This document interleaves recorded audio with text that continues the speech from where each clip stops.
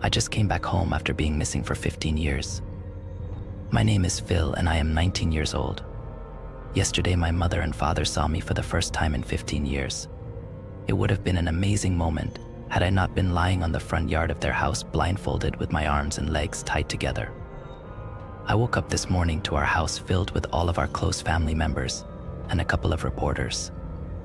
A police officer showed up at around 3 p.m., but he told us he would just wait around till everyone left. The reporters tried to get information out of me, but I was not in the mood to give them any information. My aunt and uncle asked me if they heard me, but before I could tell them no, another reporter started to bombard me with questions. Annoyed, I left the living room and sat in the kitchen for the next hour. Everyone left except the police officer around 4 p.m. He asked me if he could speak with me in private. We went to the kitchen and took our seats at the dining room table. He took out a notepad, and with a forced smile on his face, he told me to call him Matt. Me so Matt? I honestly don't know who took me or where I was. Matt, that's fine, I just have a couple of questions. How many other people were with you? Me, well, in total around 25. When I left, there were around 17. Matt, all males? Or were there any females? Me, all males. Matt, what was the general age group? Me, no one was under 4 or over 20. Matt, did the people that took you hit anyone? Me, not that I know of. They never laid a hand on me. They did shoot anyone that tried to leave the house. 4 tried to escape while I was there. 1 survived the gunshot and returned to the house the next day. He never said another word to any of us after that. A couple of people were found dead the next morning after they didn't follow a rule, but we never saw them get killed. Not even the person staying in the room with them would notice when they came into the room or how the person was killed. Matt, they? How many people were there? Me, I only saw 2 on guard at a time, but the people seemed to change all of the time. Matt, can you describe what the place looked like? Me, it was a house. A really big house. Not very fancy, but it had around 12 rooms. We all had our names written on a whiteboard next to our specified room. Our fridge was always stocked with enough food for all of us. We had a TV in the living room, but we never could find any channels that worked on it. Each of our rooms had 2 beds and 2 small dressers, which contained only 3 of the same outfits. We had a laundry room with a washer and a dryer, but they would only work on Thursday. Matt, 3 of the same outfits. What was the outfit? Me, it was a plain white t-shirt and blue pants. Everyone wore the same exact thing. One 18-year-old kid used blueberries to dye his shirt blue, but the next day I found him lying on his bed dead. He had blueberries and bits of his blue t-shirt in his mouth. Matt, did anyone ever come inside of the house? Me, they would come inside to pick up the person that was ready to leave the house.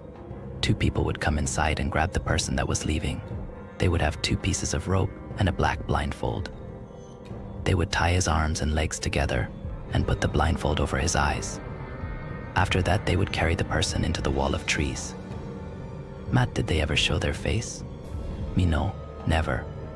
They would wear monkey masks whenever they came in. None of us ever had the guts to take the masks off of any of the people.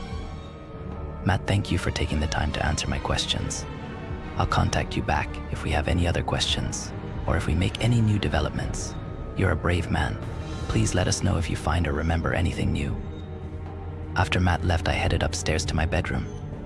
I passed by my parents' room and heard them quietly talking inside. I put my ear up to the door and heard my father talking to my mother. Argoret, don't worry. This was part of the program. He will come back for 5 days to live with us. After that, they get rid of him and make it look like a suicide. This is the only way they can make it as less suspicious as possible. I rushed to my room and quietly closed my door. I thought about calling Matt, but I really want to figure this out. This morning, I woke up to the smell of bacon. I got out of bed, took a quick shower, and went to the kitchen. My mother gave me a smile and asked me if I was hungry. I gave her a nod and went to the dining room and sat down. My father came down a couple of minutes later and stood next to me while breathing down my neck. When I looked up at him, he said sharply, "So you're just going to sit around and not help your mom with the food? Do you think she's your personal cook?" I got up from my chair and walked into the kitchen while my father glared at me the whole way there. When I got to the kitchen, I heard my father scoff while he pulled a chair out. My mother shoved 3 plates of bacon, eggs, and grits, and told me to put them on the table. I carried them in and placed the dishes down. I went back in, but my mother walked past me while saying done and put a fork beside each plate. No one spoke during the entire meal. I tried to think of something to say, but each time I thought of something, I would quickly dismiss it. I just wanted to see if they would somehow slip up and give me some information about my kidnappers and how they planned on getting rid of me. Once they finished eating, they got out of their chairs and walked back upstairs. I didn't get up until I heard the door to their bedroom close. I tiptoed upstairs and put my ear up to their door, but it was completely quiet. I kept my ear pressed to the door for a bit more until I felt something grab at my right foot. I yelped in surprise when I saw 2 fingers holding onto my toes. My father sneered, "You know it's impolite to spy in on your parents' room, don't you?" I pulled my foot away from his grip and raced downstairs. My father came out with a small handgun and pointed it in my direction. While I ran out of the front door, I heard my father scream out to me, "Sooner or later they're going to get you again. You running away just makes our job easier." I didn't know where I was going, but I knew that I couldn't stay at my parents' house any longer. The next 2 hours was a mixture of running and walking countless steps. With sweat pouring down my shirt despite the cold weather, I finally found a welcome sight. A cop car. I flagged the car down, and Matt's head popped out of the window. He didn't ask me any questions. He just told me to get in and explain when we got back to the station. The car ride was filled with silence, which made the next 10 minutes a perfect time to fully think about what the fuck was happening. My parents were definitely in on my kidnapping, but why would they send me away for 15 years, send me back home, and kill me off? Why not just kill me off to begin with? As questions started to flood my head, I felt the car come to a stop. Matt took off his seatbelt and got out of the car. I followed his lead and walked into the station right behind him. We went to an office in the back of the building and took a seat in front of a desk. He sat down at the opposite end and while crossing his arms said, "Explain." I took a deep breath and told him all about my parents' conversation the night before. How they talked about my kidnappers will get rid of me. Then I told him about the odd breakfast and almost getting shot down by my father when he found out I was trying to eavesdrop on them. He could tell that I was still shaking from the incident, so he asked me if my father said anything at all while he had the gun in his hands. After calming myself down, I told him that he told me sooner or later they were going to find me. Also, having me run away was just helping them out. Matt wrote down a couple of things from his notepad and asked me if I wanted a coffee or some water. I told him a glass of water would be fine. As he got up and started to head out of the room, I asked him if he could get an investigator or detective or anyone that can figure this out for me. With eyes filled with pity, he told me that since we were a small town, it would take some time to get anyone else down here. He gave me a little pat on my shoulder and walked out the door. He was gone for what seemed like hours. It started as just an annoyance, but it quickly elevated to panic. I tried opening the door several times, but no matter how much I tugged at the door, it remained in the same exact spot. The world around me started to spin, and I fell to the ground. I woke up to the sound of a constant beep in the background. When I opened my eyes, I saw a young lady in a white outfit standing in front of me. She smiled widely at me and asked me if I was feeling all right. No, I really wasn't. The sight of her made me freak out. I started to tear at whatever was around me. I grabbed at the pole with my IV attached to it and launched it at her. She managed to avoid getting hit by the pole, and pain exploded in my right wrist. I tried to grab for her, but she hurried outside of the room. I got out of bed, but after a couple of steps, the dizziness came back, and I blacked out once more. It was dark when I woke up again. I saw gauze and tape around my right wrist, and the IV was now attached to my left wrist. I looked around the room and saw that there was a TV in the far right corner. A man was asleep in the next bed over, and there was a little controller attached to the wire on the bed. I found a little icon that looked like a nurse and pressed it. 2 minutes later, a man walked in the room with the same white outfit. A shudder ran down my spine, but I restrained myself. I asked him to turn on some cartoons for me. He showed me how to control the TV with the remote. Before he left, I asked him if I could use his phone to log down a daily log. He hesitated for a second, but handed it to me and told me that I have 2 hours with it before his shift is over. I was repositioning my pillow when I saw an envelope under my pillow. The letter M was written on the front of the envelope. I opened the envelope and took a photo of when I was 4 out. On the back there was a little note for me: "You're only alive because I'm a cop. I wanted to kill you as soon as I talked to you for the first time. But we already have people that will do that for us. Show this letter to anyone if you want. They won't listen. You're the kid that just came back home after being missing for 15 years. The crazy and unstable kid. It's my word against yours, bud. I'm logging to you from the nurse's phone. But as I got to the middle of this log, I had the feeling of being watched. I looked out the window and saw my parents and Matt staring through the window of my room. When my eyes met Matt, he mouthed the word stay. 2 hours after my last log, I handed the phone back to the nurse and told him about a couple of people staring at me through the window. He looked out the window and turned back around with an annoyed look on his face. With a condescending tone, he said, "It's really not funny to joke around about things like that, confused." I looked out the window and saw that there was no one there. They were just there when I checked a couple of minutes ago. Where the hell did they go? I knew it would be pointless to try and convince him, so I just told him that I was tired and mistook reflections with people outside. He nodded his head and walked out of the room. It was now around 11 p.m., and I could not fall asleep. I turned on the TV and flipped through the channels, but nothing really interested me. My stomach started to growl, so I pressed the button with the nurse on it and waited around. 5 minutes later, a lady walked in and asked, "You need something?" I told her I was hungry, and she left without saying a word to me back. 20 minutes later, she came back in with a couple of carrots and ranch. I looked at the plate with obvious disappointment and asked if they had anything else. I stared down at my plate for a couple of seconds after I asked her, and when I looked back up, she was gripping onto the side of my bed with both of her hands. Her knuckles started to become white, and her breathing started to get heavier. Oh, with as much venom as she could muster, she whispered, "Listen to me, you little shit. I don't want you to eat. I want you to fucking starve. You understand me? Eat the fucking carrots or go hungry. I don't give a shit. Just don't fucking press that button again and go to sleep." She stormed out of the room, and I sat there confused and worried. I put the plate of carrots and ranch on the side table. I started to get comfortable on my bed when I noticed a pair of eyes looking at me through the window. Slightly pissed off, I looked out the window. I didn't care anymore. I was just tired about whatever the fuck my parents were trying to do with me. Let my kidnappers get me again. I just did not give a shit anymore. Right as I lifted my hand to bang on the window, I saw what was staring at me. My father's dismembered head was placed on top of the bush. His eyes were wide open and his mouth was sewn shut.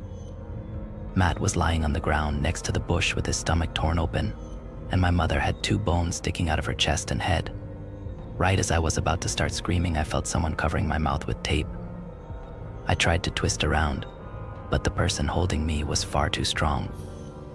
I struggled as a cloth bag was placed over my head, and I flailed around as much as I could, while my arms and legs were getting tied together.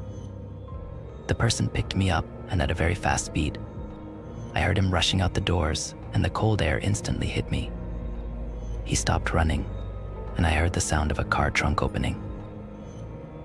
I tried screaming through the tape, but I knew there was no way anyone could hear me. I was thrown down, and the person closed the trunk door. I heard 2 doors open and shut, and a couple of seconds later, I felt the car peeling out. I knew for a fact that I was going to die. There was nothing I could do. Was I back at the house? Is there where I spend my last minutes? I heard the trunk open, and they started to grab the items that surrounded my body. After a couple of minutes, I felt 2 small hands grab my ankles, and 2 larger hands grab me by my shoulders.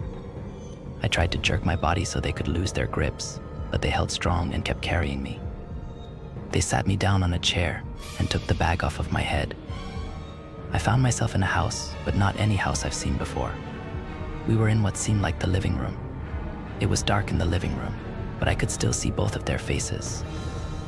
A man who looked to be struck with infinite depression, and a little boy who seemed to be the happiest thing around the boy stuck out his hand and said, "Hey bud, we're kinda the same. You lost your parents and I lost mine. It's okay, they were bad people. By the way, your mom didn't taste as good as your dad, so I didn't really want to finish off your mom, but your dad is kinda still with us." The man put his hand up to the boy and stared at me for a bit before saying, "I don't know what kind of trouble you're in, but be calm. We were told to help you." So we did. I wanted to be calm. I really did, but after what the boy said, how did they expect me to be calm? I tried to think of a way to ask a question that won't set the boy off on me. Once I thought of one, I took a deep breath and asked, "So why the killing? Or the eating? I know they were evil, but why them and not anyone else? Why did you take me instead of just leaving me there?" The man sighed and glared at the boy. He shrunk down in his seat and muttered, "I was just trying to help." The man looked back at me and said, "We kill because that's what we were told to do. Sometimes we don't kill, but most times we do." The boy has developed tastes through his parents. They did the same thing we do now, but they have started to lose control with hunger and started killing innocent people. I don't know why they chose your parents and the cop. I really don't. They told me to take you, so we did. He stared off into the kitchen after his statement. After thinking about his answer, I only had one more question. They? After a couple of seconds, he looked back at me and shrugged his shoulders and pointed at a door. "There's your room. You have a phone that you can use. There is internet, but I advise against contacting anyone you know. I'm tired, I'm going off to bed." They took the ropes off of me, and the boy skipped into the room next to mine, and the man sat down in the couch behind me. I had more questions, but I started to walk to my room. When I opened my room, I heard the man cough behind me. I looked back at him, and he said with a tear falling from his eyes, "I lost everything. Just know that. I had a wife and a 2-year-old kid, but all of that was ripped away. I don't know what is going through your head right now, but just know that we are here to help you. Look through the phone, you'll find answers." I told him thanks and walked in my room. It had a bed and a little side table. A phone was lying on top of the side table attached to a charger. I took it off of the charger and looked around the phone till I found the button to power it on. There were only 2 icons on the screen. One was for a browser, which I used to write down this log to you all. The other one was a simple looking app, a blue box with a white circle inside of it. It was called Life is Beta. I didn't feel like looking into it tonight, but tomorrow I will look into it. The whole day took its toll on me, and I fell asleep quickly. In the middle of the night, I woke up to something hitting against my legs. I heard the boy start screaming, "What if he tastes as good as his dad? I just want a taste. Let me just have a taste." The man finally got the boy calmed down and sat him down on the ground. He sat in front of the boy and said, "Drew, you can't be like them. I love you like a son, but you need to calm down." They got up and left the room. I couldn't sleep after that. I sat in my bed and looked through the browser on my phone. Nothing really sparked my interest. It was just a bunch of shit about the new president and countless numbers of lists that I must read. I closed out of the browser and clicked on the Life is Beta icon. The screen went black before white letters floated around the screen. They slowly started grouping together words until they finally placed themselves in their designated spots. "We've saved your life, and all we ask is for you to make a decision." The letters started to fall off of the screen, and 3 words took its place. Choose. Kill. Be killed. I tried to leave the app, but the screen remained the same. I tried hitting the power button, but the phone would not turn off. When I took the back off of the phone, the number 5 floated on top of the word choose. The number then changed to 4 and then 3. When it hit 1, I tapped on the icon that said kill. The app closed down and I turned the phone off. I still heard the man talk to Drew in the other room. After listening to them mumble a bit more, I fell back asleep. This morning, I woke up to the smell of bacon. I jumped out of bed thinking I was still at my parents' house, but when I saw the log walls, I could finally calm myself down. I turned on the phone and saw the app logo flashing. When I clicked on it, I saw a character that looked exactly like me inside floating in the middle of the screen. He was flashing, so I tapped on him, and the phone went black for a second and showed the character sitting in an identical bed as me. I walked out of the door and walked to the kitchen and sat down on the sofa in the living room. The animated version of the guy walked up to me and gave me a plate of bacon and scrambled eggs. The sound of knocking came from my phone. We both jumped up, and the man put a finger up to his lips. He walked up to the door and saw another man walk in. He was wearing a shirt with a small cookie on the right side of his shirt. The screen went black and came back to another scene. I was done with my food, and the man was talking to me. I saw the cookie shirt man take out a small pocket knife from his back pocket. Before my character could react, a knife was lodged into the middle of his head. The man ran out, leaving the knife in my head. The screen went black and came back to a white screen. Kill or be killed flashed in black letters before the app closed down. I threw the phone on the bed and walked out into the living room. There weren't any chairs in the kitchen, so I took a seat on the sofa.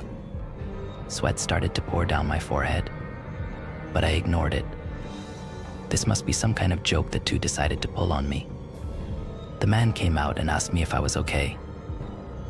I nodded yes, and he went back into the kitchen.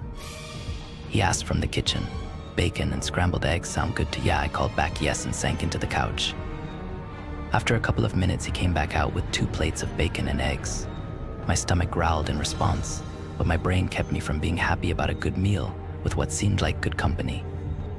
He stared at me for what seemed like hours, but he finally said, "Hey man, my name is Steven, by the way. I'm sorry if I have been mysterious so far. It's just I am handling a recent loss myself. It's not only been a little over a week, but it hurts as much as the first day. I had to leave my wife and kid, but I can only imagine how you must be feeling. I understand, man. I really do. Kid's name is Drew, and he is still a bit unstabbed." His last sentence was cut off by the sound of knocking. I started to panic, and Steven asked me what was wrong. I whispered back to him about what the app showed.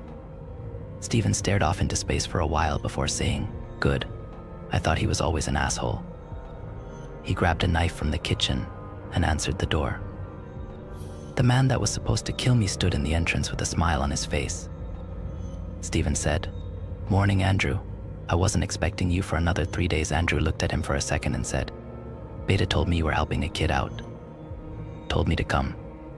Andrew started walking towards me, and Steven crept behind him for a couple of paces before jamming the knife in Andrew's back.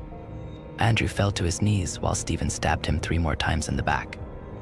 The whole entire time, Andrew laughed and pointed at me. He shouted out, "They'll find you. They'll find you and kill you like the little bitch you are." He kept laughing before taking his final breath and laid still on the ground. I heard the sound of little footsteps behind me, and I looked back to see Drew grinning ear to ear. He shouted with joy, "Oh, you did it. He's dead. I can't wait to see how he tastes. My mama and daddy told me that he must be sweet from all the cookies he made and ate." Steven responded back with, "No time. We need to get out of here now. Beta told me that we need to leave by 8, and it's already 7:45. Drew started to whine, but followed us to Steven's car. When we were all seated in the car, Steven started speaking. "We have 1 hour. 12 miles away there is a woman. She's about to kill 8 kids in a school. We get her while she is walking from the parking lot to the school entrance. I'll slow down in front of her, and you guys take care of the rest." He started to drive down the road, and I started to relax into my chair. I looked to my right to look out the window, but see Drew staring at my chest. He breathed deeply into my ear before whispering, "You do smell just like your father. I wish I didn't leave the meat back at the house." He rubbed the side of my neck with his fingers and giggled. Before I could say anything, he was back in his seat. After a couple of minutes, Steven pulled into an old parking garage. We were the only car there, and I started to get out of my chair when he parked. While I grabbed for the handle, Steven grabbed me by my throat. Drew tossed a cloth bag over my head, and they dragged me out. I landed on hard concrete. I grunted and started to scream. Drew laughed and said, "Screaming won't help. There is no one around. You chose to be killed, and that's what we're here to do. They took the bag off of my face and found Drew's face incredibly close to mine. He smiled before slapping me lightly on my face. Steven looked like he was about to cry, but he managed to contain his emotions. He took out a gun from the back of his pants. He said, "I'm sorry," before putting the gun up to my forehead. I didn't want to sob or plead for my life, but I couldn't think of a different way to react. With snot and tears running down my face, I pleaded for my life. I told them I chose to kill, not to be killed, but Drew kept laughing. Steven said sorry one last time before pulling the trigger. Drew fell on my lap. I looked at Steven, and he was crying. He knelt beside Drew and held his head in his hands. He wailed, "You were the only thing that replaced what my son was to me. I loved you even though I knew you for 5 days, but please know I loved you. Please, I'm begging you. Please know that I loved you. Please, please." I wanted to comfort him, but I didn't know what to say. We are in a hotel now. I'm on Steven's phone. We went to a nearby forest and Steven buried Drew's body next to an oak tree. Steven cried throughout the whole process. Once he put the last scoop of dirt over the makeshift grave, he fell on his knees and started to sob. I thought about patting him, but decided he just needed his own space. After a couple of minutes, Steven got up and started to walk towards his car. I followed behind him and got in the passenger side. For the next hour, all I heard was the heavy breathing by Steven. His eyes were bloodshot red, and his hands gripped the steering wheel, a little tightly to the point to where his knuckles had started to turn white. He pulled into a small restaurant, and we got out and walked inside. The lady in the front took us to a table, and he ordered the bacon and egg special. I ordered the same thing, and she carried our menus away and walked up to the cook. I looked around the restaurant. We were the only ones here, but the restaurant seemed to be doing fairly well. All of the TVs were newer, and the seats were almost completely new. The kitchen looked to be very well maintained. The color red seemed to be the theme of the restaurant. The seats, tables, and the kitchen walls were all red. I enjoy that color, but I thought to myself about how I would have replaced the color from red to blue. I didn't realize how hungry I was until I saw the feast before my eyes. I started to devour every single salty strip of bacon and eggs. Halfway through my meal, I felt my phone buzz. Steven heard my phone buzz and started to stare at me when I decided to keep eating instead of check the phone. When he realized I had no intentions of checking, he said, "I really recommend checking the phone. That's why you're still alive. It saved you from Andrew." And Drew, he went back to his meal while I reluctantly took my phone out of my pocket. When I turned on my phone, it automatically went to life as beta. My character was glowing and floating in midair. Underneath his body, new experience appeared. I clicked the body and the screen showed my character standing in the same type of table I was. The screen slowly started to pan away from my character and went to the kitchen. There was a man lying on the floor, gagged and tied up. He was flailing around the floor, and his legs were mostly cut out. The cook walked up to him and bent down next to his body. He used his knife to cut off part of his thigh. When he cut out a sizable piece, he started to remove the fat from the meat. Once he was done removing the fat, he put the fat on the stove and cooked the bacon with it. He threw the meat in the trash can and focused on the bacon. The man on the ground started to sob, but the cook walked up to him and jammed his foot on the guy's mouth. The screen went black again and bounced back to my character. My character got out from his chair and started to walk out. Steven's character tried to catch up to mine, but he was far too slow. The cook came out and grabbed Steven by the back of his shirt. Steven tried to fight him off, but the cook was far too strong. On the next scene, Steven looked like he was there for days. His legs and arms were peeled off to the bones, and the cook looked hungrily at his midsection. The last thing I saw was the cook plunging his knife into Steven's chest and pulling the knife down. After that, my phone screen went back to my home screen. I wanted to leave. I knew that was the only way to save my ass, but I just couldn't leave Steven here to die. I didn't eat another bite of my breakfast, but I waited till Steven was done. Once Steven was done with his meal, we went back to his car and drove away. After enduring the silence for over an hour, I fell asleep. When I woke up, I saw that we had parked outside of a huge 3-story brick house. He got out of the car and motioned to me to follow him inside. I walked up beside him right as he knocked on the front door. A man in a monkey mask answered the door, and panic started to take over me. I tried to run away, but Stephen grabbed me by my right shoulder. He calmly said, "Hey Grant, am I here early?" The man in the monkey mask shook his head no and said, "Come inside. It's cold." Stephen started to walk inside, but when he saw that I hadn't moved a muscle, he grabbed my arm and dragged me in with him. A flood of memories hit me like a tidal wave. The woman dressed in all white that would come into our rooms. She would start by rubbing my thighs and telling me everything was okay. She would then start showing me pictures on her phone of men lying on the ground in several impossible positions. Men with their arms around their right knee and the hand sticking inside halfway through his mouth, and men with half of their midsection cut off and their tongue on the middle of their thighs. One guy that would come into our house with a knife in his hand, he would whisper, "Are you the one?" before finding the right boy and plunging the knife into his chest. They gave us schooling every week, but on Wednesdays they would tell us the best way to end a person's life. In the middle of my thoughts, Stephen grabbed his pocket knife out of his back pocket and plunged it into Grant's neck. As Grant started to cough up blood, Stephen tossed me his keys and shouted, "Go." I didn't want to leave him there. I really didn't. In the last couple of days, he was the only one that I have grown to trust. The only one that I have felt was actually family. He had taken down 4 people before getting stabbed dozens of times by 3 other people. I knew I couldn't help him. I knew that the only person I have loved is now dead. I ran to his car and started up his engine. I watched him while he drove his car, but no matter how long I watched him drive, I managed to wreck his car within the first 10 minutes I drove his car. I couldn't find any building to find shelter in. I decided to sit next to an oak tree. Drew may have been a messed up child, but that was how he was raised. That was the truth he grew up believing. Stephen had a normal life until he found the app. I only had a taste of a normal life through the app. I know it may seem like a bad thing, but I owe life is beta my life.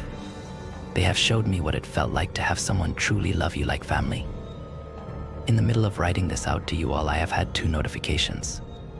One being from Life is Beta. It was just a simple quote. Though 3 gave their life for our cause, 14,000 have joined today to kill. We will grow and we will make the world a better place. The next was the sound of people mimicking monkey noises all around where I sat. I'm sorry, I couldn't help get rid of them or find every single answer I wanted to get, but I now appreciate life. My life and everyone else's. Stephen couldn't get rid of them, but the 14,000 will make a bigger impact. If you find the app Life is Beta on your phone, don't think twice. Story 2. My brother returned after going missing for 4 years. If he really came back, I'm in huge danger. 4 years ago, my older brother went missing. There was nothing to prompt it. At 24, he was a good guy. He got top marks in school and uni, stayed clean, was very well built, and had only one girlfriend who he was still dating up until the time he went missing. I say good because he was horrible to me, and being a pathological liar and a master at manipulation, he got away with practically torturing me for years. He was 10 years older than me, and it never stopped. I got seriously injured from him up until the day he went missing. He always told me he hated me and enjoyed every bit of pain he put me through. I tried telling people when I was younger, but everyone believed him. Never me. Eventually, I stopped trying. The day he went missing was the greatest and most satisfying day I ever lived. My brother returned after going missing for 4 years. If he really came back, I'm in huge danger. His car was still parked in the driveway, his wallet and phone were on his desk, and his keys in the bowl by the entrance. Police had very little to go off of. It was like he simply vanished. After a year or so, everyone but my mom gave up on the search for him, figuring him to be dead. She, like any good mother, remained hopeful. I'm so sorry, Martha. This was the first time I'd ever heard Dylan apologize in over 2 decades of knowing him. I almost wanted to put my hand over his mouth, stopping him saying what I knew he would say next. I didn't think I could bear to hear it. It was me. I did it. I killed Thomas. The day he went missing, I strangled him and hid his body in the lake. A deathly silence fell over the room. I felt my heartbeat pulsing in my ears. Every night I'd spent crying, sobbing away in my then husband's arms. It all raced past my eyes in that moment. I thought I might vomit. That's it. Dad, Thomas scoffed. You're not going to tell her why? Nah, I didn't think so. After all these years, you're still a coward. That's why you killed me, isn't it? Didn't want me blabbing to people about what you'd done to me over all those years. Fucking pervert. Your freedom, your reputation. Your life I was worth sacrificing, so you could keep going, as if everything was normal. Dylan didn't respond. He simply bowed his head. I don't remember grabbing the heavy lamp from the coffee table. I don't remember slamming it, with all my strength, into the back of Dylan's lowered head. I don't remember the immediate aftermath. I just remember dropping the blood-spattered light to the floor and looking at Dylan's oozing corpse, half his head missing. My whole body was shaking. I put my hands over my face and sobbed. Thomas, or whoever the hell this twin of his was, held me. Who are you? I gasped through desperate cries. I am Thomas, Mum. I promise. I believed him because I wanted to. That counterbalanced my knowledge it was impossible. Maybe Dylan had just thought he'd killed him, and Thomas had survived and run away to start a new life. There were 2 spades in the garage. It took Thomas and I 2 hours to dig a shallow grave. He was tough and strong, and dug quickly. We didn't speak as we carried out the task, or as we lowered Dylan's body into it. I spat on his body before we filled it back in again. By the time we'd finished the job completely, it was almost dawn. Thomas looked at me sadly. I want you to drive me somewhere, he said quietly. I nodded. He directed me to the lake at the edge of town. We sat in silence for a moment. This is where he took me, Thomas said. I lowered my head to the steering wheel and cried. I felt like I might run out of tears. Thomas's hand was on my back for a moment, and then it was gone. I lifted my head. The passenger seat next to me was empty. I'd half expected this, but it felt like my heart was being ripped out for a second time. As I drove home alone, my grief was replaced by something better, a plan. I'm going to sell my house. I'll use the money to pay for a team to dredge the lake. They'll find his remains, of course, and I'll give him a proper burial. Once that's done, I'll join my boy. There's nothing left for me in this life, and I only want to be with Thomas. I hope I've done him proud. As I sit here, cuddling old Teddy, and thinking joyously about how we'll be reunited properly at the end of this month, I couldn't be happier. Story 4. My son went missing on Christmas, and I just found something disturbing in his room. I believe it goes without saying that every parent's worst nightmare is losing their children. 3 days ago, that nightmare became a reality for me as I took a single bite of Santa's cookie and went upstairs to wake my 2 boys up. My youngest, Clyde, had already been awake and sitting patiently on his bed, eagerly awaiting my signal to head downstairs and start opening gifts. This was not all too surprising, what 12 and 7-year-old boys sleep in on Christmas morning. What was surprising was that Jack's bed was empty. He was nowhere to be found, despite my tucking him in his bed and wishing him a good night around 9 p.m. the previous night. The detectives are supposedly still investigating, but I am fully aware of the horrifying statistic that after the first 48 hours of being missing, the chances of finding my son become very slim. I'm also quite sure that they still consider me a suspect, although their initial investigation failed to prove that. Earlier today, while helping Clyde with his math homework, I threw one of his little Nerf footballs across the room, and after a couple bounces, it became lodged between the wall and Jack's bed. I walked on over and pulled the bed away from the wall a bit to retrieve it, and that's when I noticed the loose floorboard. I don't understand how this was missed by both myself and the detectives that scoured his room, but it was quite obvious once I did notice it. I believe what I found in there may have something to do with Jack's disappearance. The reason I bring the elf up is because what I found under the floorboard in his room was some kind of homemade children's book titled Elf on the Shelf. It was written crudely with different colored markers for each letter, although clearly written by someone with a very shaky hand. I handed the book over to the detectives, but not before writing down a copy for myself. I really don't know what to make of this, but I know it has something to do with whoever took my son, the elf on the shelf. Have you ever wondered how anyone could know? If you're naughty or nice each year as you grow? For hundreds of years, it's been a big secret. It now can be shared if you promise to keep it. This year you were chosen. He sent me to you. I watch and report on all that you do. My job's an assignment from the big man himself.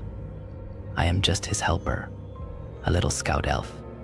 While I'm here visiting the place you call home, remain in your room. Be sure not to roam. Once you are ready, the mission can start. Whose name will you scream as he rips out your heart? Will it be Father or Clyde?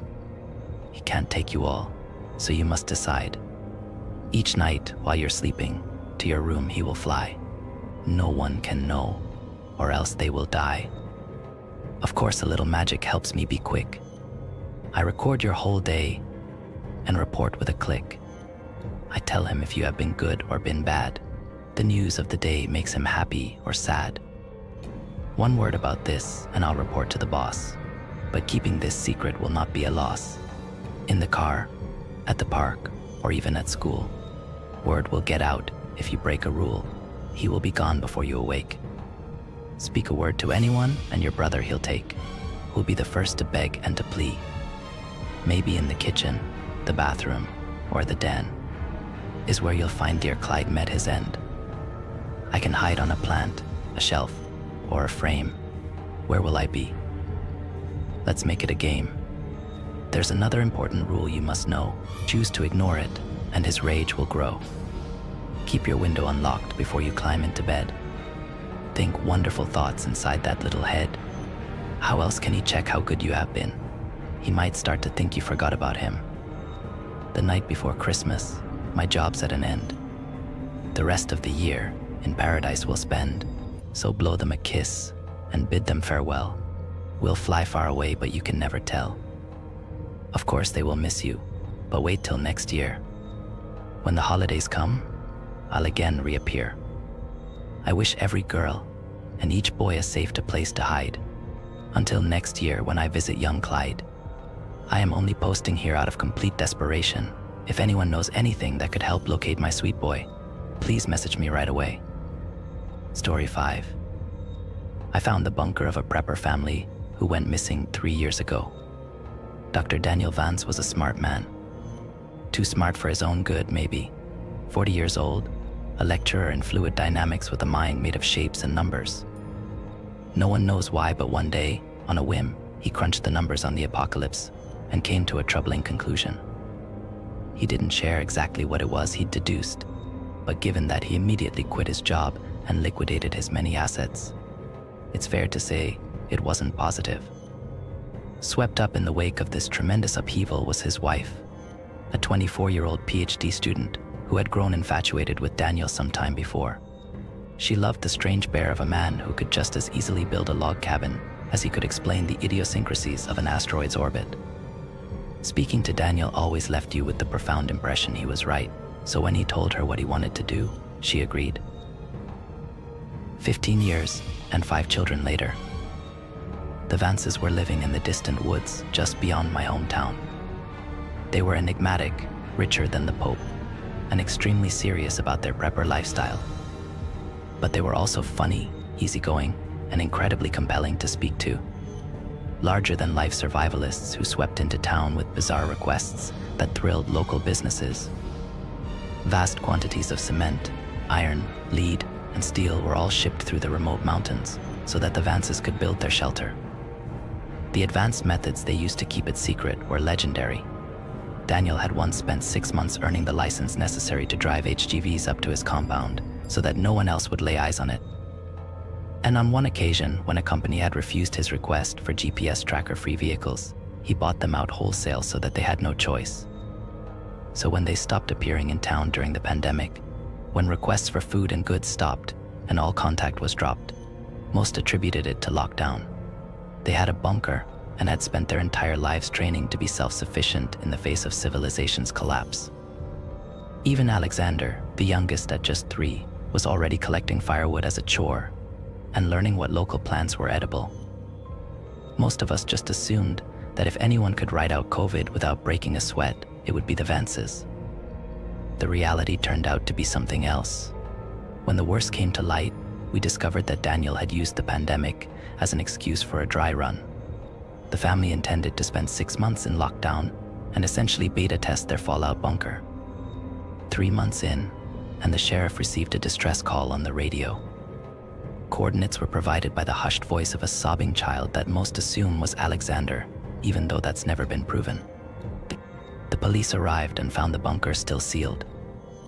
It took hours for emergency responders to cut into the door, all the while efforts were made to contact the family within, but to no avail. Once inside, police were left dumbfounded.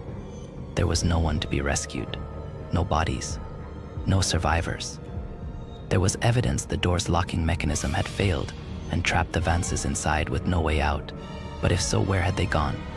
Beds and cots lay everywhere with moldering yellow sheets, buckets close to hand with stains all around them. Some doors were barred, others smashed to pieces.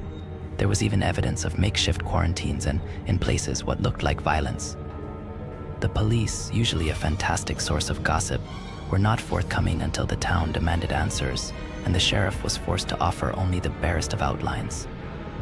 An outbreak of a waterborne illness had struck the Vances down not long after they were locked inside and unable to seek help. Rumors of contagion were overstated, fueled by the unrelated rise of COVID. Whatever contaminant had killed the Vances, it was non-organic in nature. No need to panic. The Vances' loved ones had been notified. The bunker was going to be demolished, and we could all put this terrible tragedy behind us. Of course, we still had questions. 1,000 of them. Why hadn't the family called for help? They had radios, computers, smartphones too. They were survivalists, not Amish.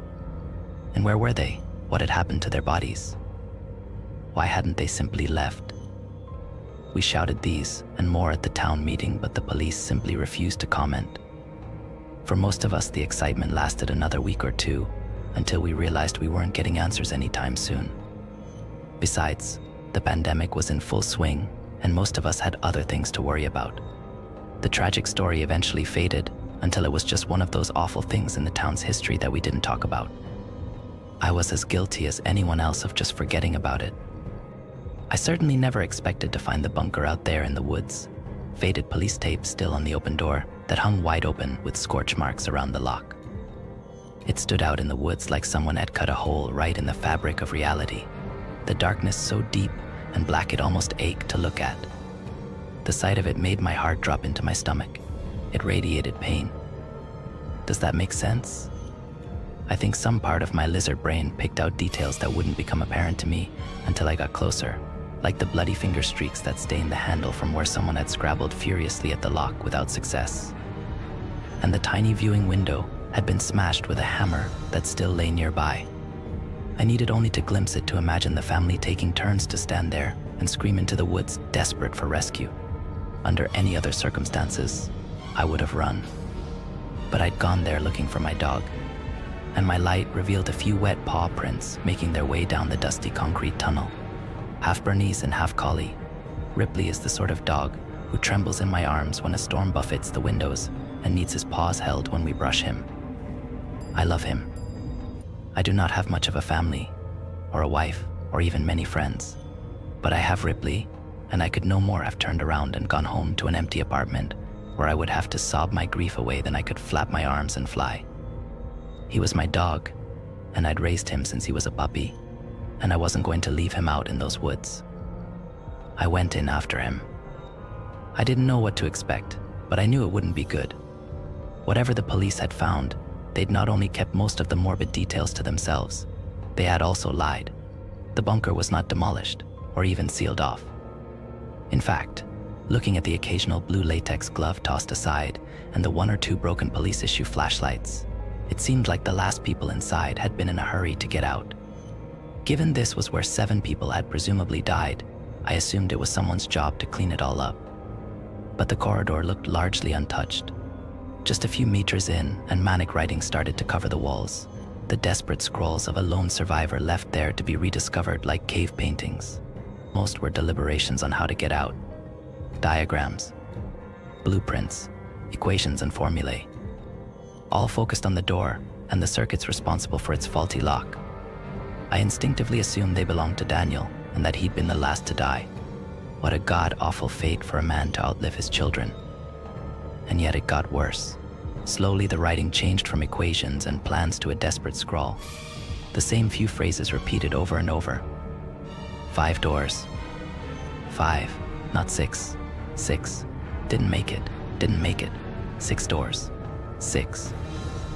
It seemed like the kind of thing you'd find in an asylum. A psychotic rambling punctuated only by 6 paragraphs right at the end. Each letter was impeccably neat, and each small paragraph was topped with a beautifully drawn Christian cross. Elliot Vance, aged 15. A gifted guitarist. He liked boys even though he thought I did not know. I loved him with everything I had. He would have made a great man. Alicia Vance, aged 14. She liked to paint and to shoot. She had her mother's mean streak. It would have served her well in the future. Elijah Vance, aged 8. The smartest of us all. These were Daniel's memorials to his family, and seeing the words lit up by my torch was a haunting insight into the overwhelming despair he'd endured. He must have realized he wouldn't get the chance to speak at his family's funerals or to write their obituaries. This was his last desperate way of making sure the world might one day know them as he did, as real people. The words marked the end of the tunnel, standing adjacent to a trapdoor in the ground. It was not open, but the tunnel came to a dead end immediately afterwards, and Ripley's prints disappeared at the hatch. I feared he might be in danger, but still I stopped and looked at the bunker door 20 meters behind me. The once gloomy forest looked so bright, even on this cloudy day, the air dotted with rain.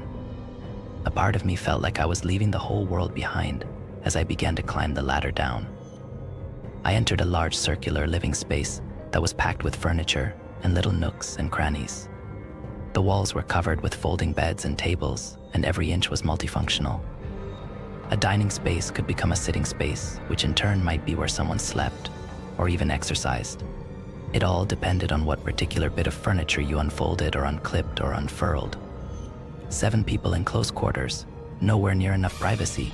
It made sense they went with this cluttered, overlapping use of space. But it was still a large room, bigger than most studio apartments, and there were a few corridors that led deeper into the earth, telling me the bunker had unseen depths. I looked for some sign of my dog and soon found his trail, but this far from the rainy copse, Ripley's prints were starting to fade. After barely a few meters, they petered out vaguely in the direction of a nearby door. I wanted to follow, but stopped myself from rushing onwards. It was unlikely Ripley was getting out any other way, and I'd do us no good getting hurt myself. I decided to take a look around and quickly spotted a dinner table. If I needed proof the police had not bothered with a cleanup, this was it. The plates were still out, the food rotten to a strange blackened husk. A child's hat lay across one place setting, the once creamy fleece turned a sickly green and yellow. The chairs had their backs reinforced with wooden beams fitted with long grooves so that something the width of a nail could slide into them. And on each of the cushions were foul-smelling stains that looked oddly like an ass print. I touched one with gloved hands and the material crackled audibly. Whatever it was, similar stains were on the cutlery and plates, and there were even handprints of it placed firmly on the tablecloth. At first I thought it was blood, but that wasn't quite right. It was too contained to be from leaking blood. On the back of one of the chairs, a stain tapered exactly where a woman's waist would be, like a near-perfect silhouette. I shivered as I remembered that Miranda Vance had always been a slim woman, and wondered how she had left her imprint on the gray fabric. Using my torch, I saw that these stains repeated in the oddest of places. Yes, there were some on beds and blankets, and even patches of plain floor exactly like you might expect in a room full of sick people. But why did one stain on the floor bear such a strong resemblance to a child huddled in the fetal position? And why was the same stuff all over the TV remote, and on books on shelves, and board games too? Everything from sofa cushions to DVD boxes to piles of dirty laundry were covered in the same dried brownish material that gave off a foul coppery miasma. I found the jigsaw particularly baffling. Someone had set up another table with 4 chairs, all modified with the same back support as those by the dinner table. And a jigsaw had been laid out with 4 separate piles, but only one was depleted. The rest looked largely untouched, almost like someone had portioned out pieces for 3 other people who had absolutely no interest in going along with it. Maybe Daniel had tried to keep up morale while the family were sick. God help me.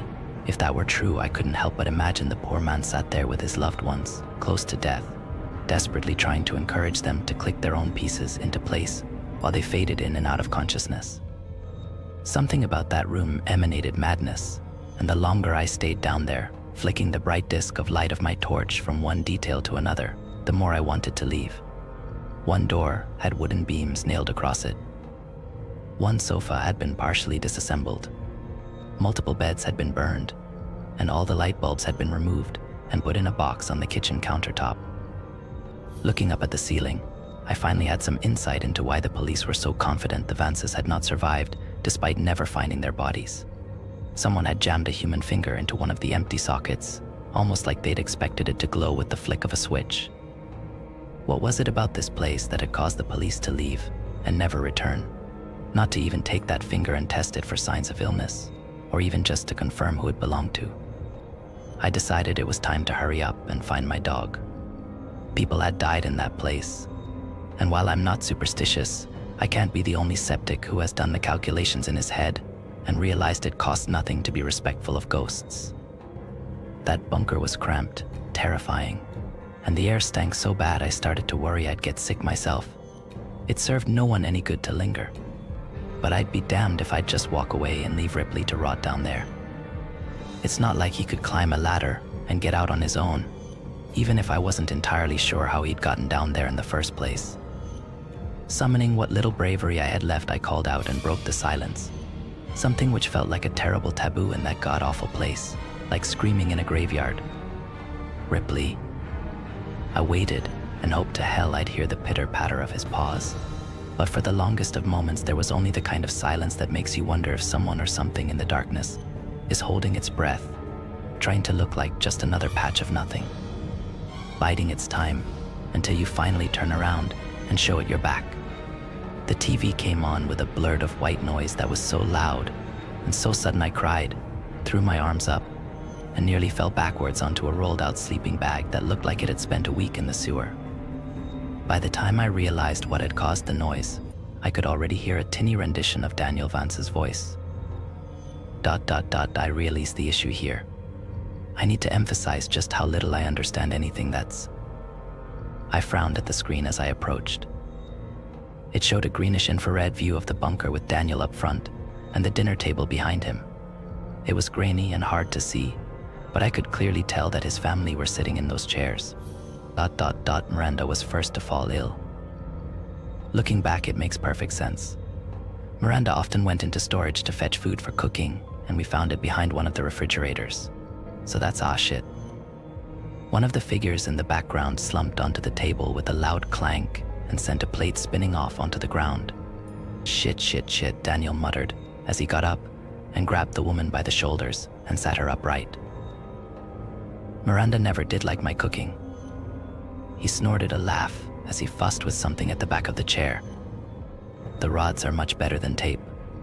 All those hours spent taping them upright to the chairs never worked. But the rods, they fit right into the spine, and with a little modification I can just slot them into the chairs. That way everyone is able to join in for dinner. I'm working on something similar for family game night. Daniel wandered over to the camera, and with a grin, he lifted it from the tripod and scanned the dinner table. What I saw nearly made me drop my torch. His family were long dead, gaunt faces, missing noses, lips that had receded to reveal awful grins. These were corpses, plain as day, even when viewed through such a low-resolution image. The only thing that made them seem remotely alive was the way their eyes still reflected the infrared back, so that they glowed in the dark. And yet Daniel seemed oblivious to it all.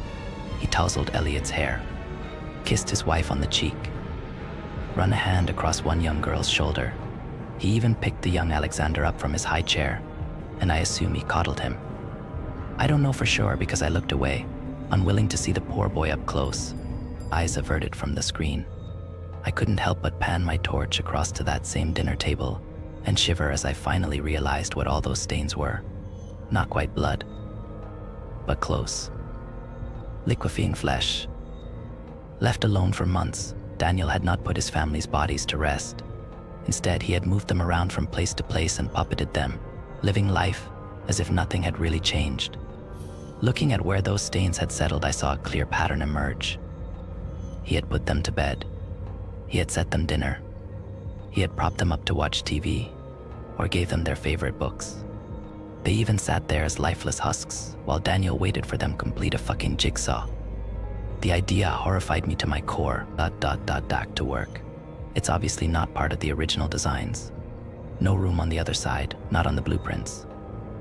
Elliot didn't believe me, and why would he? I made every inch of this place, but I did not install that door and storage on the bottom level. I checked the cameras and some of the photos I took during the build, and the wall is just blank. But the door is there now, and it must lead somewhere. I don't know when or why it opens, but it does, and the next time I'll be ready. Because I have to know what's on the other side, and why it did this to us. Alone down here, often all asleep at once. Anything could have slit our throats and been done with it. But it didn't. It took its time, and I have to know why. It took our radios and computers and phones, one by one. None of us noticing until it was far too late. I kept telling the kids they needed to take better care of their things, and even as they complained, I just assumed the phones were lying behind some shelf. Where else could they go in a locked bunker? But it wasn't the children at all. Looking back, there are so many signs. Who kept taking away the lights? Who kept draining the batteries in our torches? How long did we live with it before we finally realized we weren't alone? Was it here, every step of the way? A door out of nothing that leads to nowhere, at least most of the time. Because I know for a fact it does not always open onto a blank wall. There is something behind it. I can hear it shuffling around in there, wet breath rattling in its lungs. A horrible sound I hear roaming these halls when it thinks I'm asleep. I listen to Daniel, fascinated by this strangely compelling rant, when movement caught my eye. An infrared camera running in the dark, its image a roiling mess of uniform noise. What was it I'd seen? I paused the tape and rewound. Squinting, I saw 2 pinpricks of light in the darkness, just over Daniel's shoulder. Slowly, the image resolved itself in my mind. I knew what I was seeing, and it turned my blood to ice. Miranda Vance had turned her head, and her lifeless eyes glowed as she fixed them on the back of Daniel's head. Not even any point leaving at this stage. I'm no doctor, but that door is giving off enough radiation to kill a family of 7. If none of us had touched it, being in the same room is risky, but not lethal. But given how sick we've become, it's pretty obvious our curiosity got the better of us, one by one, and we all got too close. Or maybe not. Maybe that thing on the other side came through and did this. I don't even tan. Wait, what was that? Daniel turned, and the camera stopped recording. The image it froze on was of a lone man, bright as a star in the camera's lens, facing off against unknowable darkness broken only by 6 pairs of white, glowing eyes.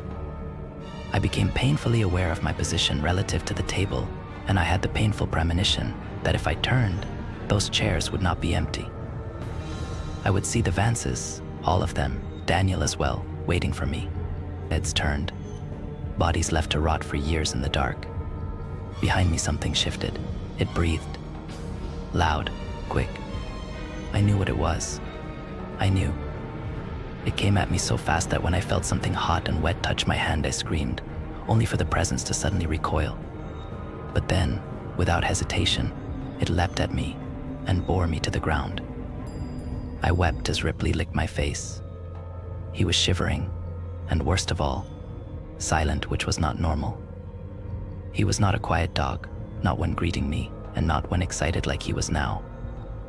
But whatever he'd seen down here, he clung to me and dug his paws into my shoulders like he wanted to be cradled over the shoulder, something he has been too big to do for years.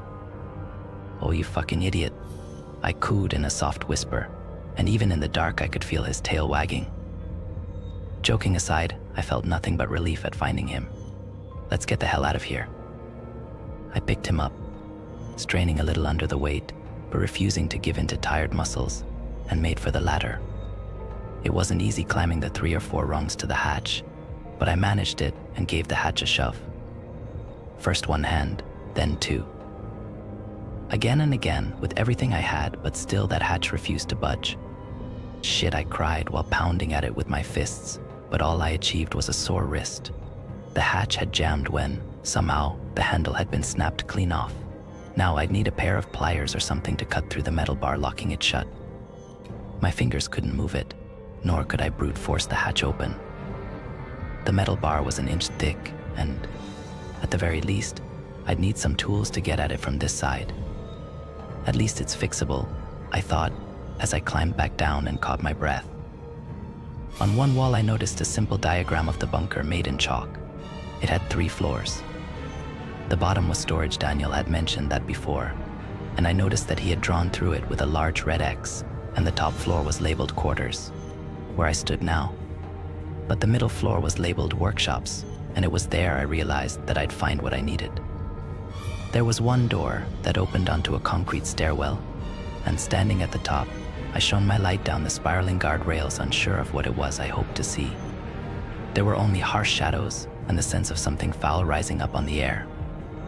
A smell that tickled my throat and burned a little in my lungs. Had the police even gone down this far? Had they seen what I'd seen on that TV and just left? Somehow I thought it was unlikely. That had been enough to send the entire sheriff's department running. So was it something else that had done it? Something that had been enough to terrify dozens of armed men. Something that was almost definitely down there. The door. I went down quietly. At first I considered leaving Ripley behind, but after losing him the first time I decided I'd rather risk it just to know that he was right next to me. Besides, he was being quieter than I was, and I didn't feel much like going down those stairs on my own. He accompanied me with only the quiet click-clack of his paws on concrete, a sound I found deeply comforting as I barely managed to keep my torch from shaking in my hand and my breathing steady. Down one floor and I found the workshop exactly as you might expect. A large space filled with generators and fuel and water tanks and boilers and heaters and pretty much anything and everything that you'd need to survive but which you couldn't put outside due to fallout. Wires, pipes, and tubes ran from one end of the room to the other, and even years later, most of the machinery still hummed in the pitch-black emptiness, an idea I found deeply unsettling. Taking one look at that strange tangle of harsh shapes and industrial figures looming out of the walls and floor, I shivered and looked around, quickly finding a small area Daniel had cordoned off for his own use. About a fifth of the total floor space, there was a large workbench and some seriously high-end machining equipment, all very well used. Lathes, buzzsaws, drills, belt sanders, welding torches, everything a man needed to do it himself. And Daniel had been busy. I'm not sure exactly what it was he'd been working, but there was an arm on the bench.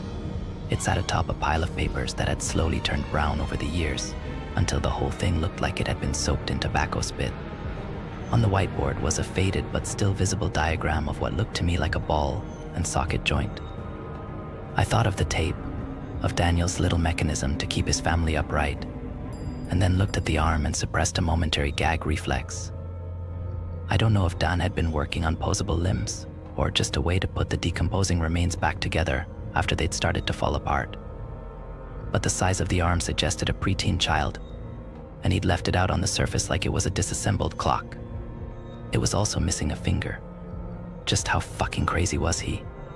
I wondered as I pinched my nose with one hand and began overturning boxes looking for a hefty pair of pliers, or maybe a hacksaw. Ripley backed away from the noise, but once I made sure he wasn't going anywhere, I carried on grabbing and pulling at box after box, hoping I'd find what I was looking for. Anything to break that fucking metal bar. In the end, I managed to get a pair of bolt cutters, a crowbar, and a heavy-duty pair of pliers. One went in my pocket, one went down the back of my jeans, and the other was clutched in my fist, too large to be tucked away in my clothes. The bolt cutters felt hefty in my hand, which was a bit of comfort, But that feeling didn't last long. Something moved in the darkness, out there in the twisted jungle of shadows cast by all those pipes and wires that ran from one machine to the next. A figure moved, thin, but unmistakably human in its outline. I couldn't help but remember what I'd seen on that tape. Surely it couldn't have been real? Maybe Daniel had rigged something up. Some fishing wire and a motor, maybe? The idea that those bodies had been moving on their own. I couldn't be sure of that, could I? It was a frightening idea, one my mind had latched onto out of sheer panic. That was all. And then I saw them. A pair of white pinpricks, reflecting back at me from the depths of that cluttered room. Ripley, already behind me, head nuzzled into my leg, pushed even closer against me, and let out a barely audible whine under his breath. The behavior of a dog who was terrified, close to pissing himself with fear. Just a bit of metal, I told myself as the light shook so violently in my hand I struggled to see straight. Just two shiny bits of metal. They blinked and began to come towards me. If I had any doubts left, they were dispersed by the sight of a pale white hand emerging into the light. I ran straight to the stairs and went to climb them, but only 1 or 2 steps in, and I saw something gripping the handrail on the top floor. A moldy clump of flesh only just recognizable as a fist. The flesh withered until the fingers were basically bone, without meaning to. I brought my light up out of habit, and I saw the bloated face of a hairless corpse glaring down at me. I couldn't even tell you if it had been a teenage girl or the 60-year-old Daniel. Either way, I instinctively turned and found another body shambling towards me out of the workshop. I was trapped, nowhere to go. By the feel of warm fluid on the back of my leg, I could tell Ripley had finally pissed himself. An adult dog, tail between his legs, shivering like a puppy and desperate to be picked up. God, I needed him to just stay together for a little longer. I couldn't take him in my arms, but I couldn't leave him behind either. With nowhere to go, I ran down and entered storage. There was the temptation to stop once I hit the bottom. Down here the air was thicker, and the sounds of my breathing were muted, somehow distant. But I only had to look back up to see 3 pairs of eyes glaring down at me, so without giving any of it much further thought, I barreled down the corridor and stumbled onto a door at random. Opening it, I saw what looked like your standard storage room, only most of the shelves had been overturned and the food left to rot on the floor. 1 or 2 shelving units were still upright though, and their shelves were covered in tall, opaque boxes that made them a fantastic hiding spot. That, I decided, would have to be where I crouched down and turned off my light. I was already inside when I realized that wasn't all that was in there. The door almost looked normal. I could see why Daniel must have been confused by it, because it looked a little bit like all the other doors down there. But it was different too. It was too tall and too wide, about 1.5 feet off the ground, and the metal rusted in its entirety like it had aged out of sync with everything else down there. All around the jam was a profusion of wet soppy moss like the kind you find hanging off trees in a swamp, and every few seconds the door would leak something strange and oily, like the kind of thing you find in a parking lot on a rainy day. Of course, that wasn't too strange in itself, but the leak was horizontal, defying gravity, so that every few seconds a large glob of the stuff would whip across the room and slap into the wall opposite, creating a puddle about the size of a man that defied all reason. Remembering Daniel's words about radiation, I instinctively inched away from this puddle and the door on the opposite wall, backing myself into the darkest, quietest corner I could, while I pulled Ripley behind me and hoped to hell he wouldn't give me away. Once I was in there, I turned off my light and waited. I must have taken longer than I'd thought to hide spot, because it was barely 2 seconds later when a few figures entered the room. It was pitch black after I'd turned off my torch, but they made enough noise to let me know that at least 2 of them had stumbled in after me. I stayed there, unable to see anything, not sure if they were heading straight for me or just getting ready to leave, forced to hold out and let luck decide my fate. When I finally heard something scrape against the wall, barely 2 feet from where I stood, I gave up and switched my light on, desperate to know what was coming for me. The sound had been terribly misleading. Daniel Vance was no more than 6 inches from my face. "Get out," he hissed from a toothless and cracked mouth. A living corpse just like the others, Somehow a flash of intelligence remained in those wide, terrified eyes. And then I heard it, the creaking of a door. And without even thinking, I turned the light and saw it on the wall. I saw it open, and behind the strange steel there was more than just plain old concrete. Much more. I saw a raging gullet of flesh, a ringed tube of pulsing muscle lined with teeth the size of hands, a spiraling descent into madness. Hot foetid air washed into the room, buffeting me and the rotting corpses. All of us paralyzed by what we were seeing, even if for most of the figures beside Daniel and myself, they didn't have eyes to see with. What the fuck, I muttered, unable to take my eyes from the flesh tube beyond that doorway. It's coming, Daniel whispered as he grabbed me with one fist and hurled me out of the room. I hit the floor and skidded along a slick fluid left by the Vance's footprints, the smell of which turned my stomach.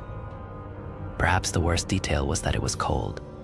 I don't know why, I just expected whatever oozed them off them to be feverishly hot. But it wasn't. It soaked my shirt like I'd fallen into a muddy puddle. It's coming. This voice wasn't Daniel's. I couldn't say for sure, but it sounded like a child's whisper. One by one, the bodies shuffled over to the open door and knelt before it. I don't know why, but I got the impression the others had lost pretty much everything left of their minds, but Daniel remained aware. He looked back at me once more and spoke before he pressed his head to the floor in supplication with the others. The only thing we did wrong was being here for it to torture. It didn't need a reason, just an opportunity. Leave. It won't let us go. It won't even let us die. And if it catches you, it won't let you go either. His forehead kissed the dirt. And then something reached through the door and gripped his head in its palm the way you or I might pick up an apple. In full panic, I ran over and grabbed my dog and the bolt cutters, and I ran like my legs were pistons, machines whose signals of exhaustion and fatigue could not slow me down or cause me to fall. I had to move. I had to leave. The hand that had grabbed Daniel. The sight of it flushed my mind clean like some kind of enema. It hurt to see the image replay in my mind, but there was nothing else in my head echoing around except the sight of fingers with one too many knuckles and nails as large as a smartphone. I reached the top floor and nearly collapsed from breathlessness, but I wouldn't let myself stay down for long. I crawled over to the ladder and climbed up and immediately went to work trying to cut the metal lock.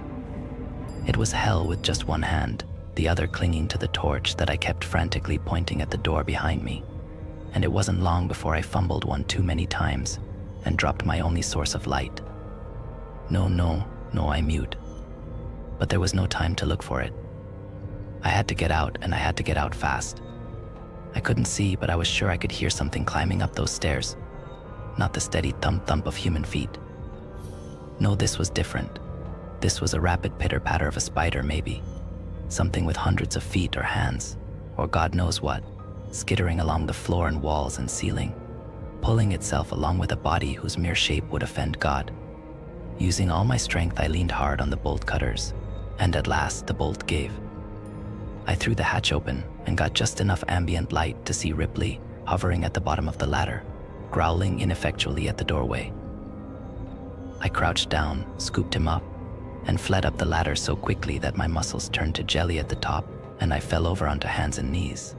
But still, I was out. The long corridor covered in writing was ahead of me, and at the very end, a doorway capped now by the tired blue light of a full moon. Ripley needed no encouragement. He whipped down the corridor with canine speed, and I followed at a broken and stumbling crawl, eventually shouldering past the open door and collapsing onto the forest floor. For a few seconds, I drifted in and out of consciousness, but when I looked up and saw the canopy overhead moving, the branches backlit by a full moon, I snapped awake and glared down at something gripping my ankle. The hand had reached out of the dark and seized me and was slowly dragging me back into the earth below. Whatever it was, most of its body lurked out of sight in the shadows behind the doorway, but the hand that crushed my leg was the size of my torso with an arm that looked like it belonged to a mole rat. I struck it with my own fist. I dug my nails in. I cried and kicked and screamed, but nothing could stop it. From behind the door, something like a face grinned and leered at me with joy. It was taking its time, sure enough, pulling me in so slowly that it gave my mind all the time in the world to appreciate the nightmare that awaited me. I think if, in that moment, you'd given me a gun, I would have shot myself because God help me I couldn't escape the look in Daniel's eyes. How he'd knelt to worship this thing like a man who knew that hope or pride or joy or anything with even a hint of goodness to it was so far out of reach for him, it might as well be a dream. How long was this thing going to keep them down there? How long did it intend to keep me? I wept like a child, feeling like my mind was slowly cracking as I tried everything to stop that fucking pulling me into the shadows. I kicked at the earth. I dug into it using my hands looking for a root or a pipe or anything to hold onto. Nothing. I did would slow it down. I was no more than a foot from the doorway when Ripley reappeared. A dog afraid of hoovers and plastic bags and doors that move on their own. A dog who once got stared down by a particularly feisty rabbit who stopped mid-chase and turned around, baffling the predator on its tail. A dog you couldn't even watch scary movies around. And he lunged at that arm like he was a wolf, like he'd always been one. And while he didn't quite break the skin, the pressure was enough to make the thing's grip weaken, and I slid my leg out. Unable to stand, I knelt and grabbed the dog and pulled as hard as I could, and now that fucking thing bled at last as the pressure of the jaws and the sliding teeth ripped into its flesh. Together, at last, Ripley and I were let go and sent rolling backwards head over hells. I wasted no time waiting, or looking, or processing. I heaved the dog to my chest and crawled until I passed out, making it maybe half a kilometer away. Only when I could no longer see the door did I let myself fall to the ground face first and gave up consciousness. The doctors said I had pneumonia, which I suppose made some kind of sense. I might have even believed them were it not for the sheriff's visit, asking strange questions of me as I lay in bed about what I may or may not have seen. I dismissed them to the best of my ability. I wasn't interested in chasing that particular nightmare down, figuring out if it had been real or not, at least not while I lay there half drowning in my own infection. To be fair, I had at least some sympathy for why the police had done so little to seal that place off. I have, on occasion, thought about going and doing the job myself, but to this day I still have nightmares about being pulled into the dark beyond that door. Not just the bunker door, the one I narrowly avoided at the end, but the one below. What I saw was a kind of madness. I'm sure of it, and I often think of Daniel's words. It didn't need a reason, just an opportunity. Somehow, the Vances were that opportunity. Maybe they built their bunker on a ley line, or a weak spot between dimensions, or the site of former satanic rituals. I'm not sure it even matters. They went into the dark, thinking it'd be a safe place to wait out the world's troubles, but something had been down there waiting for them, waiting for a chance to get at a family of 7 people, to lock them in and deprive them of escape and slowly take from them everything it could. I've moved since then. Couldn't help it. It wasn't just the memories you see. It was the shortwave radio I kept in my basement, something my father passed on to me when I was just a boy. God, I'd forgotten about it. At least until I woke up one day to the sound of it blaring white noise down in the dark. And buried in that sound was the faint whispering of a man, his voice barely recognizable, but unmistakably his. Let them go, let them go, let them go, let them go, let them go, let them go. Story 6. I'm a deep sea diver. In case you missed it, scientists recently released audio footage of a cavern collapse along the ocean floor. They're lying. All names have been changed to keep me out of hot water, legally speaking. For 6 days, I shared a cramped metal pod with 3 other divers, 594 feet below sea level. At that depth, there was a constant risk of explosive decompression, which would have resulted in the cholesterol from our veins being about the only thing left to bury. On the 6th day, a grainy voice spoke over the comms link and gave us the green light. Then boss told us to strap on our suits. These came equipped with circulating hot water systems to prevent hypothermia. Typically, 4-man teams split into groups of 2, alternating shifts, not us. Boss was 42 years old and a good family man. I remember how choked up his voice got speaking with his daughter before submersion. When he found out my wife was pregnant, he gave me some great advice. Advice like build a nest egg and then get the hell out of the diving game ASAP. Soldier and Gamble, I didn't know quite so well. Soldier mostly read in his bunk and trained, whereas Gamble just complained about how none of us played cards. He said the minute the cash got wired into his account, he was booking a suite at the Bellagio. Considering the money we were making, I doubted even he could blow through the earnings at a blackjack table. You ever been on a job that pays this good for a single day's work? Gamble asked me one afternoon as we sat in the main chamber, an egg-shaped compartment 20 feet long by 16 in diameter. I shook my head. How about you, Soldier? Nope, he answered, while doing clapping push-ups in the space between our bunks. It's just weird, you know? All that talk of planting charges and local biodiversity. It sure doesn't sound like we're blowing up a cavern. Boss sat up in bed and made a cut-it-out gesture, his eyes flicking toward this little black cube in the ceiling. A camera. My hand literally cramped up from the mountain of NDS our employers made us sign, which is another way to say the suits took discretion very, very seriously. Once the command came in, we each used the bathroom. Pro tip if you want to work in this industry, learn to shit on command, and then piled into the diving bell through a hatch in the ceiling. Like always, I concentrated on my mental exercises. Breathe in, breathe out. They were about the only thing that kept me from obsessing over how, if anything went wrong with the detachments, the chamber would crumble like a tin can. Gauges, switches, and monitors lined the curved walls of the bell.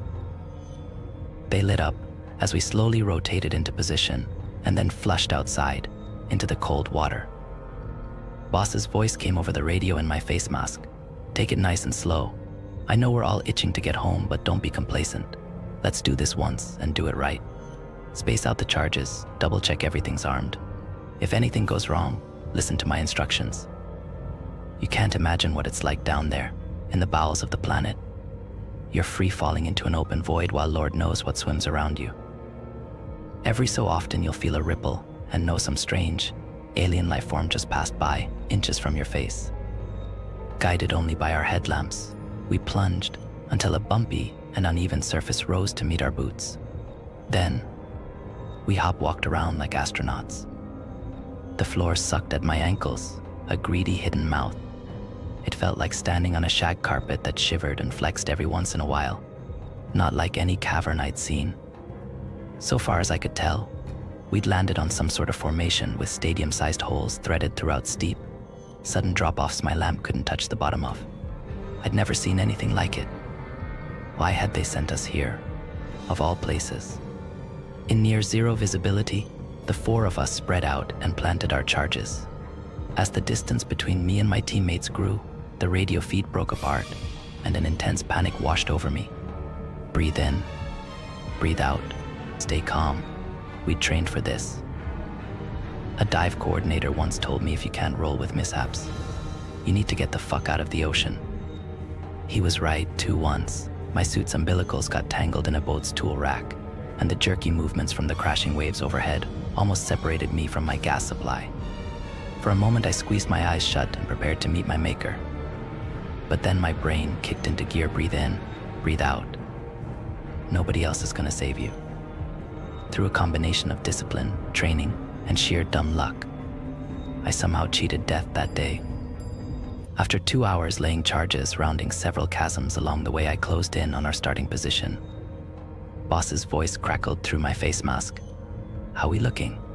Only one more to go, I answered, relieved. Same here, said Gamble. 15 minutes later, our 3 headlamps converged at the meeting point. Soldier, as usual, kept his responses short and sweet. Ita, 10 minutes, most likely he picked up that sharp, methodical communication style in the military. Not much longer. Breathe in, breathe out. Soon we'd return to the cabin, spend 5 days depressurizing, then I'd get home in time for my son's birth. Every once in a while, water rushed by and whirled around us as something big swam past, something none of us could see. Maybe it kept out of our lights deliberately. Maybe it wanted to stay hidden. A boss, who could monitor all of our vital signs through a little monitor attached to his wrist, pointed his light at me and said, We're almost done. Nice and easy. Breathe in, breathe out. Another ripple. What creatures lived at depths of 600 ft? Pelican eels, hatchetfish, octopus. But none of those stirred the water quite like that. Nearly there, boss said, after another quick glance at my vitals. A yellow blob bobbed toward us. A soldier rounded a pit, laying one final charge along the way. While he drifted closer and closer, Boss performed a few last-minute checks, but before he could give the all-clear, the ground flexed and water particles stirred in front of my helmet. A powerful suction reeled us all downward, like hungry quicksand. As my thoughts circled back to my pregnant wife, I hoped she'd be well compensated for her husband's death. As the intensity of those ripples swelled, each of us careened off in different directions. Someone shouted, "What the fuck is happening over the comms?" It might have been me. "Everybody stay calm," Boss said, as calmly as he could manage. Breathe in, breathe out. Lose your sense of direction at that depth, and reorienting is a real bitch. Unsure what way was up and still clueless as to what actually knocked us off course, I kicked in the direction of the nearest light. Our torches drifted closer and closer, still spread out across an area the size of a football field. For a few glorious seconds, I thought everybody might make it out alive. But then, as more shock waves pulsed out, I got this sense of a giant organism, Leviathan-esque in size, and somehow denser than the surrounding blackness, snaking its way out of the pit. One of the lights vanished. In an instant, somebody was gone, swallowed, taken. My chest went into furious convulsions as I floated helplessly, frozen in place, until part of me became vaguely aware of Boss's voice screaming, "We have to go through the headset. Breathe in, breathe out." I swam up in the direction of the pod, chasing the two remaining beacons. Breathe in, breathe out. Don't think about what happened. Hell, you didn't even see what happened. At this depth, your mind played tricks. My brain was so fogged out, I don't remember climbing back inside the bell, or worrying about the mechanism sealing properly. The hatch closed with a hiss of air, followed by metal divots sliding into place. Once the water drained, Boss got on the comms and brought up soldiers' telemetrics in the hope we could save him. Surely there hadn't actually been some kind of giant lifeform out there. Surely I'd only imagined that part. The data recorded by Soldier's suit before it went offline indicated the poor bastard plunged 1,203 feet in 30 seconds, his internal temperature spiking 30 deg. My hands would not stop trembling. Not just my imagination then. Breathe in, breathe out. There'd be no rescue mission, nobody even suggested the idea. And from the expression on Boss's face, I didn't think any of us would ever breathe a word about this. No wonder the suits running the operation took discretion so seriously. After Boss punched in a few more keys, a countdown began. Breathe in, breathe out. The concussive force of a powerful blast made us rattle in our seats. Metal groaned all around me, and for a second the bell went dark. I waited for the smooth walls to compact into a sphere no larger than a marble. Breathe in, breathe out. Breathe in, breathe out. Breathe in. Lights blinked back on, one at a time. A collective sigh of relief went out. Then Boss pushed the comms link and announced we were ready for DSAT. DSAT stresses your body. For 5 days we endured joint pain, headaches, and shortness of breath, speaking only when absolutely necessary, unsure whether whatever took Soldier might come back for us. What even was it? Had the charges been meant to kill it? Did it live within the chasm? Or had we actually been walking around on some nightmarish creature's back? We emerged pale, disoriented, and drained, like prisoners released from solitary. After so long under artificial light, the sun burned my retinas. Up on the ship, they let us take showers, had the chef whip up meals of our choosing, and then let us call our families only after reminding us about the NDAS. The ship docked off the southern coast of Greenland, where a taxi transported us to a private airstrip. Boss, Gamble, and I didn't hug, shake hands, or even say goodbye. We simply nodded at one another. I'm too much of a coward to tell Soldier's family what happened, so I'm sharing it with all of you instead. I haven't dived since that day, partly because of the guilt, partly because a giant lump forms in my throat at the mere thought of getting back in the ocean. And whenever that happens, I force myself out of that waking nightmare by focusing on the exercises. Breathe in, breathe out.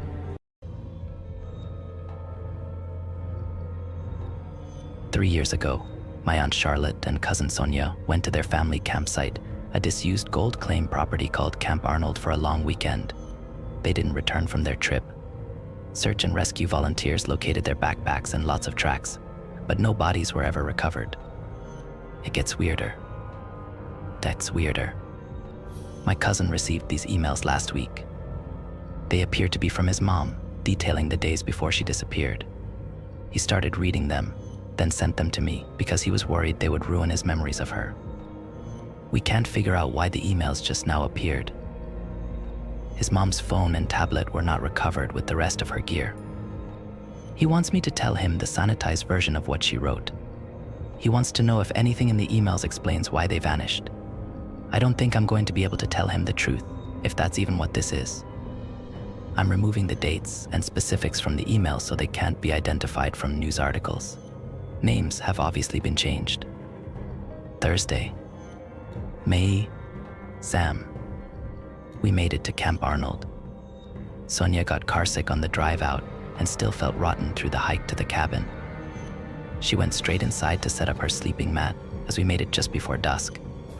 We didn't bother with anything more than granola bars for dinner, although I did get the wood stove going and we had enough water left for tea. Copper was a little anxious, but he settled down once the stove had warmed everything up. The weather was wonderful for our hike. The wildflowers have quadrupled since I was here in April. You and Jimmy did a fantastic job finishing up the cabin. I was very glad to see we have a roof and a door now. Please let the girls know I saw the painted stones they left to mark the last fork in the trail. Beautiful. We could use a few more in the garden. I brought some bamboo to help outline the new beds, and I'm sure the compost from all the clearing we did last year will be good enough by now. Planning to work on the garden through the weekend, and then head back to town on Tuesday morning for Emerson's baseball game. Sonia brought a map of the original gold claim on this property and is convinced she's going to locate the entrance to a mine. I bet it's all collapsed by now, if they ever even broke ground. I remember, way back when Dad bought the property, he searched for it too, but never found anything. The cell service has been worse than usual, but actually that's part of the charm for me. I know if your dad could be here, he'd be out on the rocks with his easel first thing tomorrow, painting the view into the canyon and getting a sunburn on his neck. I feel him with me everywhere, but especially here. None of us ever really leave this earth, do we? Mom, Friday. Though. Hi, Sam. I am dog tired, but I got two very cute little garden beds dug out on the south side of the cabin. The soil is uneven. Some areas are too hard to do more than scratch away at, and others are much easier to dig into. Occasionally there's an obstruction stones and buried wood, I guess, and most of these I leave, because the garden doesn't need to be dug deep. I planted zinnias and sunflowers right in front. The birds will like the sunflowers. Although it's so dry out here, it's unlikely any of it will survive long enough to bloom. Sonia made eggs and noodles on the wood stove today, and we had a good feast for lunch. Good thing too, because Copper was a little crazy all afternoon. She hiked him as far as she could to try to wear him out, but as soon as they got back in the cabin, he was poking at the door to be let out again while she was bone weary and ravenous. Maybe he mistakes the wind and the sagebrush for the sound of Dad hiking back for dinner. Maybe he just prefers camping in a tent. I, on the other hand, much prefer my cot in the cabin to the cold, hard ground. The only modern convenience I'm missing at the moment is light. I can't figure out where I put my flashlight, and we got in so late yesterday we didn't bother stringing up the solar lights and then forgot about them. So now I'm already in bed, writing emails I can't send instead of what I'd really like to do, which is check out these old coins I found when I was digging the garden beds today. There are 3 of them. They look like they could be silver, but they don't have faces on them, just words and shapes that look sort of like birds. Crudely carved birds, I guess.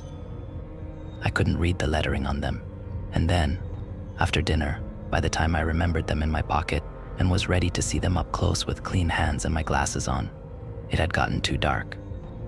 I'll send you a picture in the morning. They remind me of the big silver dollars you and Dad used to hunt for. They might have been here since the 1850s, when the claim was first active. Maybe they're even worth something. All my love to you and the girls. Mom, Saturday. Sam. It's around noon, and I'm stuck inside. We're having a terrible dust storm. It almost makes me wish we had windows, but I secured the curtain flaps down, and the Velcro is doing a good job so far. The sound the wind makes whistling through the flaps is very unnerving. It's like a person moaning. Maybe that's why Copper was so on edge. Maybe he could hear the air passing through this place all along. And I'm on edge now too, I guess. Sonia is out there with Copper, somewhere. She had her sun hat and her walking poles and said she was going down to the base of the cliff to find the entrance to the mine. I was in the garden, not paying so much attention, and she mentioned she was looking all around for her flashlight. I said she couldn't have mine because I couldn't find it either. And she said, "Isn't that odd?" But I had just found more of those funny coins, just an inch or two under the soil. I have a whole handful of them now. They're heavy and bright and really very beautiful. And I'd brought the coins inside and stacked them on the table before I really registered what she'd said. I looked up, and there she was, well away down the trail already, walking toward the canyon path with Copper at her heels. And yes, of course she was right. It is all very odd. It's not just the flashlights. I had a bunch of paracord I'd used to tie up the bamboo that I packed in for the garden. I looped it up and hung it from one of the front rafters, and now it's disappeared. Sonia asked me what I did with her beef jerky. She had a big bag of it. She said, left on the shelf by the front door since her hike yesterday. We both shrugged it off and blamed Copper, but there would have been a torn up package to find if he'd eaten it. Neither of us admitted that we knew it wasn't him. And I think I may have found a bone buried back near the new garden beds. Maybe an old animal bone, maybe not. I suppose I'd rather not be certain, but I keep finding coins, and the coins seem to be leading me back toward the bone, if that makes any sense. Of course it doesn't. But there's a bad feeling hovering around all of it. A feeling that I don't want Sonia to know what could be there, and a feeling that Copper knows already. He avoids the garden now, and he barks at the wind. It's odd to think our family has been camping here for so many years, but there might be more to the place than we knew, right beneath the surface. Sunday. Sam, I would say sorry for worrying you, but I see none of my messages have managed to send yet. I just see that little sending wheel that spins and spins. I should send Sonia to the top of the hill with my tablet later to see if we can get some updates from the real world. She was holed up in a cave by the base of the canyon with Copper while they waited for the windstorm to die down yesterday. I let my mind run away with itself a little, I guess. She did too, she said. She said she saw footprints in the loose dust down at the base of the canyon, strange ones, as if made by a dress shoe squared heel and pointed toe. She didn't know what to make of it, but they seemed to be leading toward the part of the canyon where she'd been wanting to go, a cleft in the rocks where they sloped to a low point, where there was rubble and maybe an opening. Then the wind kicked up and she ran back toward the path and the alcove where she sheltered. I can hear the curiosity in her voice still, but there's apprehension too. It gets eerie in remote places like this. You come across bones or a mark in the dust, and your mind makes up stories. Sonia has always been tough, but sometimes I forget that all three of you kids are grown up now. I look at her and see my little 3-year-old with skinned knees and hair bows, chasing after big brothers that never wanted to slow down for her. We had tuna salad for dinner and a little glass of wine. I can't believe Sonia will be 30 next year. I can't believe my only daughter lives all the way in California. It's harder accepting the big transitions when it's your youngest. Today Sonia said she'll stay close to the cabin and help me in the garden. Only 2 nights left before we head back to civilization. There's something big. I'm hoping to have her help me clear away an old dried up root. I told her, but I've suspected for a while now that it must be another bone. It adds up the coins, the soft and hard places in the soil. I think my garden overlaps with someone's burial place. If I'm right, I'd like to move what I can of the remains into a proper grave well back in the sagebrush, where it's nicely marked but also out of sight. I got an early start with my trowel, moving dirt, digging toward the root-like object. It was long and hard, and eventually I uncovered the end of it where it rounded off, becoming unmistakably a femur. And as I excavated around it, I found more cracked and desiccated pieces of a pelvis, a smashed piece of brass, a buckle, part of a tool, and coins, more coins than before. Not just the odd silver ones, but now identifiable ones, 2 pennies and $half, and some misshapen pieces of raw gold. "Mom, what the hell?" Sonia yelled from the cabin's back door. Her voice was unusually high and shrill. I shrugged, guessing that the extra time I'd had in proximity to the bones made the horror of their discovery easier to bear. I wasn't horrified, but I was sorry. I hadn't intended to disturb anyone with my silly garden project, and I also didn't feel great about having taken coins from a burial place. I scooped up all the coins I'd displaced with this last dig and put them in my hat, standing up with it in my hands like a bowl, looking down at the partly exposed skeleton. I realized I didn't have the energy or time to exhume the rest of him, dig a new grave, and move him. I'd have to cover him back up right here, mark the grave, maybe move the garden to the other side of the cabin. At the cabin's back door, Sonia started sobbing. "Sonia, honey, he's been dead for a very long time," I said. "How long have you known that was there?" I considered. I found those coins, and I did wonder. I think I didn't let myself really consider it. Penny and Olivia are going to play here. I know, I sighed. We'll have to move him when Sam and Jimmy are here. It will be easier if we have one of the ATVs. I swirled the coins in my hat. They were so beautiful in the afternoon light, brighter and shinier than anything fresh out of the ground had any right to be. Sonia was on the back step, hugging herself, talking about the gold claim and the 2 brothers who had originally owned the mine, how she tried to trace their families but ended up at dead ends, as if they had both disappeared. "I don't want to sleep here," she said. "I want to hike out right now." I shrugged. There was nothing more I could accomplish in the garden, and I agreed that now even I was too upset to enjoy the afternoon. "Okay," I said. But the moment we stepped into the cabin, something was off. My eyes took a bit to adjust to the shadows, but there was movement. The window shades were bulging with the breeze, and the front door was clacking like someone had just exited that way. And Copper was barking crazily toward that door, but also cowering by my legs with every bark, ears tense like he was straining to locate something.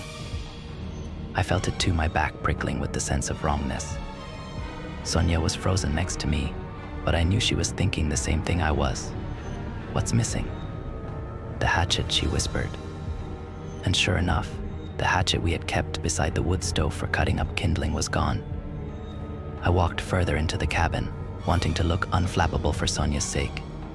If there was someone nearby slowly pilfering our stuff, and if that person was interested in things that could be used as weapons, we weren't going to stick around any longer than we needed to.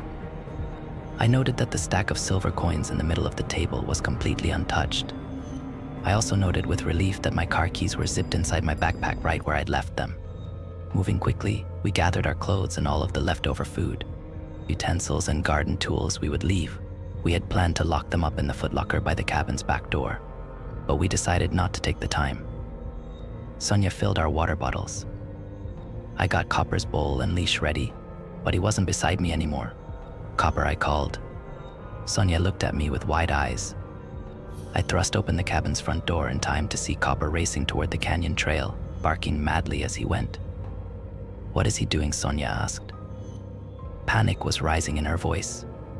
I tried to stay calm, but I could feel myself starting to shake. There were footprints in the dust all around the front of the cabin, even up to the front window, impressions left by pointed toes, as if someone had crept to the window and looked in, and the axe was gone from the chopping block that stood near the rain barrel. Flashlights, rope, jerky, hatchet, axe. Was someone collecting what they needed, or depriving us of the means to survive? I yelled for Copper again and again, but he didn't come. Monday. "Sam, I love you. Tell your brother that I love him too, that I was thinking of you both today. Someone will come to look for us, but let it be the sheriff, not you. I don't want you or your girls to come anywhere near Camp Arnold or the mine. It's cursed. Sonia and I agreed. It didn't make sense to go after Copper. It was early afternoon already, and we'd be stretching the available daylight hiking back to the car, even if we started right away. I can't explain why, but I packed the coins, so many heavy handfuls of them filling our empty peanut butter jar. We strapped on our packs and walked away from the cabin, not looking back. But when we got out to the trail and saw Copper's paw prints in the dust, we turned to follow them down into the canyon without a word. Sonia was ahead of me, setting a fast pace. Maybe she thought we could make it get Copper and still hike all the way out before dark. I made plans with every step we took deeper into the canyon, thinking maybe we could drag Copper back to the cabin for a sleepless, stressful night, then rush out when the sun rose. I could hear her saying something, but the wind had picked up in gusts and she was several steps ahead of me. She was looking at the ground, her steps uncertain. There are no paw prints, she said, and now that I'd caught up with her, I saw that it was true. Copper's rounded prints were nowhere to be found on the sandy, stony ground, and as we turned to look up the path, the wind shot through the carved pathway, bringing a ripple of dust with it to further obscure the trail. I yelled against the wind for him, squinting my eyes in the sun and dust, and then there he is. I spotted him several yards down the trail, just a flash of curly red coat and whipping tail as he darted onward, and was hidden by the outcrop the trail hugged. There was no question, then, that we'd continue on to get him, though there were still no prints to follow, except occasionally for the strange angular ones, the pointed toe and hard-looking heel, from whoever Copper was after. He isn't barking at all, Sonia said, yelling even though the wind had died down some. If he were chasing someone, he would be barking, wouldn't he? As we rounded the next bend in the trail, I was disappointed not to see Copper. The trail of footprints had become regular and even. Whoever made them hadn't been running. Sonia pointed out cracks and crevices to our right, the sandstone alcove where she and Copper had hidden from the storm, and others. There's a whole network of them, like lava tubes, she commented. But I was thinking of our deceased friend up in the garden and his cache of coins, of all the dangers he would have faced trying to mine for metals in a place like this. Nothing of value was ever reported to have been found in this canyon, but maybe he did discover something and could never get knowledge of it out of this place. There's always a catch with treasure. Finally, we reached the bottom of the trail, where Copper stood looking up at us and wagging his tail, the same way he does at the door when asking to be let outside. I was furious, ready to rush toward him and grab him by the collar, but Sonia stopped me by clutching the back of my shirt. That's the entrance to the mine, she said darkly, and now I saw Copper was standing right at the opening to a shadowy shaft leading God knows where underground. And there was someone inside with our flashlights and our rope, someone calling our dog to him, luring us under. No, Copper, I told him, whistling him to me. Come now, we're going home. My stomach twisted as I heard an echo of my own whistle come from somewhere deep underground. The sound was louder and slower than the one I'd made, almost mocking. My blood ran cold. Copper's ears perked up, and he instantly sprang forward into the mine and out of sight. Sonia and I yelled for him, crouching near the mine's entrance. The blackness inside was nearly complete, but there was the faintest reddish glow emanating from deep within. Beside me, I could hear Sonia reasoning aloud that all she had to do was get a grip on him, get the leash on him, and then she could carry him back out to the trail, and we'd all make it to the car. Meanwhile, I was having similar thoughts about Sonia. No, I said, simply shaking my head, my eyes darting from the mine entrance to the trail and back. I was sure we weren't alone, certain to my core that we were running out of time and choices. There is someone in there, Sonia, I whispered. She was straining to see inside the mine, holding her phone at arm's length with the flashlight on, but it was no use. The shaft was dark and cluttered with loose stones, steep and mostly featureless. There was a burst of sound from within, a clatter of what sounded like metal tools, a sliding sound of shifting rocks, and a high yip and whine from Copper, as if he'd been trodden on or kicked. This was too much for Sonia, and before I could protest, she had shed her pack and crouched her way into the mine shaft, calling Copper's name and shuffling forward until the winking light from her cell phone vanished. It opens up, she yelled, her voice echoing up to me.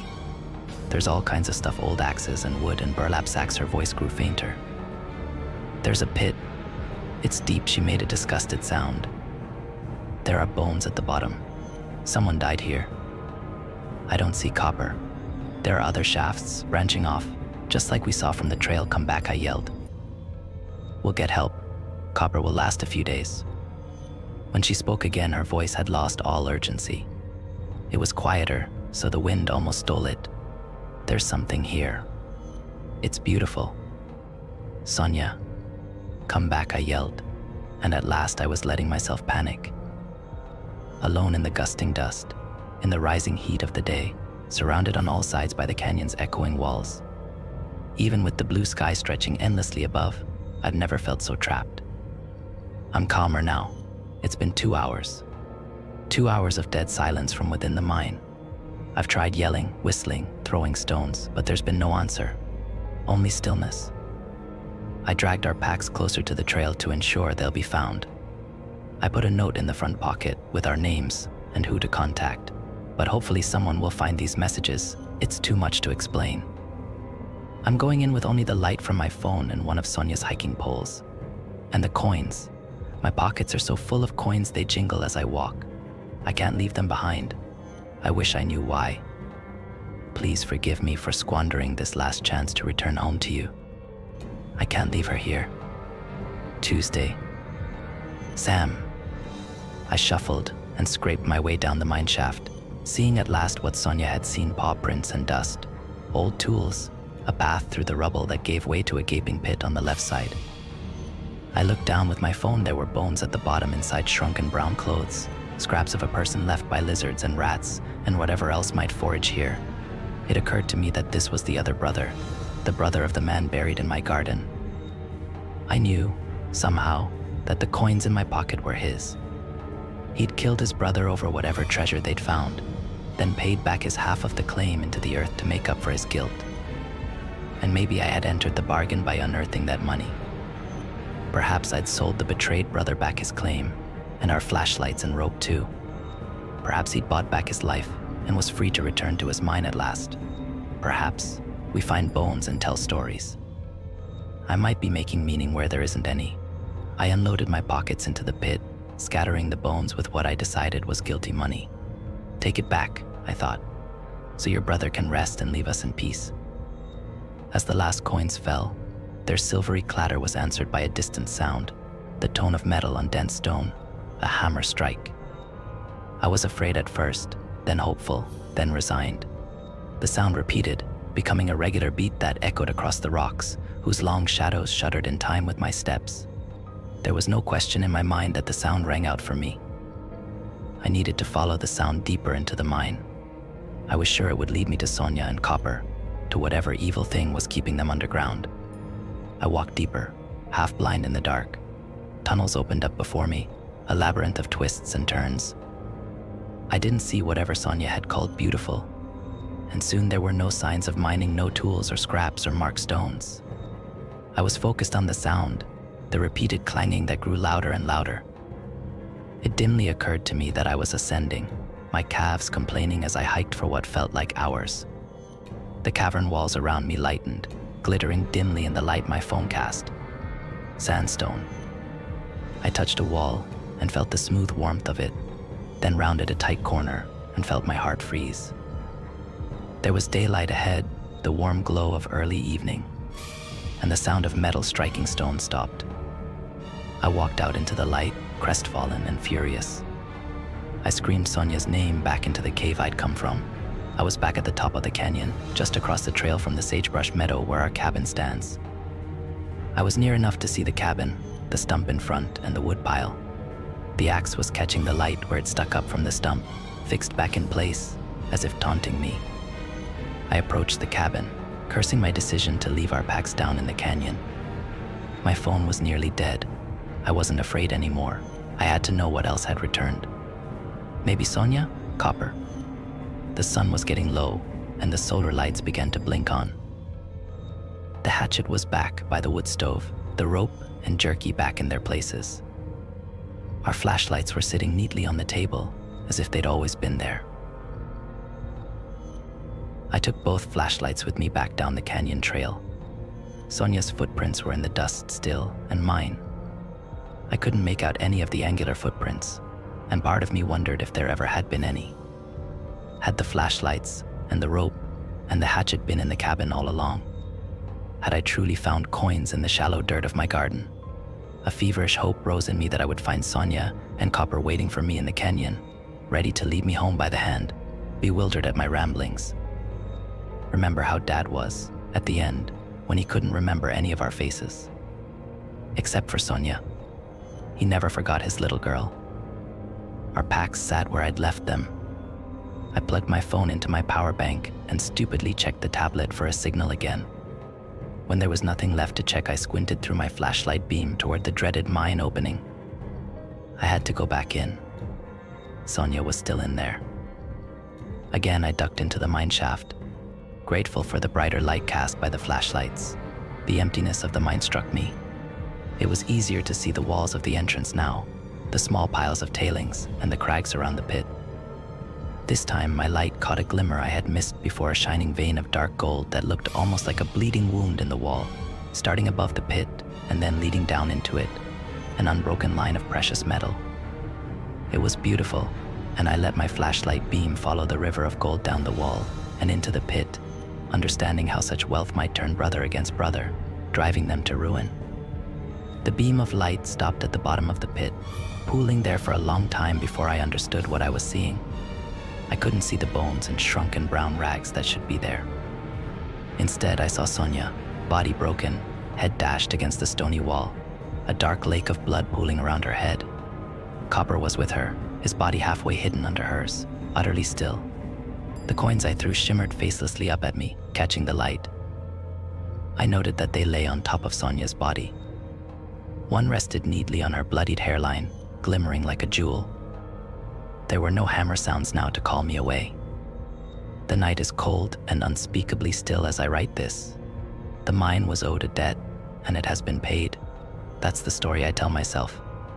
But I don't understand it, so how can I expect you to understand? Don't come for us, Sam. It's over. Story 2. In November of 1999, I went missing for 3 days from the basement of my childhood home. As a young child, I was abducted from the basement of my childhood home and taken somewhere that I still struggle to quantify or explain. I suppose this is my attempt to put down as honestly as possible what happened to me, and hoping open-minded individuals might find this story.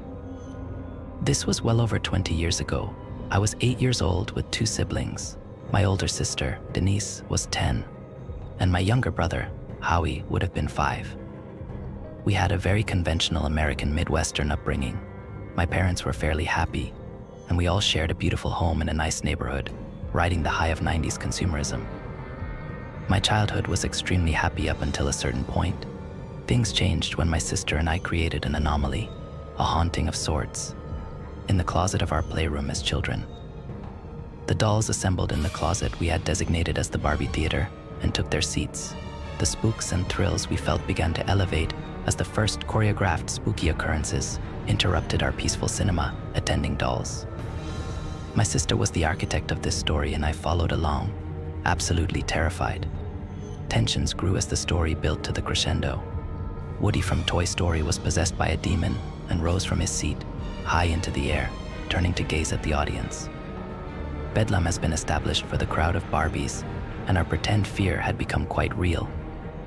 Our emotions were palpable as the Barbies began their exorcism, calling for Satan to leave Woody as he began to shake and convulse before the theater screen. We snapped back to reality when the room suddenly went dark for a split second and the light began flashing rapidly. Denise and I turned to each other and screamed, clutching one another in desperation. Our senses came back to us quickly.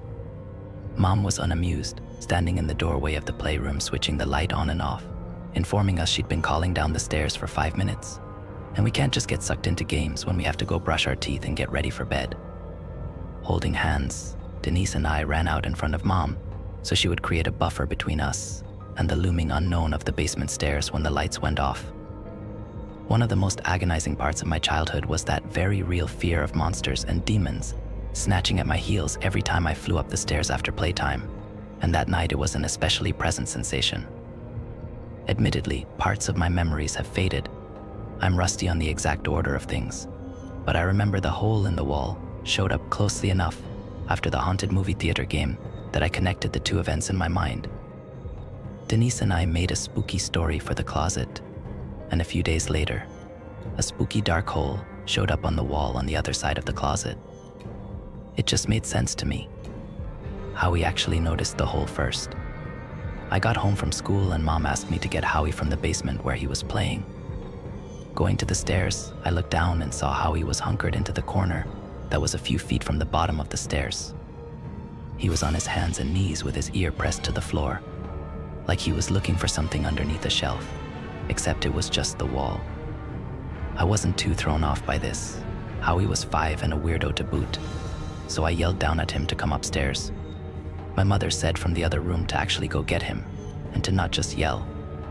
Rolling my eyes, I made my way down the stairs to Howie, who still was not acknowledging me in any way. When I got to him, I placed my hand on his back, and he jolted like he was startled. I asked him what he was looking at, and he got up off of his hands, and while sitting on his knees, he pointed to a hole in the corner. It was about the size and shape as if someone had ripped the corner off a playing card and traced it out. Inside it was pitch black, somehow blacker than black. Something about it made my tummy hurt. I asked him what was in there. He calmly told me there was a funny person in there, hiding in the wall. My tummy ache lurched, and I almost vomited when he said that. I'm sure an adult would have written that off as childish imagination, but as a child with an imagination myself, I immediately took him at face value. There was someone hiding in the wall. Up until that moment, the most scared I had ever been was the other day playing in the closet with my sister, more scared than when a thunderstorm took out the power and a tree branch broke through my bedroom window. More scared than sneaking behind the couch while my parents watched Interview with the Vampire last Halloween. The moment Howie said what he said, that became the most scared I'd ever been. Every fiber of my being was screaming to get away. I grabbed Howie by the arm. I could hear him complain, but couldn't understand him through my adrenaline. It felt animalistic. I ran up the stairs, dragging poor Howie behind me. I slammed the basement door and ran to Mom, Howie still in tow, and I began wailing to her about a man in the walls downstairs. My poor mother was completely confused. I had been fine just a minute ago, and she had been downstairs numerous times throughout the day doing laundry and had noticed nothing awry. I was finally able to calm my tears enough to explain to her what I found Howie doing and what he had said about someone in the walls. She laughed and explained that was impossible because it was a basement, an unfinished basement, to be exact. She explained to me all of the exterior walls were cement bricks with dirt on the other side. The wall to our playroom was just wood and drywall. There was only a few inches of space. Definitely not room enough for funny people to hide. She tried to reassure me by going down, but as soon as she walked towards the basement door, I began to wail again. Seeing that wasn't going to help, she made me a snack and had me sit and watch cartoons with Howie and Denise. I was beginning to relax by the time my dad came home. We had supper and Mom told Dad about the hole in the wall downstairs. Dad was a contractor, so he felt quite confident doing the repair. He used a moisture meter to ensure a leak hadn't caused the hole. When a water source had been eliminated as the culprit, he figured one of us had kicked a hole in the wall and did not want to fess up, so he patched the drywall, good as new. With a reassuring kiss on the head, he later told me he had it covered and that he checked, and there was no one in there. I slept peacefully that night, and over the next few days, the discomfort I felt while in the basement waned slightly. I still refused to be down there by myself, but Denise and I almost always played together, so it was rarely an issue, until Denise had to go to the bathroom one day. I wanted to go up with her, but we were in the middle of creating an easy bake oven confection, and she wanted me to stay to watch and make sure it didn't burn. I felt great apprehension and told her we could unplug the oven and then plug it back in when we got back. Denise called me the B word, baby. My pride was devastated and my fate was sealed. I committed to my easy bake vigil and Denise was up the stairs, leaving a very heavy silence in the playroom. I tried to keep my mind occupied, reading the directions on the box for the cake mix and then fussing around with a random Barbie. A feeling like I was being watched appeared suddenly in my consciousness. I dutifully tried to ignore it as I felt my heart beat faster and my discomfort rapidly grew. I threw myself harder into my Barbie fussing, dragging that useless plastic brush over her tangled locks, wondering what was taking Denise so long. Behind me, I heard a noise, like a light click or a tap. I froze over the easy bake, my eyes wide. I had definitely not heard my sister come back down the stairs and Howie wasn't even in the house. I heard the sound again. It was coming from the closet. A brief description of the closet unfinished, lined with particle board. It was maybe 6 feet wide and 3 feet deep. It had no doors. We had play clothes and some winter clothes hung up for storage. Underneath that were some boxes stacked up, and the other half of the closet was a jumbled pile of toys and stuffed animals. It had only been maybe a week since we cleared it out for the doll theater, but it was packed full again. I was absolutely petrified, and I wanted to run away, but the closet and the door were in the same wall, so I would have to run closer to the closet to leave, which freaked me out. The sound continued from behind me, and as if I was under the Pied Piper's spell, I felt my head turn, leading my eyes to see what was producing the noise. When the closet came into my view, it took me a moment to see through the visual noise of the clutter and find the source of the tapping. My mind processed what I was seeing, and I began to scream uncontrollably. Feet and legs were underneath me before I even was aware I was moving, fleeing, flying up the stairs, screaming. I couldn't stop screaming. When I had turned around and looked behind me in the playroom, sticking out from under the hanging clothes and jackets was a black and skeletal hand, almost like a mummy, pinching a Barbie high heel between its fingers and walking the shoe across the boxes. Howie was right. There was someone in the walls. Dad and Denise went down to investigate for me, and they were unable to find anyone. Later that night, though, Denise came into my room with her hands behind her back and tears in her eyes. I asked what was wrong, and without saying a word, she produced her left hand and opened it. A mint green Barbie heel lay in her palm. I immediately felt very uncomfortable, and I asked her if that was the one from her jewelry chest. She shook her head and brought out her other hand and revealed an identical mint shoe. Denise explained the second one was the one from her bedroom, the first one she had found on the boxes in the basement closet. We were both incredibly scared. Despite having a lavish doll and wardrobe situation, we only had one pair of mint green heels, one of which we both knew I had lost during a road trip at a McDonald's in Georgia last year. It had caused a huge fight between us because those heels went perfectly with Denise's favorite doll dress, and she had melodramatically stored the other shoe in her jewelry box as a sign of reverence. Yet here we sat with what to us felt like extremely convincing evidence of supernatural occurrences we could not begin to rationalize. We didn't even discuss it. Denise stayed in my bed with me that night, and I honestly think we hardly slept. We were so afraid. After that, we avoided the basement at all costs. It had always been a little spooky down there, but it had quickly surpassed the creepy tolerances of little girls that wanted to play with dolls and host story time for their stuffed animals. We'd plan recon missions ahead of time for toys we wanted, begging our parents to come down with us while we snatched the toys we needed that day and fled back to the safety of the upstairs. My mother is a neat freak and didn't appreciate our messy and toy-cluttered bedrooms, so that coddling did not last long. We were allowed to keep a streamlined collection of toys upstairs, but the rest had to be returned to the playroom. Denise and I were still so scared of the basement that we chose to stop playing with the majority of our toys. We pursued other endeavors, reading together or practicing gymnastic tumbles in the yard or watching cartoons. I had done a very successful job skirting around the basement and had not gone down there alone since the night I saw the hand. I had hardly been down there at all, even with a chaperone. That changed one cold and bitter November morning. Mom was very busy, as both Denise and Howie had gotten really sick. She had been running around all night taking care of them, and that morning she had Howie in a cool bath trying to get his fever down. She was on the phone with the doctor in the bathroom. I could hear the gratitude and relief in her voice when they could get Howie in soon to see the doctor. Calling me into the bathroom, She explained that she knew I was scared of the closet downstairs, but she had to watch Howie and needed me to go into the basement and get their coats out of the closet. My initial reaction was to balk and protest, perhaps too vehemently. Mom called me the B word, brave. My fate was decided. Steeling myself at the top of the stairs, I tried to cling to the bravery instilled inside me by my mother, but with each step down, I felt it evaporate. Halfway down the stairs, I noticed the hole was back in the corner. Fighting every instinct in my body, I made myself go down the stairs.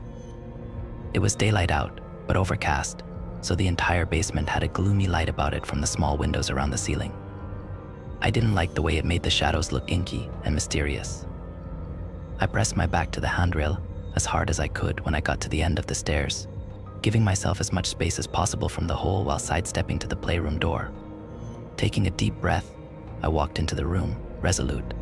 I knew what I had to do. I knew exactly where their coats were.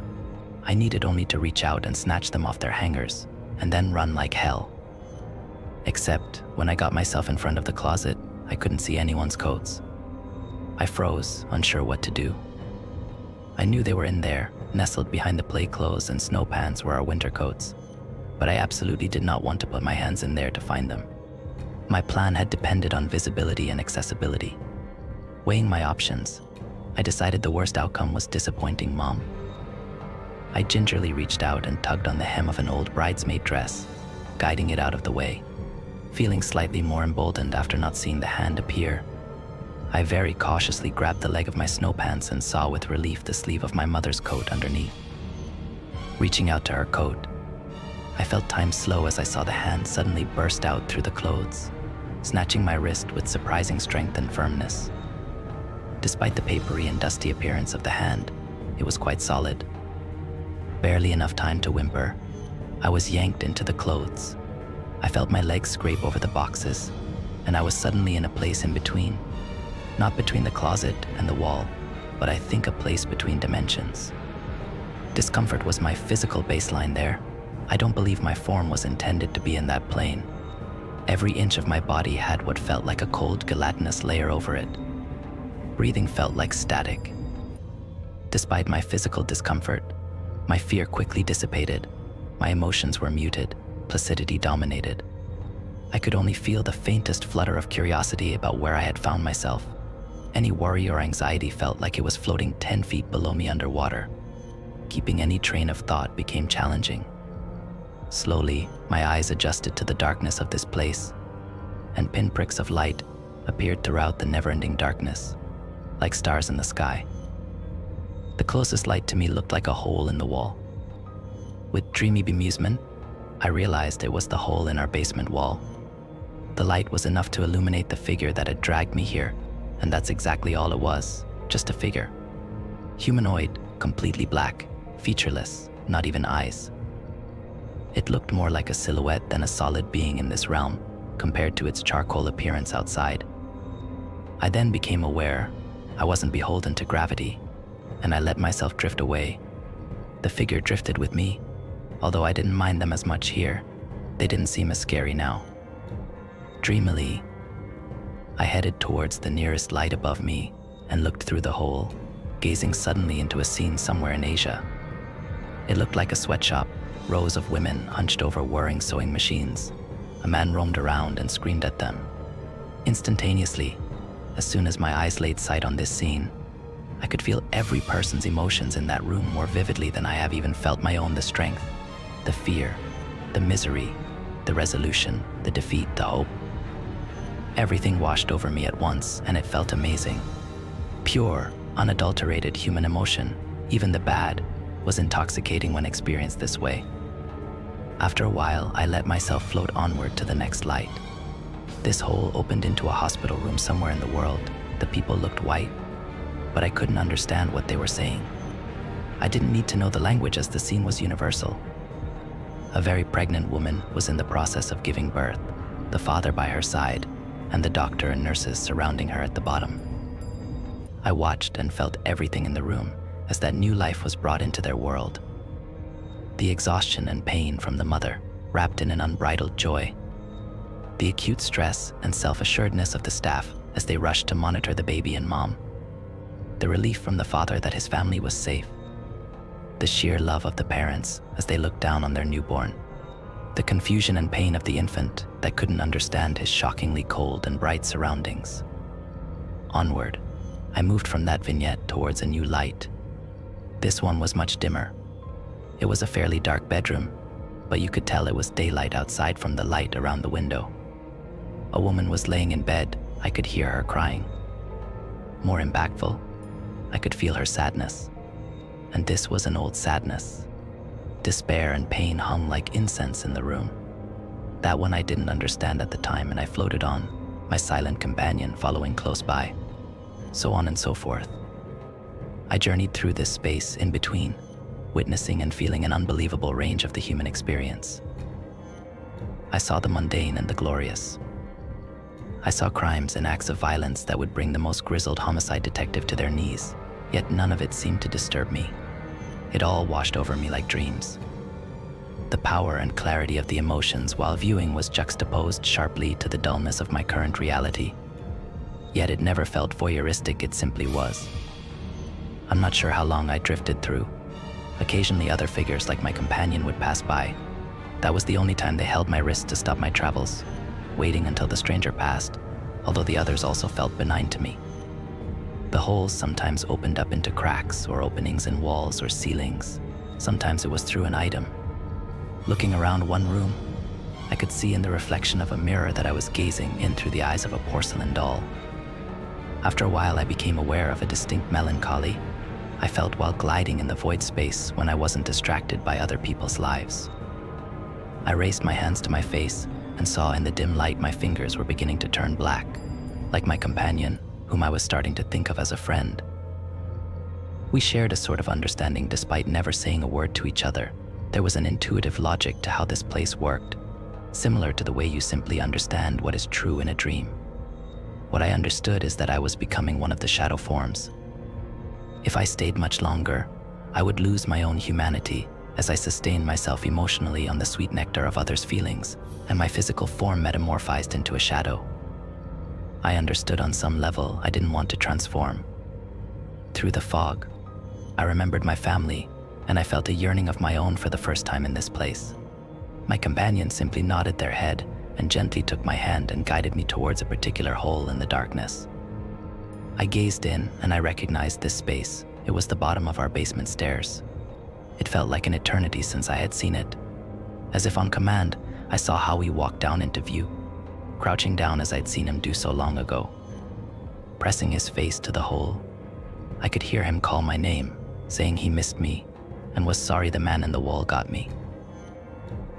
Feeling his unadulterated sadness wash over me, I tried to call out to him, but I couldn't speak in the void. Looking to my companion, we nodded sagely to one another, and I reached a trembling hand towards my brother. I broke through as easily as I had been dragged in. I could briefly feel Howie's elation at seeing my hand as he helped drag me through. Despite that the opening was no larger than a mouse hole, I easily fit through and found me into the main room and straight into my parents' arms. That hug with my mom and dad thermic when I was taken to the hospital.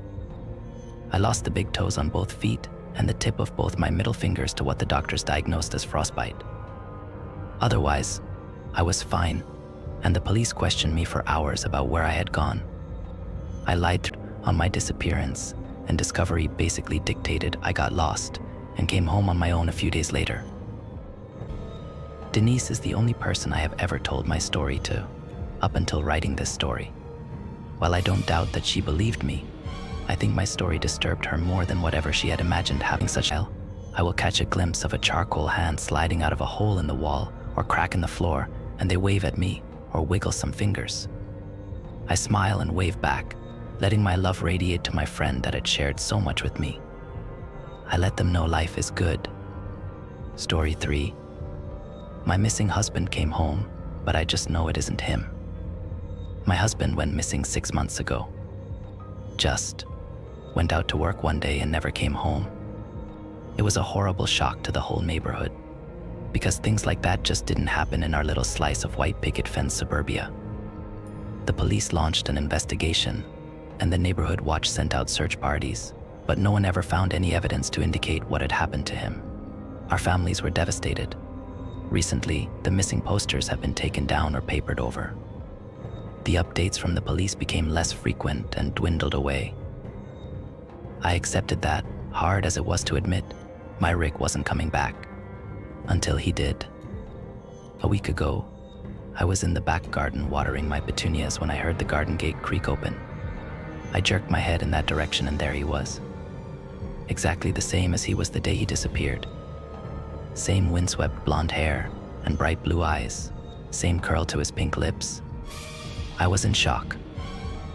Our families had mourned for him, and yet there he was, standing in our garden like he had just popped out for milk or something. When I asked where he had been, he said he didn't know. He couldn't remember anything about the last 6 months. All our family and friends are beside themselves with joy. They almost can't believe it. But that's just the thing, I don't believe it. Look, I understand how crazy this all is. Explain why I'm so sure. Once I've done that, hopefully one of you will believe me, and you'll be able to tell me what to do. The morning after Rick came home, I made him a cup of tea. When I handed it to him, he gave me the brightest smile. Then he took a sugar cube from the dish on the table and dropped it into the cup. Our house was in chaos with his return, and I was still in shock, so I didn't think much of it at the time, but it's been replaying in my mind ever since. I know it doesn't sound very significant, but my husband never put sugar in his tea. He was always adamant that it ruined the taste, and he'd get so frustrated if I ever put sugar in his cup by accident. And yet, this man had sugar. Then, it was the golf. A few days ago, when he was out visiting his mom, I recorded a golf tournament that was showing on the TV. It was out of character for him. Then one night I woke up around 2 a.m. to see Rick's face inches from mine just, looking at me with these blank eyes. I kinda gave this nervous laugh and asked, "Baby, what are you doing?" And he didn't answer, for like a solid 30 seconds. He just stared, almost like he was looking right through me. Then he suddenly smiled and said, "Sorry, honey. Sometimes I just can't believe this is real." Then he just rolled over and went to sleep. I didn't get much sleep after that myself. Yesterday, about a week after he came home, the neighborhood threw a street party to celebrate his return. Everyone from our street and the streets on either side turned up to see him and tell him how happy they are that he's all right. When he wasn't standing with his arm around my waist, he was milling around chatting amicably to each and every one of our neighbors, even the little kids. Jackson, our next-door neighbor Sally's toddler, wanted to play peekaboo, and Rick happily played along with a smile on his face. Now, my husband never did that. Rick always said he didn't like kids, that's why we never had any, and so he never wanted to play with any of the neighborhood children. Especially not Jackson. Rick all but avoided him. Before he disappeared, I had started to suspect it was so I wouldn't see them together, and noticed the subtle but unmistakable similarities. The final nail in the coffin, proverbially speaking, was Sally. Just this morning, she came knocking on our door. Her excuse was the tray of brownies she carried, but I think she just wanted to push her way into our morning so that she could see for herself what the situation was. After she left, I called her a nosy busybody. Rick laughed, kissed my head, and agreed with me. That was when I knew for sure that it couldn't really be him. Rick always used to get so mad whenever I insulted Sally, like I didn't have any right to hate her, even though she'd been fucking my husband for years. But today there was none of that. He didn't even try to defend her. I know what you must be thinking.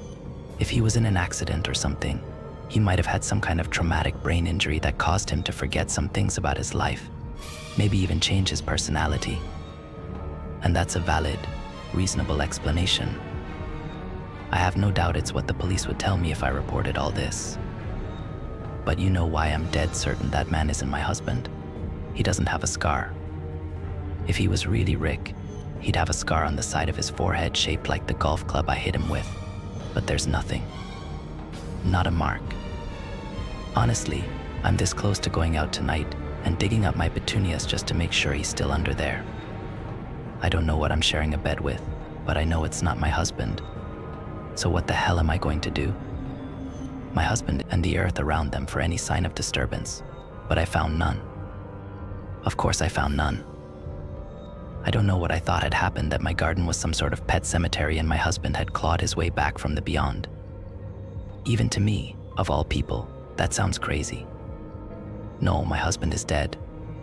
In my heart, I know that beyond any shadow of a doubt, which means that whoever is in my kitchen right now is a complete stranger. He looks and sounds exactly like Rick. His own parents don't even notice the difference, for heaven's sake, but he doesn't act like him at all. Which tells me again that he is a stranger, that he never knew me before this, and he certainly never knew Rick. He doesn't enjoy the things Rick enjoyed. He doesn't say the sort of things Rick said. He doesn't complain, doesn't raise his voice, doesn't lie or gaslight or cheat. Frankly, he's a better husband than Rick ever was. Honestly, when I think about it like that, I'm almost tempted just to let it go. I try to let it go, not to get caught up in worrying, and just accept my new life for what it is. But I find myself unable to let it go. Because even though this man seems ordinary and kind and reasonable, there's one thing that scares me still. For someone to have so confidently taken Rick's place, they would somehow have to be sure themselves that the real Rick would not return to complicate their plans, however innocent or sinister those plans may be. Whoever this man is who is calling himself Rick, he must surely know that Rick is dead. And if he knows that, I would bet anything that he also knows how. I've gambled with my life and my freedom before, and I don't intend to do so again. A couple of you suggested that Rick might have had a twin that, for whatever reason, I never knew about, or perhaps a doppelganger who saw his chance at a more comfortable life and took it. Either of these seemed to me to be the closest to the realm of possibility, so they were the first theories I set out to confirm or disprove. A DNA test would surely be able to confirm whether this man is my husband's twin or someone completely unrelated. Of course, I was hardly going to tell him about it. At best, he would refuse, and at worst, well, I didn't want to find out. So about a week after my last post, I ordered 2 separate DNA tests designed for finding one's relatives and ancestors, and had them delivered whilst Rick was at work.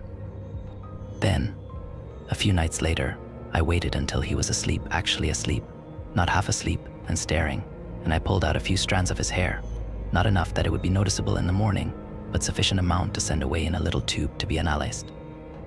Much to my relief, he didn't wake up. I'm not sure how I would have explained it if he had. I sent the hair away to the DNA test companies, and they told me I'd have to wait a couple of weeks for the results. And in those couple of weeks, things have gotten stranger, shall we say. You see, I've noticed that Rick never seems to eat of his own accord. Like he'll make dinner for us both, but that seems more to do with when I mention that I'm hungry than with his own desire to eat. He doesn't snack between meals.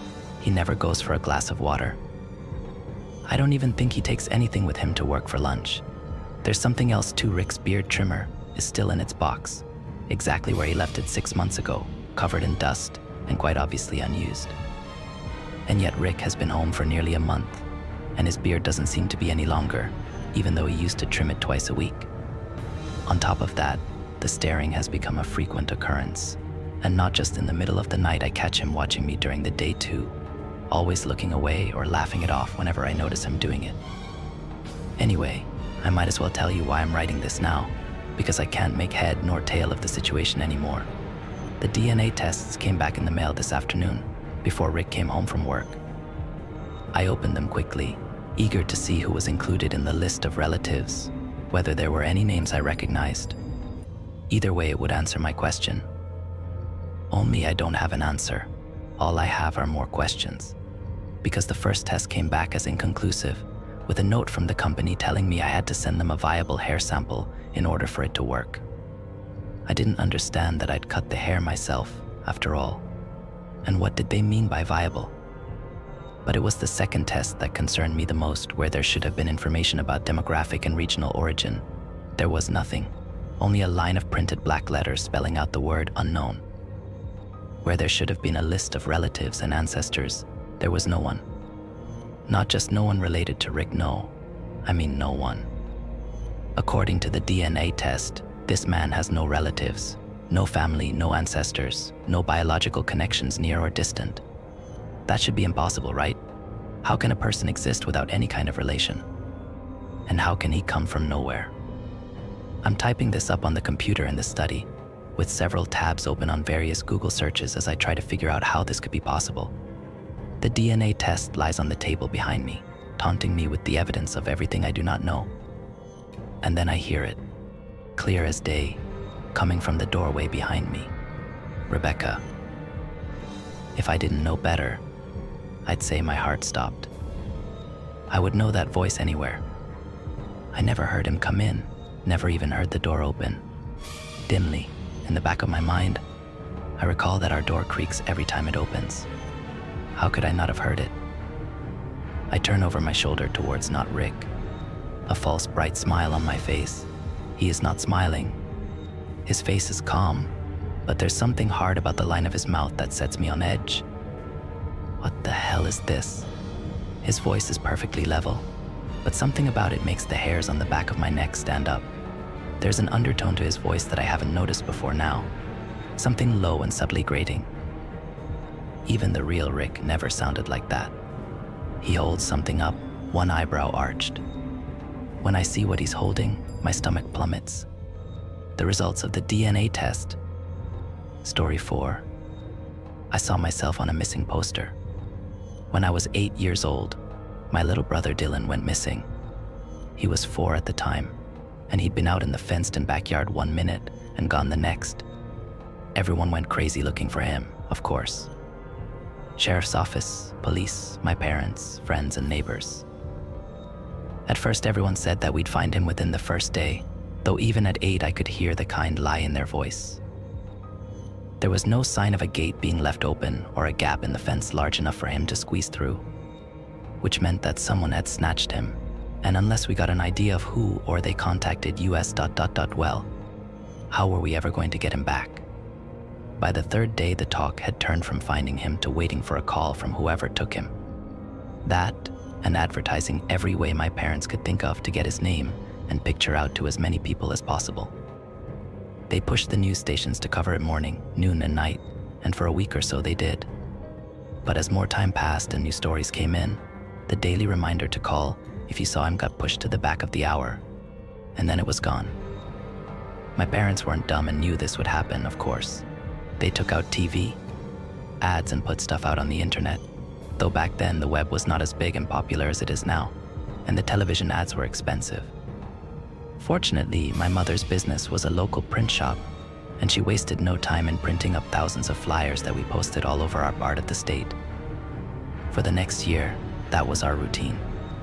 Every weekend and some weekdays after work and school, we would load up and put up flyers in new areas and replace those that time and weather had eaten away. All of them were the same, the words "Have you seen me?" followed by a recent picture of Dylan and the final line of "Please call," and then my mother's cell phone number. We spent so many hours in the car with stacks of those flyers. It felt like Dylan's ghost was haunting us through the whispered rustle of reams of paper, each of them a frozen reminder of Dylan's face, staring out at us, asking why we wouldn't help him come home. By the time I was 11, my parents had divorced. My father had hung into the crusade to find their son for the first year, but when year 3 was getting close, he finally had enough. They argued and fought for a couple of weeks, and then he packed up and moved across town. Within the year, he'd taken a job in another state, and I mainly saw him at Christmas for a day or two after that. I wanted to hate him, and I guess in my way I did, but not because he'd left. Because he'd left me behind. My mother had become so focused and passionate about finding Dylan that everything else fell by the wayside, and even after any reasonable hope was lost, she didn't slow down. I know from the outside that might sound like a good thing, like she was being a good and dedicated parent trying to find her child. But it was more than that. I didn't know the analogy then, but looking back when I got older, I likened it to a soldier who can't be comfortable in a life without war after so long on the battlefield. It was like she needed it to continue not just searching for him and putting up the flyers, but being seen doing it, talking to people about it, getting their sympathy and compliments and well wishes. The grieving, heroic mother had become her entire persona, and over time I came to understand she didn't know how to let it go. Still, over time it let go of her. Life moves on. People forget, and old tragedies are replaced by new ones. I remember how angry my mother was when a little girl went missing my first year of high school. Even when the girl was found 2 days later, she would stalk around the house muttering and in a foul mood. If you asked her, she'd say it was because it would make people forget about our Dylan even more. But I remember feeling uneasy when she'd say that because ... I could hear the lie in her voice too. As I'd gotten older, I'd done what I could to avoid her ongoing campaign. I'd have to help some weekends still, but for the most part one made sure that I had enough extracurricular activities to keep me out of her way. I think she actually preferred that. It was easier to play on people's sympathy and get attention when she could tell everyone she didn't have anyone to help her keep searching for her missing son. Still, I could tell something was coming. Like pressure building in the atmosphere before a storm. Something was going to break soon. My hope was that she'd reach the point where she'd give up on finding Dylan and just live her life again, both for her and for me. Instead, one day she woke me up around 4 in the morning and told me we had to go. She was clearly distraught, sweating and crying, and barely able to talk. I didn't know what was going on. Had she found out something about Dylan? Had something happened to Dad? What was it? She just waved away my questions and told me to come get in the car, that we had to go now, that she'd explain when there was time. I did as I was told, though by this point I was fully awake and growing increasingly terrified. When she got behind the wheel, I half expected her to peel out of the driveway and shoot off at top speed, but she didn't. Instead, she drove slowly and quietly, not even turning on her headlights until we were out of the neighborhood. "Mom, what's going on?" She glanced over at me, sweat still pouring down her cheeks. It'll be okay. Just wait. We're going to make it right." I turned and stared out at the passing dark. "Is it Daddy? Is he okay?" My mother gave a harsh laugh. "Oh, I'm sure he's fine. Living it up with his whore girlfriend." I'm sure she put a hand on her other arm and rubbed it as she gave me a sour look. "Don't worry about him." I wanted to respond, but didn't quite dare. She was more crazy acting than usual, and I didn't know what might make it worse. So I just sat silent for the next few minutes, wondering more and more where we were going in the middle of the night. When the car suddenly veered off the road into the ditch, I had a moment of unreality where I felt like I was the thing sliding away from the path, not the entire vehicle. Then there was a bang as we hit the bottom of the ditch and began to roll, glass shattering and metal squealing as we tumbled twice and came to rest. My mother was dead before the ambulance got her to the hospital. Not from the accident, surprisingly enough. We weren't badly hurt from that. No, I found out later she'd had a heart attack. That was the reason for the accident and why they called her death as soon as they checked her in at the ER. People talked to me about it after I was checked out, a nurse and a highway patrolman originally, and then my father when he came to get me and carry me back with him. I always told them what I remembered happening, and they'd look puzzled but say very little else. The prevailing theory was that she'd known she was having a heart attack and was trying to get to the hospital when she wrecked. I asked my father once why. If that was true, we wrecked heading the opposite direction from the closest hospital. He'd looked uncomfortable and said he didn't know. Maybe she was in pain and confused. That it was better for me not to dwell on it, healthy or not. I actually took his advice. I tried to not question it, and over the next few years, it began to fade for me too. It wasn't until I was 18 that I was forced to face it again. My father sat me down and told me that, now that I was of age, I had inherited everything my mother had left behind. There was some money, yes, but also the house and everything in it. He told me he'd be happy to help any way I needed, and that there was no rush on it. He'd been making sure the taxes and insurance were paid on the house and the business, and the person running the print shop was interested in buying it if I wanted to sell it to them. It was a lot to take in all at once. I'd asked about the house and business before, and I knew that they were going to be mine, but I'd never thought much about the details beyond that my father was dealing with it. At first, I wanted to just push it all away. I didn't want the past infecting the new life I had here with new friends and better memories. The more I thought about it though, I didn't want to hide from it. hiding from things, being afraid of things. That's how they came to own you. I'd seen enough of that to know I didn't want to spend another minute with my past life owning me. So the next week I flew back to my old hometown. My dad offered to come, but I told him no, partly because I knew she wouldn't have wanted him there, but mostly because I needed to do this myself. I'd look at everything, spend a couple of days there, and then sell anything I didn't want and never look back. It was hard at first, but by the second day I was tired enough of going through boxes and drawers that the fatigue and monotony drowned out most of the weird sadness I felt. I'd been dreading the attic. From the start, it had been my mother's overflow junk storage, and there was no telling what all was up there. Running out of reasons not to do it, that afternoon I pulled down the stairs and headed up to see what was waiting for me. It wasn't as bad as I'd expected. A few small tables and chairs sat piled up in one corner, and there were a couple of moth-eaten rugs and piles of curtains sloppily wadded up against one wall, but otherwise there were just a few boxes and a couple of old trunks, sitting crouched in the shadows like a pair of leather-bound coffins. Opening the first one, my stomach dropped. It was full of Dylan's stuff, some of his baby clothes, pictures of him, a little Cub Scout outfit he loved to wear, even though he wasn't old enough to be a real scout yet. Sniffling, I shut the trunk back and turned to the other one. For the first time since coming back, I felt tears coming. He really had been a great little boy. Who the fuck would? ...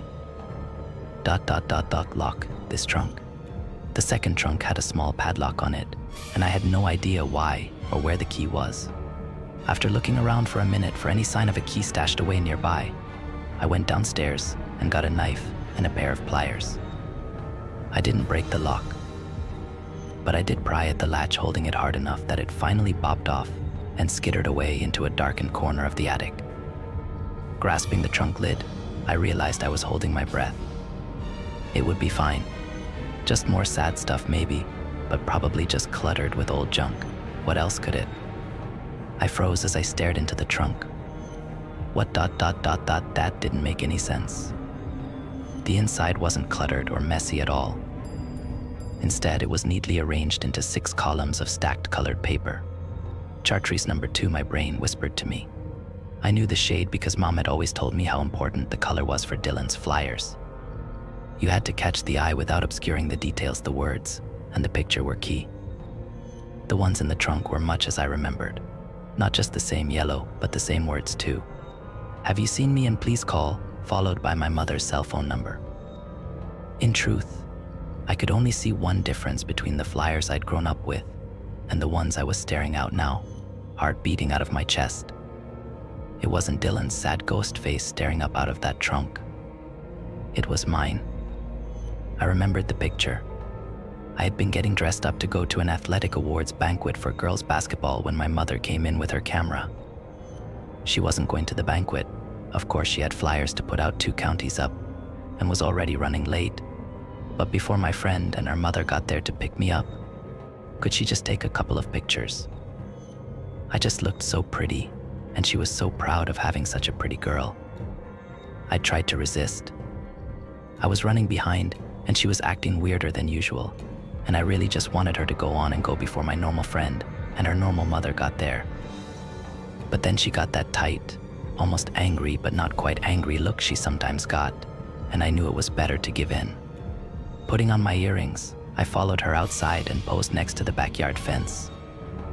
Once she snapped a few pictures, she seemed satisfied and headed out the door. I thought it was all strange at the time, but then everything was strange back then. And to be fair, I didn't really have that long to ponder it.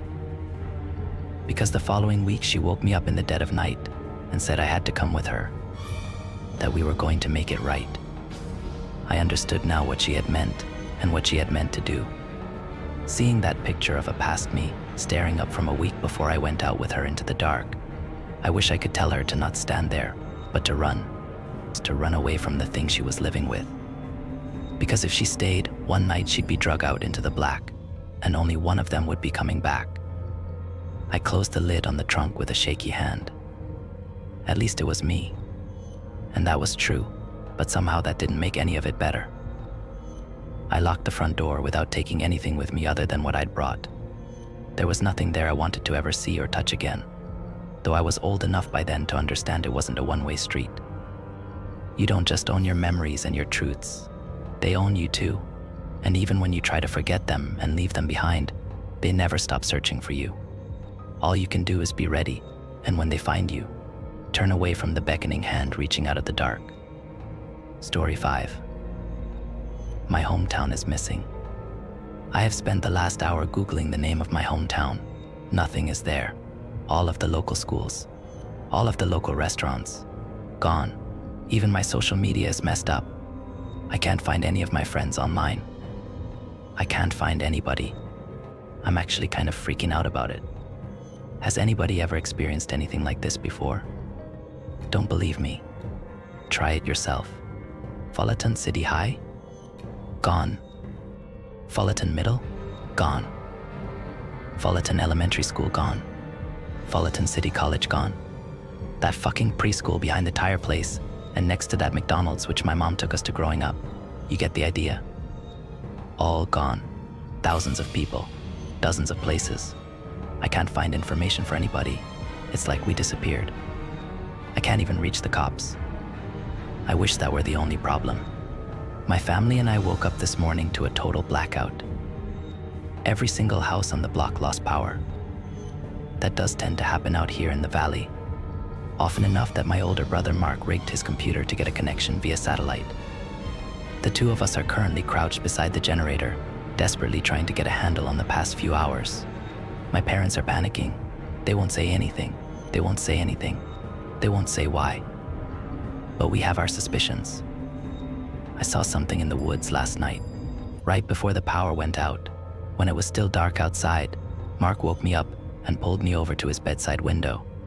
He pointed frantically into the trees behind our house. It was raining. The mist made it difficult for my eyes to adjust. But after a moment, something big, we only agree on something big, darted towards the neighbor's back porch. A thick branch fell in its wake. Then somebody screamed. My parents rushed into the room right at that moment. I guess they heard the commotion and freaked. Mom beckoned for us to get away from the window. I gave in right away because my parents can be scary when we don't listen, but Mark lingered there a little while longer. I didn't see what he saw. Mark whispered that he saw somebody running. He said it looked like they were running away from something. My father turned off the lights. I found that odd and pushed my brother aside. He squinted out the window in silence. Finally, after what felt like an eternity, he concluded nothing was there. Just wind in the trees. Then the power went out. My parents have been acting very weird ever since. During the day, my mom tried to keep us in the kitchen. She made breakfast, lunch, and dinner over the fireplace. She even broke out a board game in the afternoon, and we played for a couple hours. She kept asking about schoolwork, or football, or baseball, or anything but the odd situation we were in. We tried to change the subject, tried to ask her what was happening outside, but it was no use. She ignored our questions. My father had a wild look in his eyes. Mark and I can't recall anything like it. He kept rushing to check the window every few minutes. Then he would sit down to check his cell phone, then back to the window, then back to his phone. Like clockwork. Each rotation left him more agitated than the last. The cable didn't work. The internet had been spotty. There was really nothing to do but read a book or play a game. Mark asked to go for a walk before dinner. I thought Mom might pop the temple out of her forehead. Nobody goes outside, she snapped. There could be live wires on the ground. Mark snorted. Watch your attitude, she barked. And keep the windows closed. I asked why, and she just stared at me with these deadly, fearful eyes that made me really uncomfortable. She looked like she wanted to tell me something, but my father answered instead. I didn't even realize he was listening. Nobody goes outside. I returned to my book without argument. I found one of my mom's old Stephen King collections and stumbled onto a story about rats in a basement bigger than a man. Time moved a little faster while I read. The walls of my house started to evaporate. It didn't take long for my imagination to disappear down the stairwell in the story, plunging further into the darkness with each step, listening to untold things move around me perilously through the blackness. Somebody knocked on the door around 10 p.m. After an entire day of endless boredom, I thought this might be salvation. Thank fuck, maybe a maintenance worker, maybe a neighbor, maybe my friend from down the block finally convinced his mother to traverse the minefield of imaginary live wire. I got up from my chair to answer the door. My father sprinted across the room to block me. I don't think I had ever seen him run before. He put his hand over my mouth. I tried to protest. He squeezed my arm. He didn't look angry. He looked scared. His eyes were on fire. It grew quiet outside, like somebody was listening. One finger over his lips told me to shut the fuck up. I looked over to my mom and saw her doing the same thing to my brother. He looked like he wanted to cry. The knocking resumed. The pace was pleasant. At first, your typical formal but friendly rat-tap-tap. Then a pause. Then rat-tap-tap-tap. I was confused. Why were they scared? Why would a burglar knock? I thought that this could be somebody who could tell us what was going on, and it annoyed me that my parents were paranoid, so I got the idea to try saying something anyway. Not my best thought. My father grabbed me by the throat and pushed me up against the wall. His sweaty palm slipped against my mouth. He raised one finger to his lips and held it there. Rat-tap-tap. Rat-tap-tap. Rat-tap-tap. Rat-tap-tap. Rat-tap-tap, rat-tap-tap-tap-tap-tap. Rat-tap-tap, rat-tap-tap, rat-tap-tap-tap. My brother whimpered in the corner. The door hinges whined from the pressure of the knocks. My father reached into his pocket with the hand that was formerly placed around my neck. I knew he had a knife in there. Rat-tap-tap. Rat-tap-tap. Rat-tap-tap. Rat-tap-tap. And just as soon as it started, the knocking stopped. The house got quiet again. My father let go of me. It's been hours since the knocker left. My parents still won't talk to us. My mom is sleeping on the couch. My dad is sitting in front of the door with a gun across his lap. Can anyone please tell us what the fuck is happening in Fullerton City? I still can't find anything online. We are available through message and comment as long as our connection holds. I don't think I'll sleep much tonight. It's too quiet. Do you know what happens when you search online for Fullerton City now? This post comes up. I'm not quite sure how to describe that feeling. We are a community of hundreds, if not thousands of people, each with countless stories and worries of our own. You are only hearing one of them now. I cannot understand how our digital footprint could disappear overnight. But here we are, day 2 in a missing city. I didn't get much sleep last night. Mark spent most of it glued to our bedroom window. He woke me and called me over every now and again. Sometimes he saw flashes of light in the distance. Sometimes he saw movement in the trees. Mostly we saw fog. Thick blankets of it descended on our house like a comforter. It also never stopped raining. Big gusts of wind thumped the house hard enough to make us jump. But the most uncomfortable parts of the previous night were the periods of complete and total silence. Something about that quiet can really make you crazy. In any given suburb, there are a million background noises at once, even in a storm, even at night. Birds should be chirping. Insects should be buzzing. Car engines or motorcycles or air conditioners should all be gently humming in unison. But we didn't hear any of it, not a single sound but our own. I couldn't stop thinking about the neighborhood dogs. Shouldn't they be barking? There was one in particular, a yappy little thing named Cesar, which never passed up a good opportunity to wake you up in favor of a scrambling squirrel or rabbit. Did our neighbors have time to get them inside? Did something else happen to them? What the fuck happened to Cesar? Mark woke me up for the final time around 5. I tried and failed to shrug him off. I heard something in the street, he whispered. Let's go. I asked him what he heard. Clicking. He got up and walked towards the living room without another word. I didn't want to go. I was freaked out enough. I didn't and still don't need to add another fucked up layer to this situation. Blissful ignorance is sometimes the best approach. But I got a gut feeling that this wasn't something that should be missed. and I didn't want Mark to be there alone for it, so I followed him. The hallway that leads to the living room passes by my parents' bedroom. We could hear my mother snoring softly on the other side. A baseball bat was propped up by her nightstand. Her cell phone was at the ready right beside it. We tiptoed past the creaking wood floor and arrived at the entrance to the kitchen. The clicking became clearer by that point. Mark pointed over to an alcove by the couch.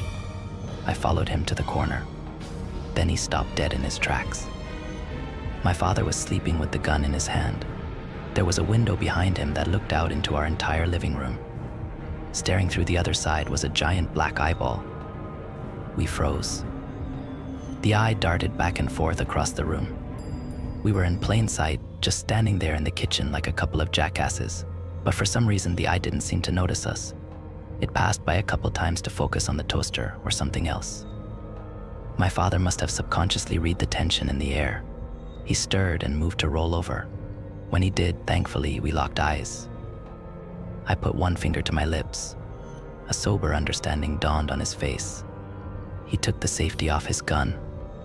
The eye responded to the movement of the gun, and in one swift jolt, disappeared from behind the window, leaving a wake of leaves and scattered footsteps behind it. The air left my lungs. Something big ascended the wood steps to our porch.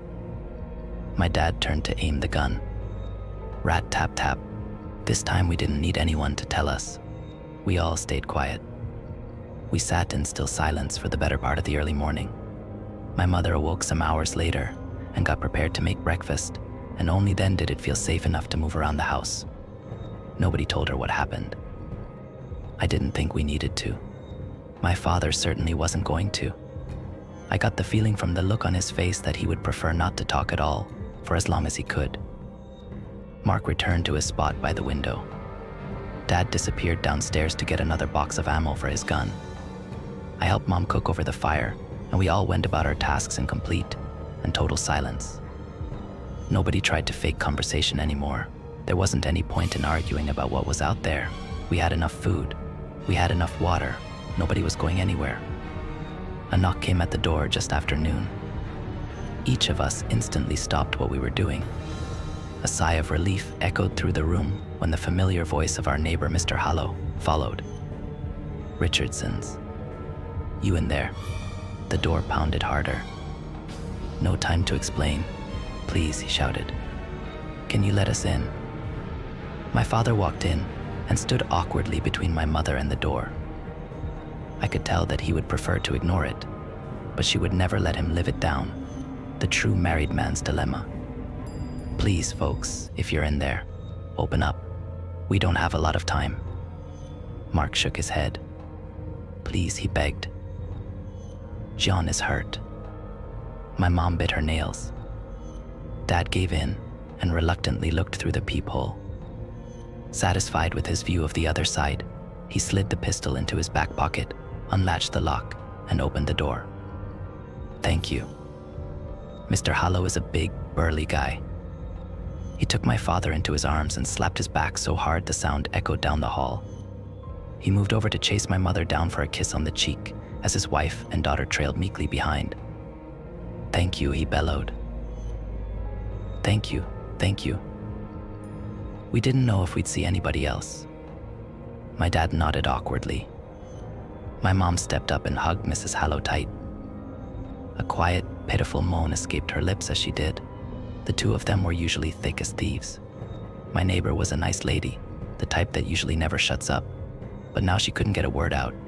A thin line of blood trickled behind her foot. It didn't take long to notice the source. Her slacks were cut from the ankle to the knee. My dad slammed the door. Come on, Jeannie, my mother cooed.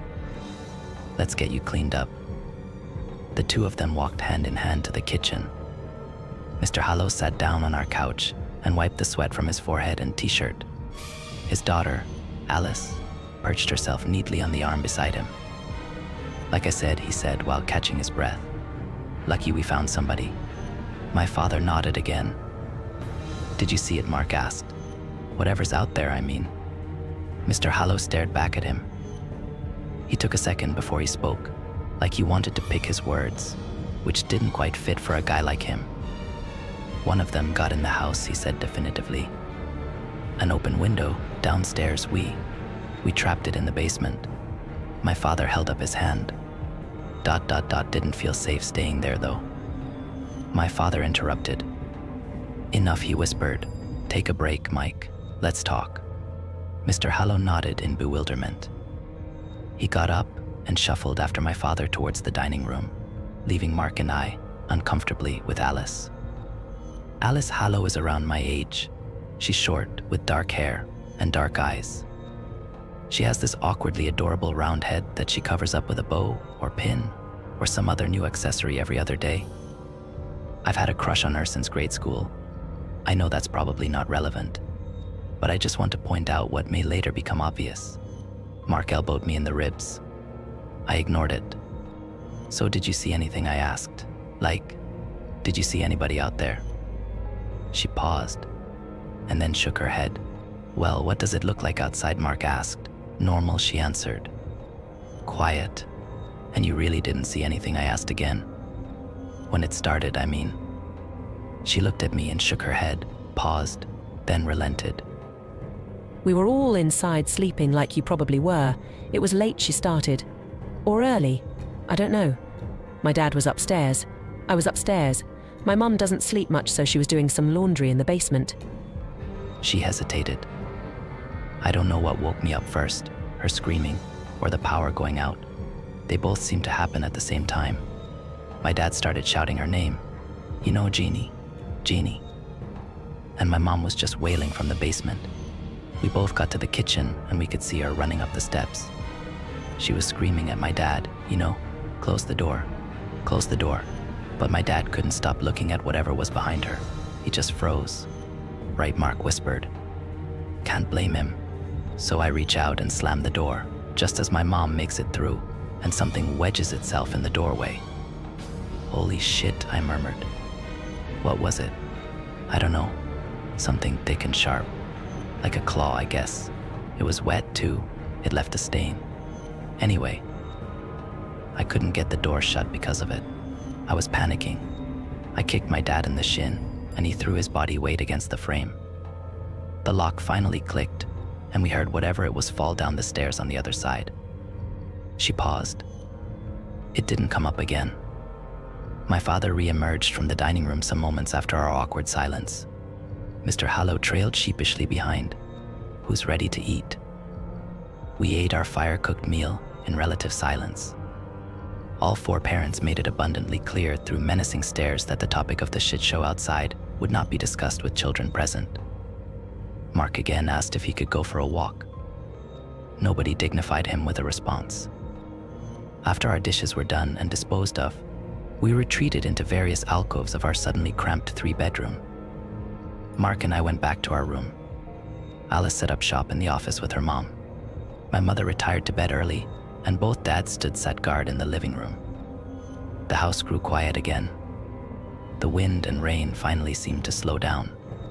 My Stephen King novella kept me company. I couldn't help but empathize with the main character. Somewhere in between tales of rats in armor, bat rats, and albino rats who never saw the sun, sleep came easily and comfortably under my familiar warm sheets. I woke up to a rude shaking. Alice was standing over me. She didn't say anything. I guess she didn't have to.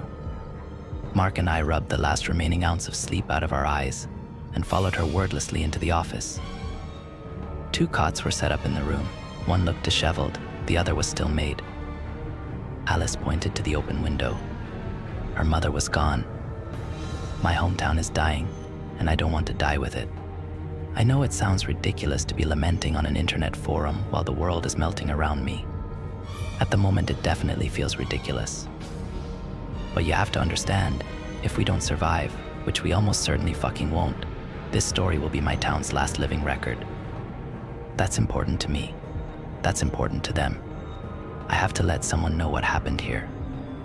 Even if it's only you. The truth is obvious now. We are being exterminated.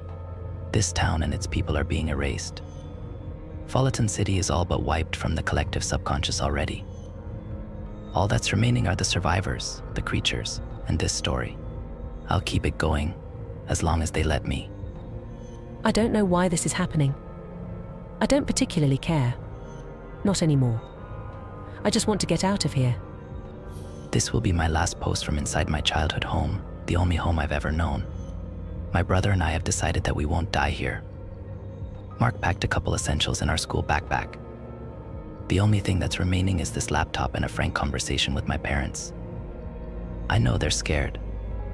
We're all scared. But we have to do something. Mrs. Hallow didn't come back last night. Alice only stopped crying long enough to tell the adults what she knew, which wasn't much. She fell asleep sometime around midnight. Her mother was in the room at the time. She was acting strange though, she sobbed. She just kept repeating the same things over and over, and her face was white. Like really, really white. I thought it was just shock over what happened, the scratch, the attack, I didn't know. Mr. Hallow was inconsolable. Well, we have to find her, Jackie bellowed. Me, you, and the boys. Alice can come too if she's up to it. We've got weapons, don't we? You've got a small arsenal here, Richardson. They're big, but the damn things are stupid enough.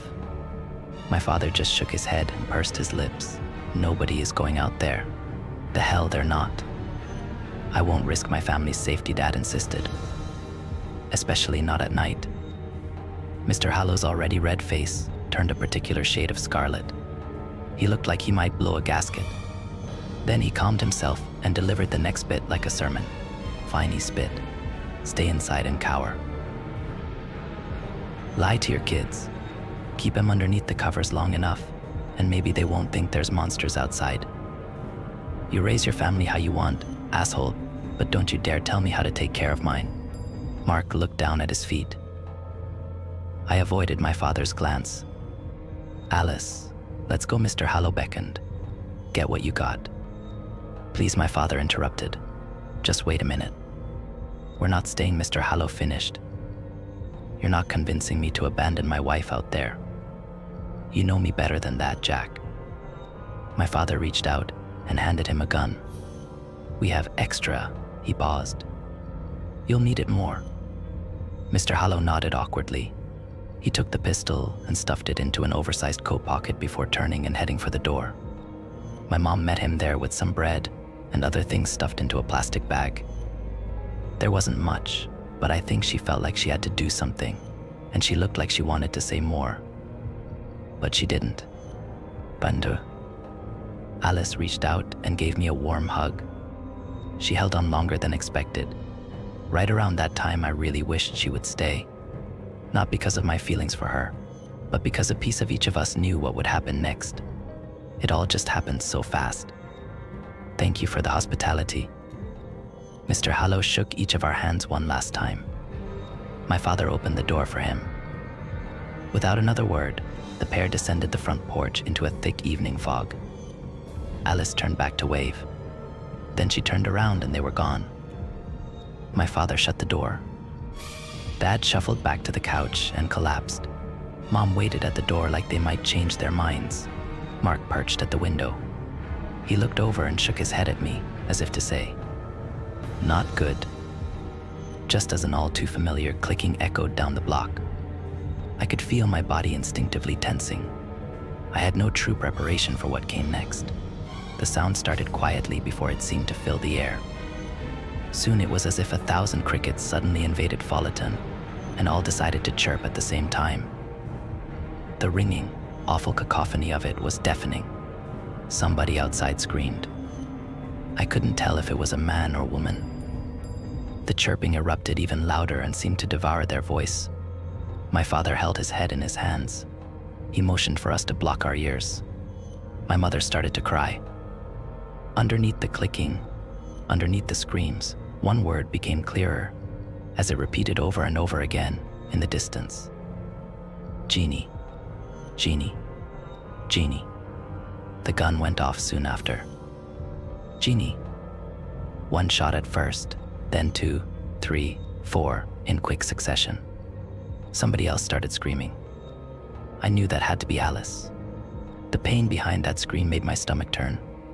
The gun went off one more time. Genie. The clicking dissipated. The scream stopped.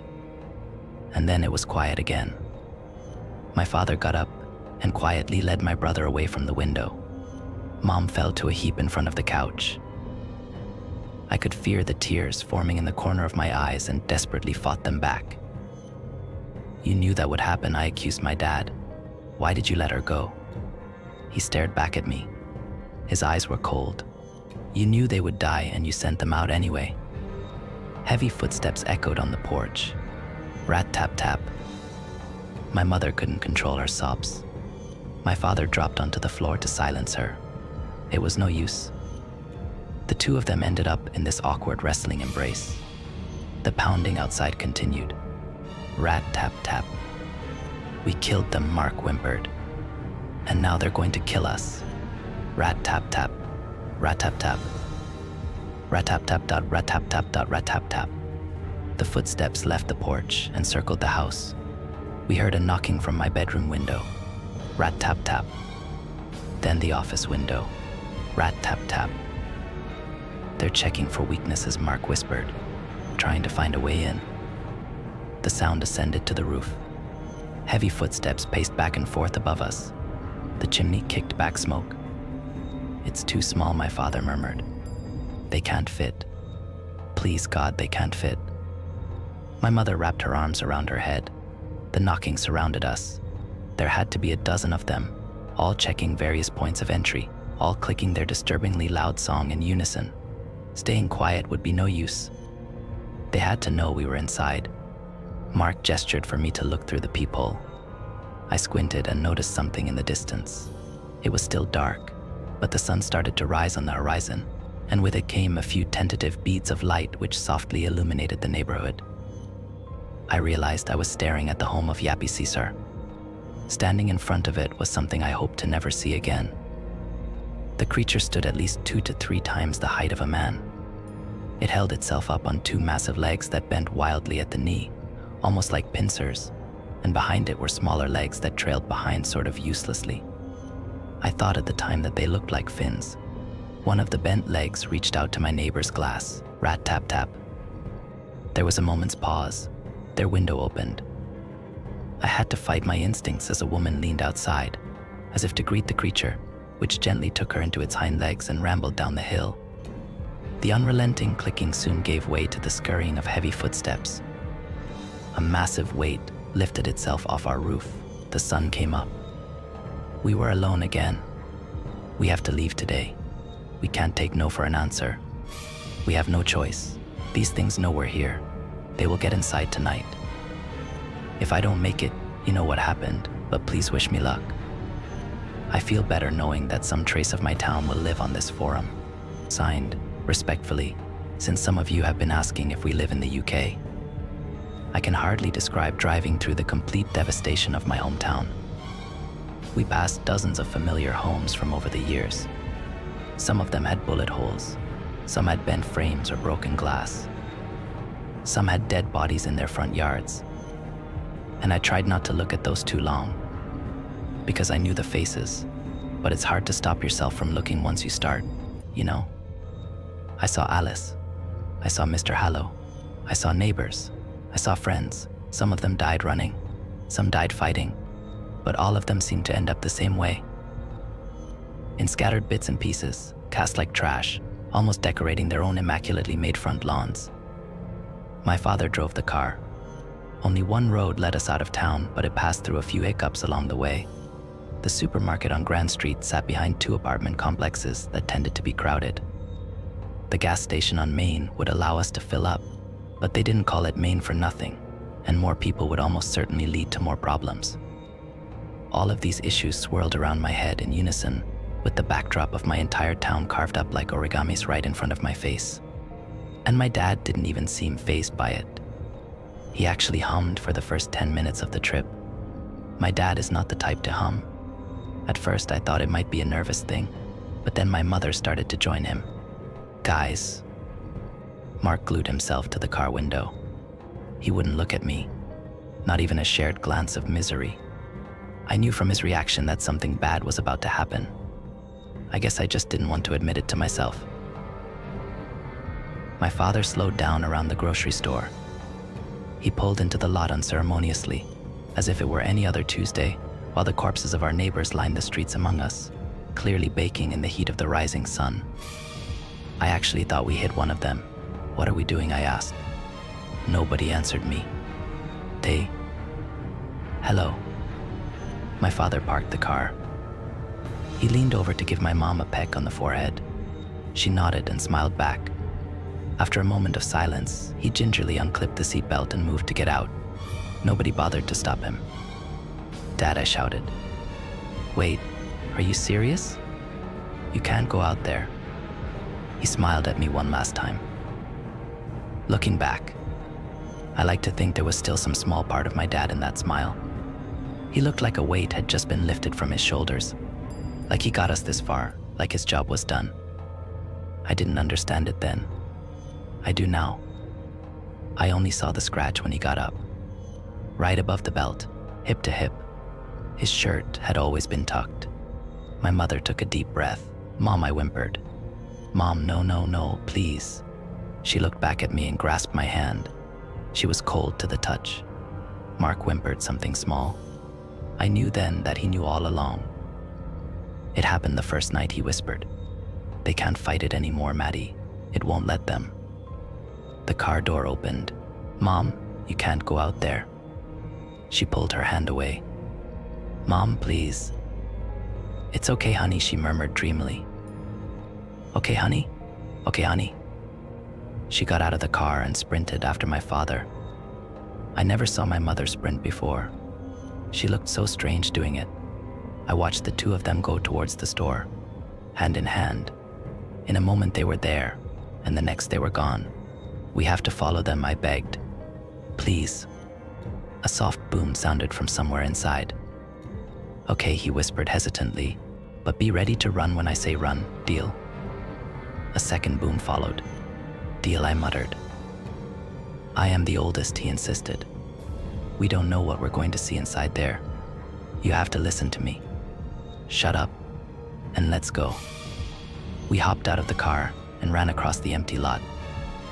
Rain and heavy wind swooped in with our arrival. Mark slipped and fell into a particularly nasty pool of blood. I raced back to help him. By the time we both made it inside, our parents were gone. We looked around for a minute. The store seemed to be shelled. Overturned shelves made it difficult to get around.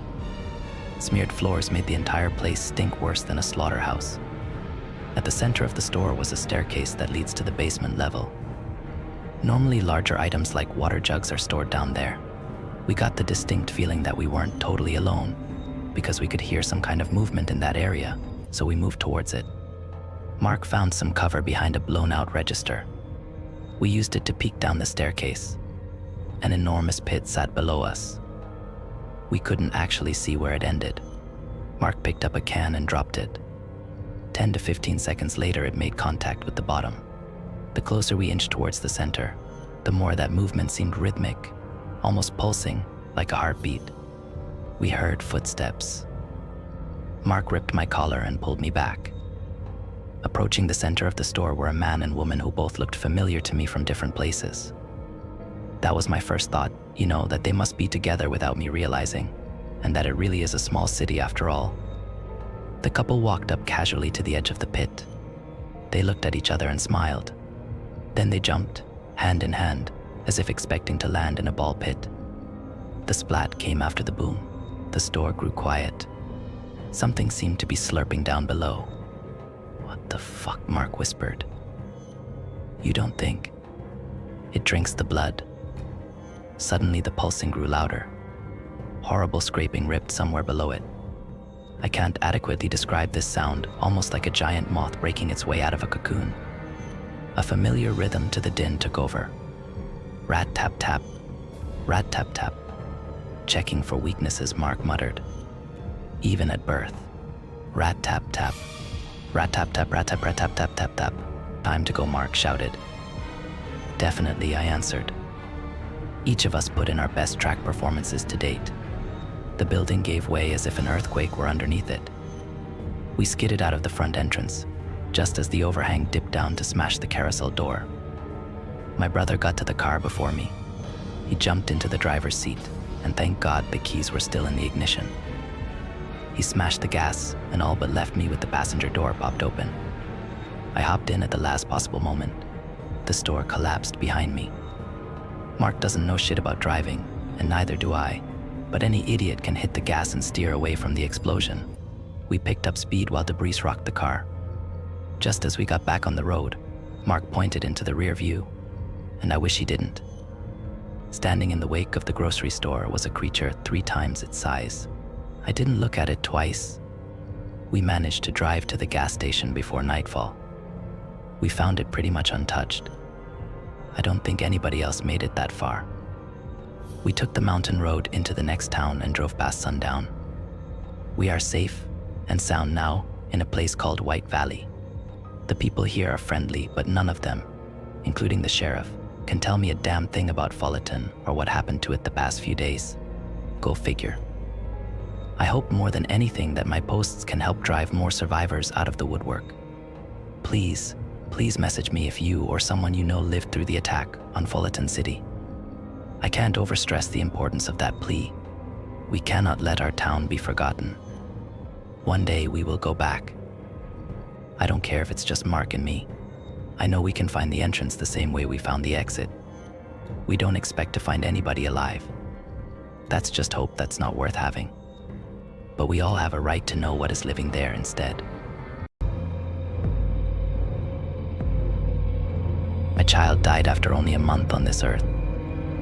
I'm going to spare myself the tears on explaining how, but the tears of my wife are ones I'll never forget. Grief is ugly. It's so fucking ugly. When we lost him, it sounded as if my wife was regurgitating fragments of her soul. Her wails could have shattered glass, curdled blood. The cries would turn to screams at the universe, at whichever sick, twisted higher power would let this happen, at herself, at me. She'd scream until the skin of her throat shredded to ribbons.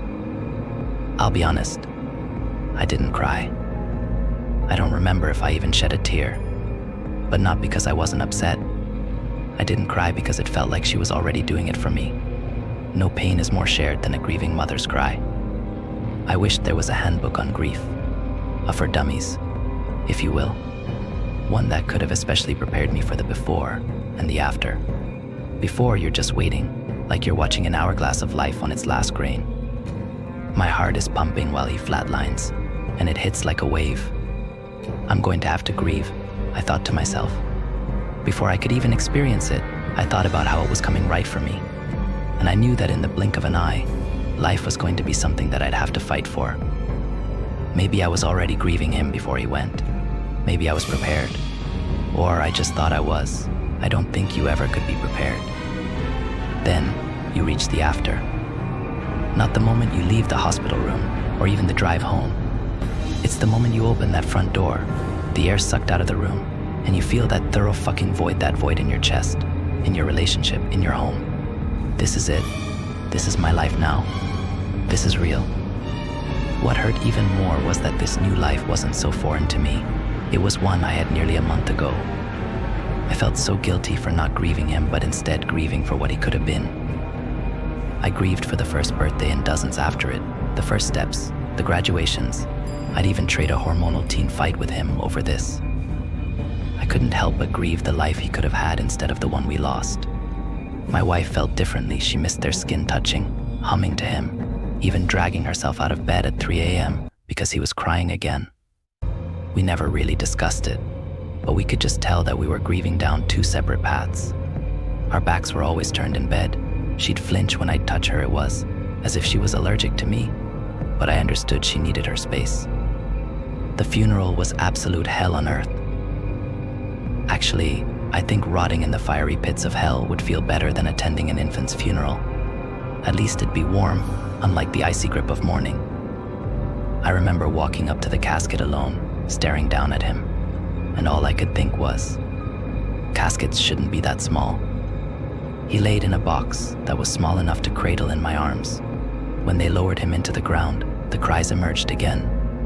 My wife wailed into the clear morning sky, so guttural, it was as if it was happening all over again. But she didn't collapse into my arms. She collapsed to the ground, as if she wanted to join him. Then you open the front door again, and the voids are even deeper. Everything is even realer.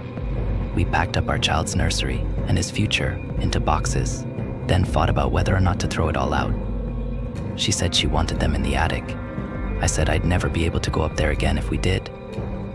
So we just left it all in that room, collecting dust. The door stayed shut at all times, but never locked, just closed. I think it symbolized our grief. In a way, we closed the door on that part of our lives, but weren't ready to lock it away forever. Each day doesn't get easier, it just gets farther away from the day it happened. The mornings are the worst. You wake up, your eyes creak open, the morning sun is pouring through your window, and then you remember that you're grieving, as if you could forget. Little things began to tick us off. One of us would forget to do the dishes, and it'd end up with someone sleeping on the couch or taking a long midnight drive. We tried couples therapy, but we needed so much more therapy than that. It wasn't even about us, it was about him. The wedge was him. I was at my wit's end with how to deal with this, but it appeared that my wife was one step ahead of me when I heard a soft humming from our bedroom after I came home from work. My brows furrowed as I made my way upstairs. The last time I heard her hum this tune was at the hospital, right before the heart rate monitor hummed back. When I pushed the cracked open door, I felt like I was dreaming. She was laying in our bed, cradling a baby in her arms, looking down at it like she could see every planet, every star, every galaxy. I remember pinching my thigh as I stared at her, the slight pain stinging. She was so engrossed by it, I could have stood there till the end of time, and she wouldn't have noticed. H, honey. She finally looked up. Oh, hi. She stretched a smile that had become so foreign. Oh, what? What are you holding? Oh, this? It's a reborn doll. I raised a brow at her. They're realistic dolls for mothers to help me. Cope, she nodded rapidly, her smile weakening. It was as if I had disrupted the fantasy just by asking. Oh. I couldn't help but stare at it, and stare at her because of the way she'd stare at it, as if she was holding her own flesh and blood, and not plastic, as it helped. I've only had it for a few hours now, but it's comforting.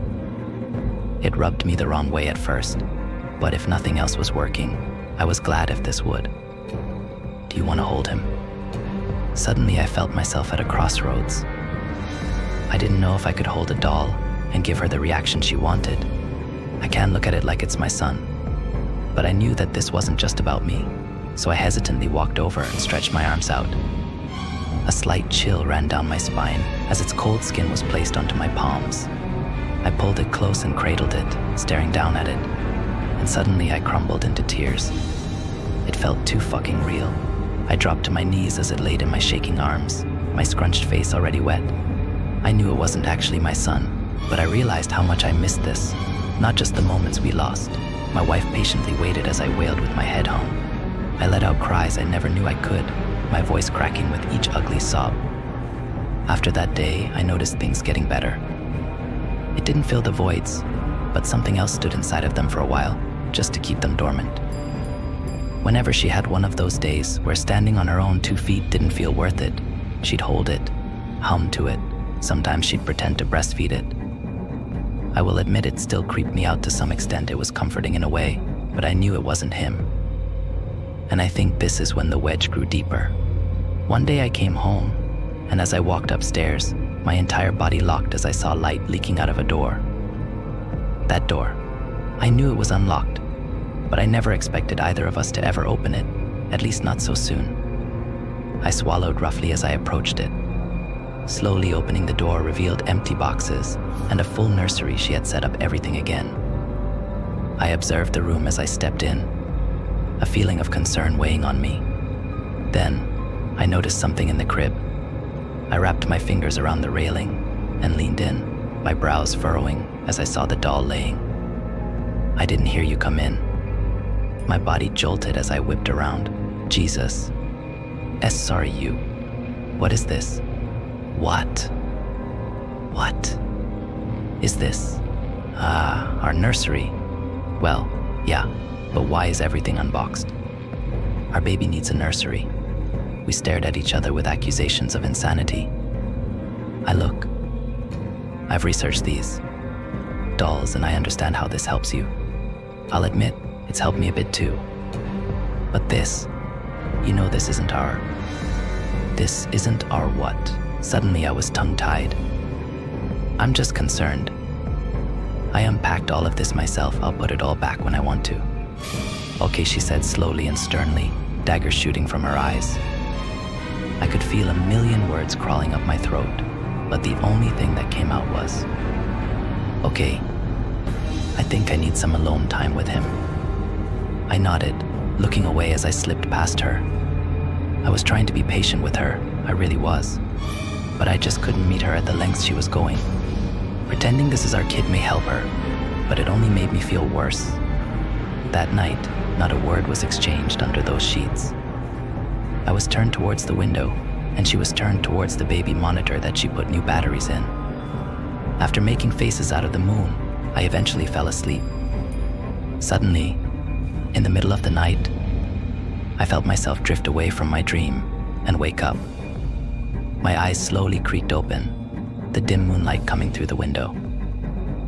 The room was silent, except for the cries that came through the baby monitor. I sat up and rubbed my eyes, staring at the monitor as staticky cries emitted from the speaker. Liv, W, wake up.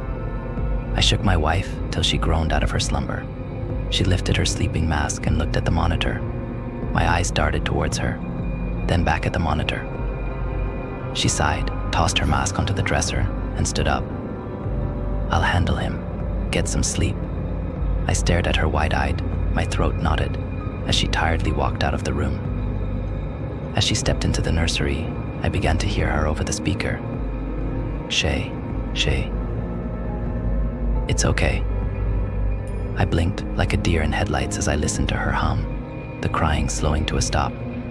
My eyes shifted towards the door as she walked back in, grabbed her sleeping mask, and laid back down. She didn't say a word as I just continued to stare.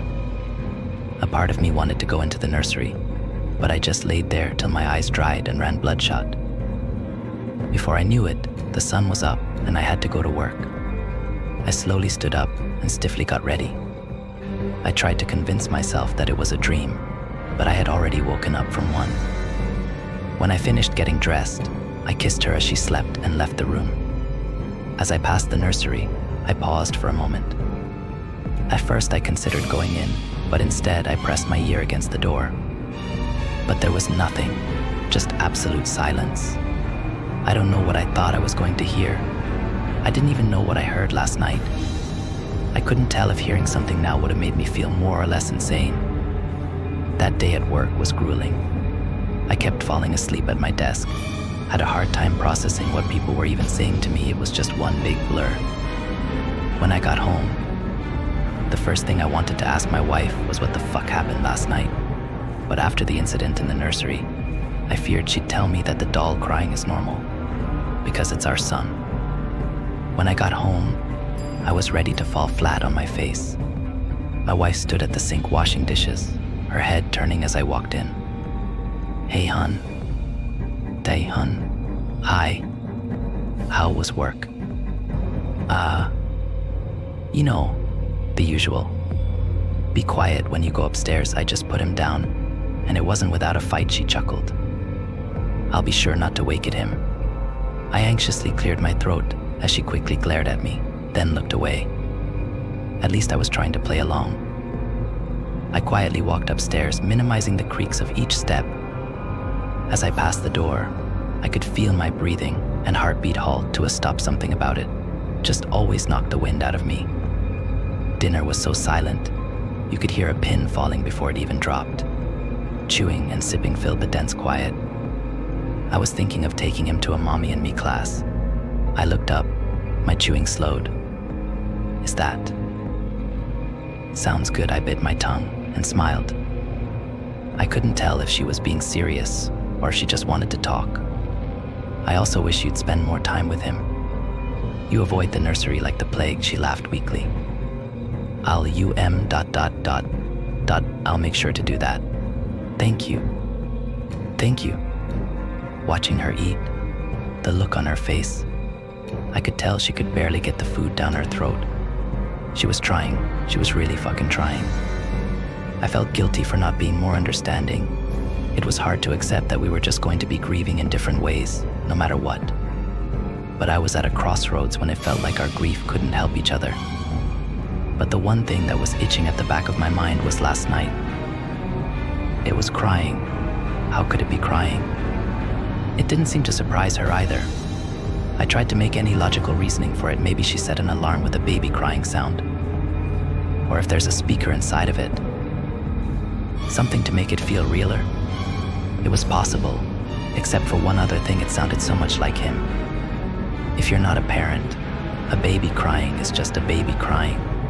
But I could pick out those cries from a crowd. Maybe it's just grief playing mind games. I couldn't tell.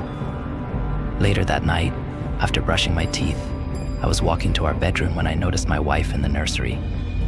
She was slowly rocking back and forth in the rocking chair, humming to it. "Hey, I finally got him to sleep," she said after noticing me hovering in the doorway. "That's good. That's good. Come say goodnight." I stared for a moment before forcing myself to enter the room. She stood up and walked over to the crib, then gently placed it down. She leaned down, kissed his forehead, then turned to me. I glanced at her, then at it. I could tell she was expecting me to do the same. I hesitantly leaned towards it, my lips puckered.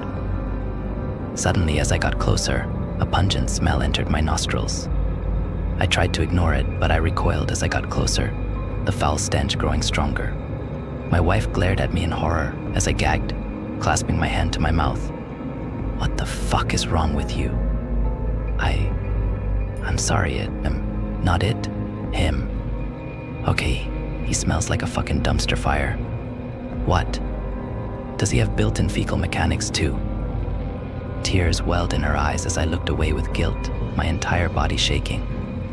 Just admit that this is a joke to you. You think I'm embarrassing myself, that I'm crazy.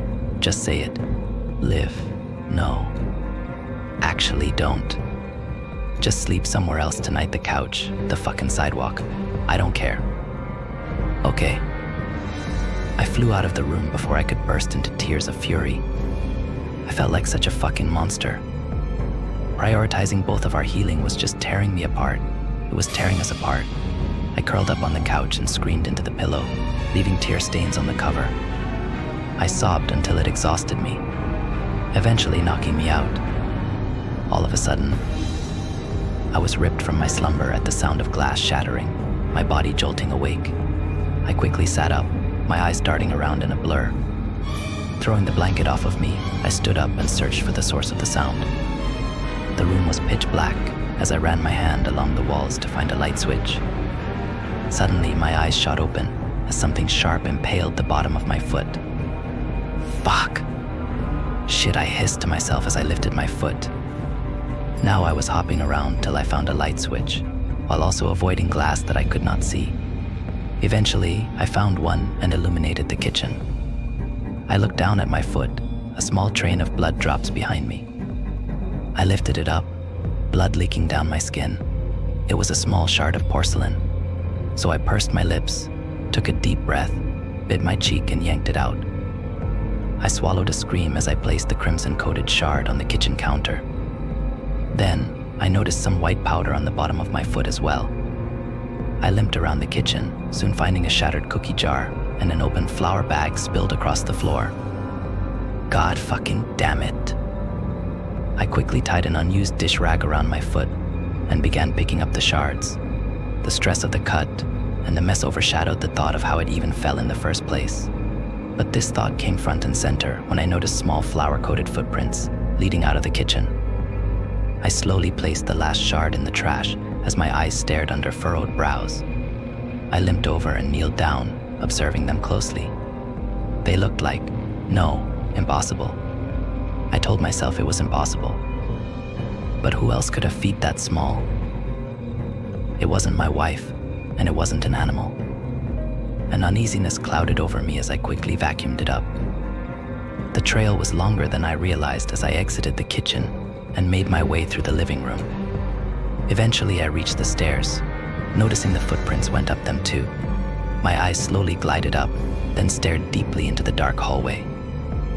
I was able to at least try and logically explain the crying the other night, but I couldn't make anything of this.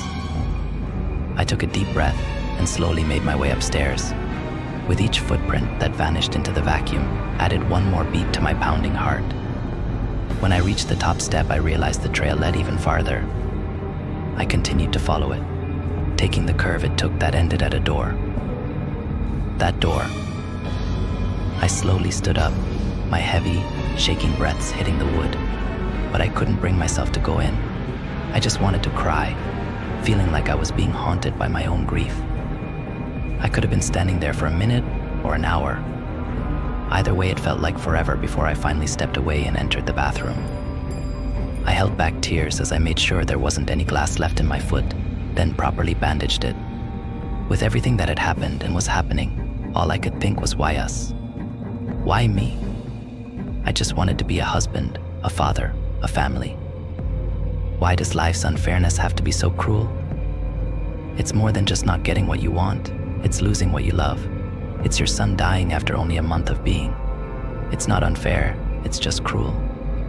So fucking cruel. After securing the bandage, I limped out of the bathroom, my body weighing with exhaustion. Then, I halted in front of the nursery door, my eyes scrunching shut as the sound of crying suddenly came from behind it. Never in my life have I prayed, not even for my son. It felt like shouting into a void. But at that moment, I prayed. I prayed for it to end. I needed it to end. But nobody was listening. Life wasn't that fair. I should have known that. I opened my eyes, tears welling in them, and kept walking past it. The cries grew fainter as there was a ceiling between us, but I could still hear them. I could feel them crying for Daddy as I laid my heavy head on the couch pillow. I had hoped that my wife would wake up and deal with it, but she never did. The entire night I laid there, the tears drying against my cheeks as it relentlessly cried. My psyche was shattering piece by piece as it grew impossible to even keep a grasp on reality or try and figure out what the fuck was going on, while its screams filled my ears and bounced around in my skull.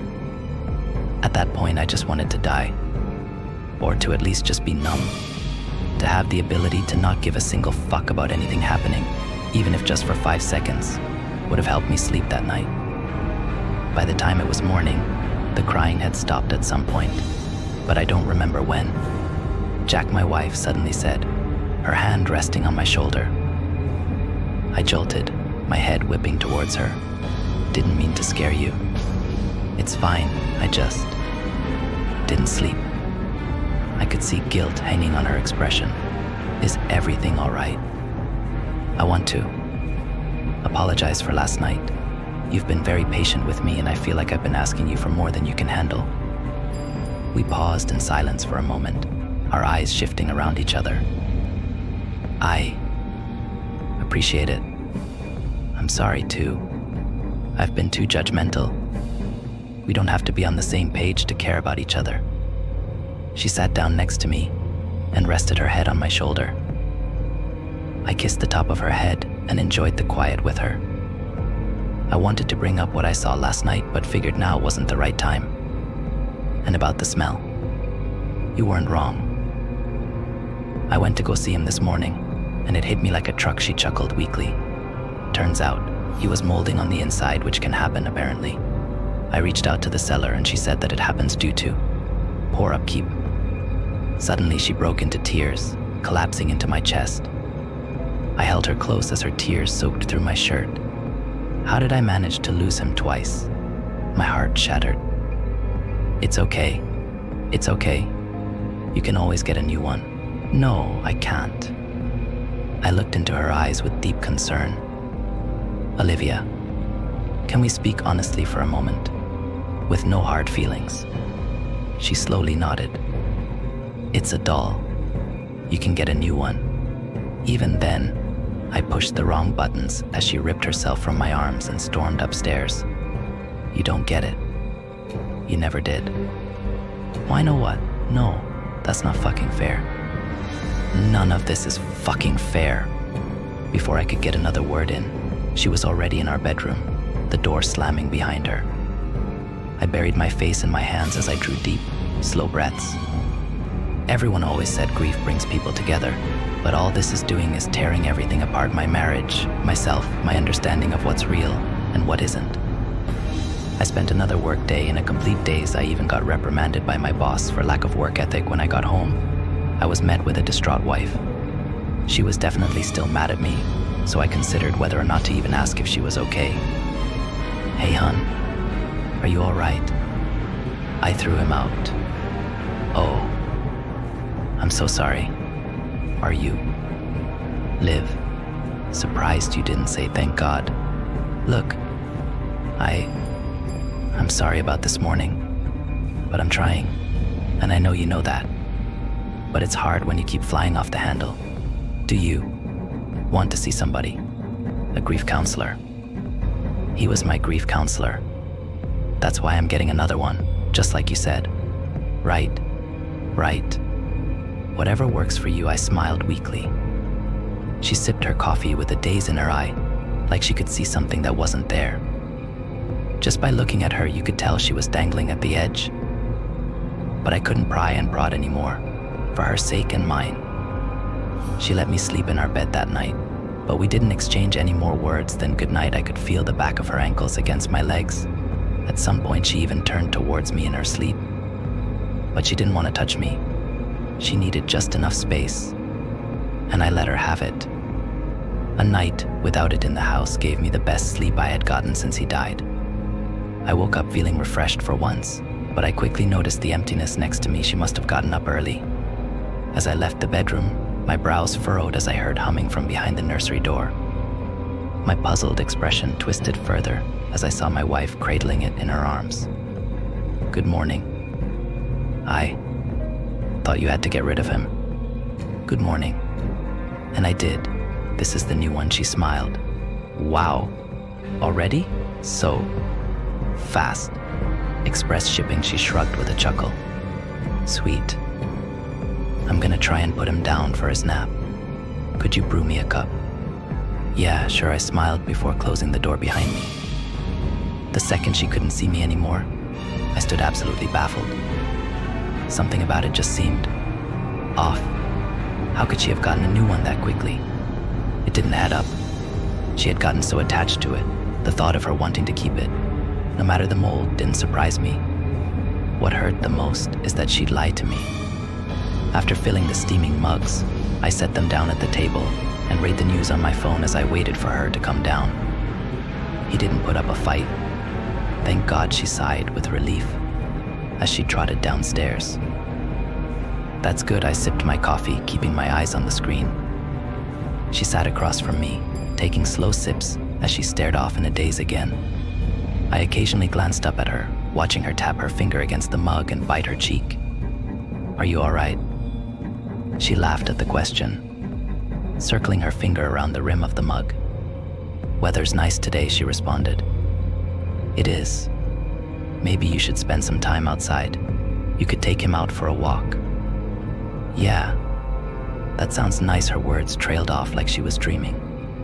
I helped her take out the baby carriage that we never got to use and watched with unease as she laid the doll in it. "Hope you two have a nice time," I smiled. "We'll be back soon." We quickly kissed before she was out the door. And finally I could breathe. It was only a mere few hours, but it was still time to breathe. It was also time to think. The past few nights I had experienced things that were beyond what I thought grief would be like. I knew it'd be haunting, but not like this. I never really believed in the supernatural. I'd say I'm a skeptical person. But after the constant crying, the footprints, I couldn't make any logic out of it. I'd run in circles to death before it made any actual sense.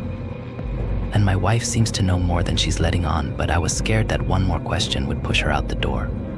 I couldn't lose her too. But now our grief wasn't just going down two different paths. It was going in completely opposite directions.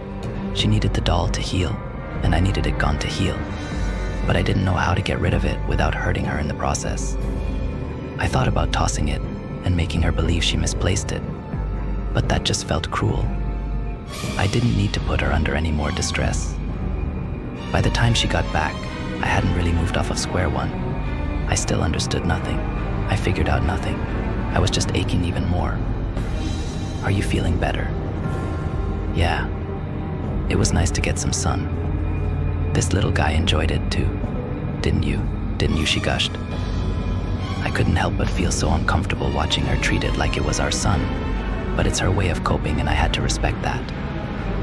To at least put myself at some ease, I told myself that I'm just under a lot of stress and that my grieving mind is just playing tricks on me. I guess being tormented by him was better than never seeing him again. That night, she laid close to me. Our legs intertwined as she fell asleep against me, her arm across my chest. I missed her warmth so much. I thought his death had cooled her touch, but she was still so warm, so comforting. It was easy falling asleep that night with her against me, like a child and their favorite stuffed animal. But I was stupid to forget that life isn't unfair, it's cruel. In the middle of the night, I was awoken by the cries over the baby monitor again. Only this time, as my eyes opened, I realized I couldn't move anything else. My heart pounded as I drew in panicked breaths. My jaw merely trembled as I attempted to speak. Pleas for help caught in my throat. A tear streamed down the side of my face as I waited for my wife to wake up, but she didn't. I was locked on that bed, unable to do nothing but listen to its cries. I wanted to scream, sob, punch a fucking wall, but I could do absolutely nothing. Suddenly, the speaker cut out, its cries halting with a static screech. My trembling breaths filled the silent room as my body stayed frozen on the bed. I couldn't even squeeze out a groan to try and wake her. Then, the sound of a door creaking open came from the hallway, and the cries began again. Not over the speaker, but from the hallway. Its cries sounded distorted. They were deeper, more drawn out, and they sent goosebumps from head to toe. I scrunched my eyes as I begged to be able to move, the crying nearing closer. Then, the bedroom door slowly opened, the deep cries filling up the room. I looked over at my wife, who was somehow still asleep. I wondered if this was even happening outside of my own head. I couldn't see it, but I could tell it was moving closer, and with each step its cries grew deeper. It reached the point that it sounded like it was gargling on its own blood. When it stood by my ear, its sobs were deafening. No, I couldn't move, and I couldn't hear anything besides this suffocating, dizzying crying that made me feel like I was drowning in molten tar. Dada, it gurgled. And just like that, I felt my entire body unlock, and a scream worth 1,000 screams exited my mouth like a dam breaking open. The sound waves rippled my throat as I scatteredly threw myself off the bed and into the corner of the room. Jesus Christ, my wife shouted as she finally woke up, ripping off her sleeping mask and turning the lamp on. I let out wails of pure terror as I balled up in the corner, my body tremoring. My God, what happened? I could barely squeeze a word out in between sobs. Jesus. She hopped off the bed and kneeled next to me, my body flinching as she reached for me. What happened? I slowly turned to her, my eyes gaping wide. Instead of saying a word, I stumbled to my feet and made my way out of the bedroom. Where are you going? What happened? Jack. I ignored her calls as I threw the nursery door open. My eyes darted around as I searched for it, then realized it was in the crib. Jack, what are you doing? I'm not doing this anymore. Jack, can we talk about this? She gasped in horror as I yanked it out of the crib. You rewrite, Olivia. This isn't Tia doll. This is a fucking parasite, and I want it gone. Jack, please. That is our son. No, it des fucking not. She winced as I screamed. Stop. Please, she begged, tears pouring down her face as I began rapidly shaking it in front of her face. This isn't T. Our son. Then, in one final burst of rage, I gripped it by its throat and slammed it to the ground with all of my might. In this moment, I realized that I learned two things from the death of my son. Caskets aren't supposed to be that small, and reborn dolls aren't supposed to have internal organs. My wife crumbled to her knees as she let out those cries, the ones I could never forget. My breathing and heartbeat practically stopped, my body shutting down for a moment as I stared down at the spilled, graying organs and mushy skin that she attempted to cup in her trembling hands. I slowly looked up at her, utter horror hanging on my expression. Olivia, what is this? He didn't belong down there. He belongs with me, with us.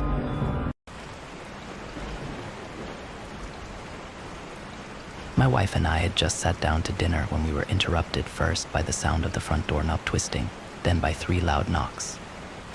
I stood up from the table and went to the front door, wondering who would have tried the knob first before knocking my brother maybe. But it was a little late for a visit from him on a weeknight. The sound of the rainstorm outside grew as I opened the door. When I saw her standing on the porch, covered in rain and mud, my heart nearly leapt out of my chest. "Hi, Daddy," Sarah said. The way her eyes and nose were scrunched up told me she was crying, even though the rain washed away her tears the second they fell from her eyes. "Can I come inside? It's so cold."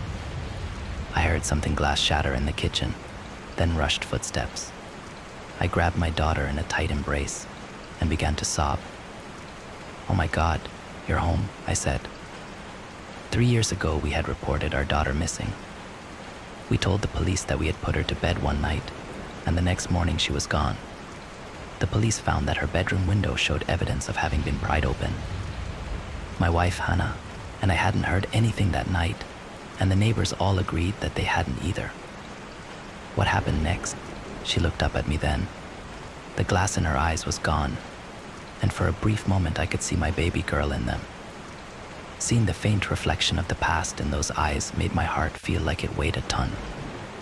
The moment passed and her eyes grew their hard look again. It was the cold, unfeeling look I'd seen unwavering since the incident with Preston Jarvis and the horrors that came in the weeks that followed.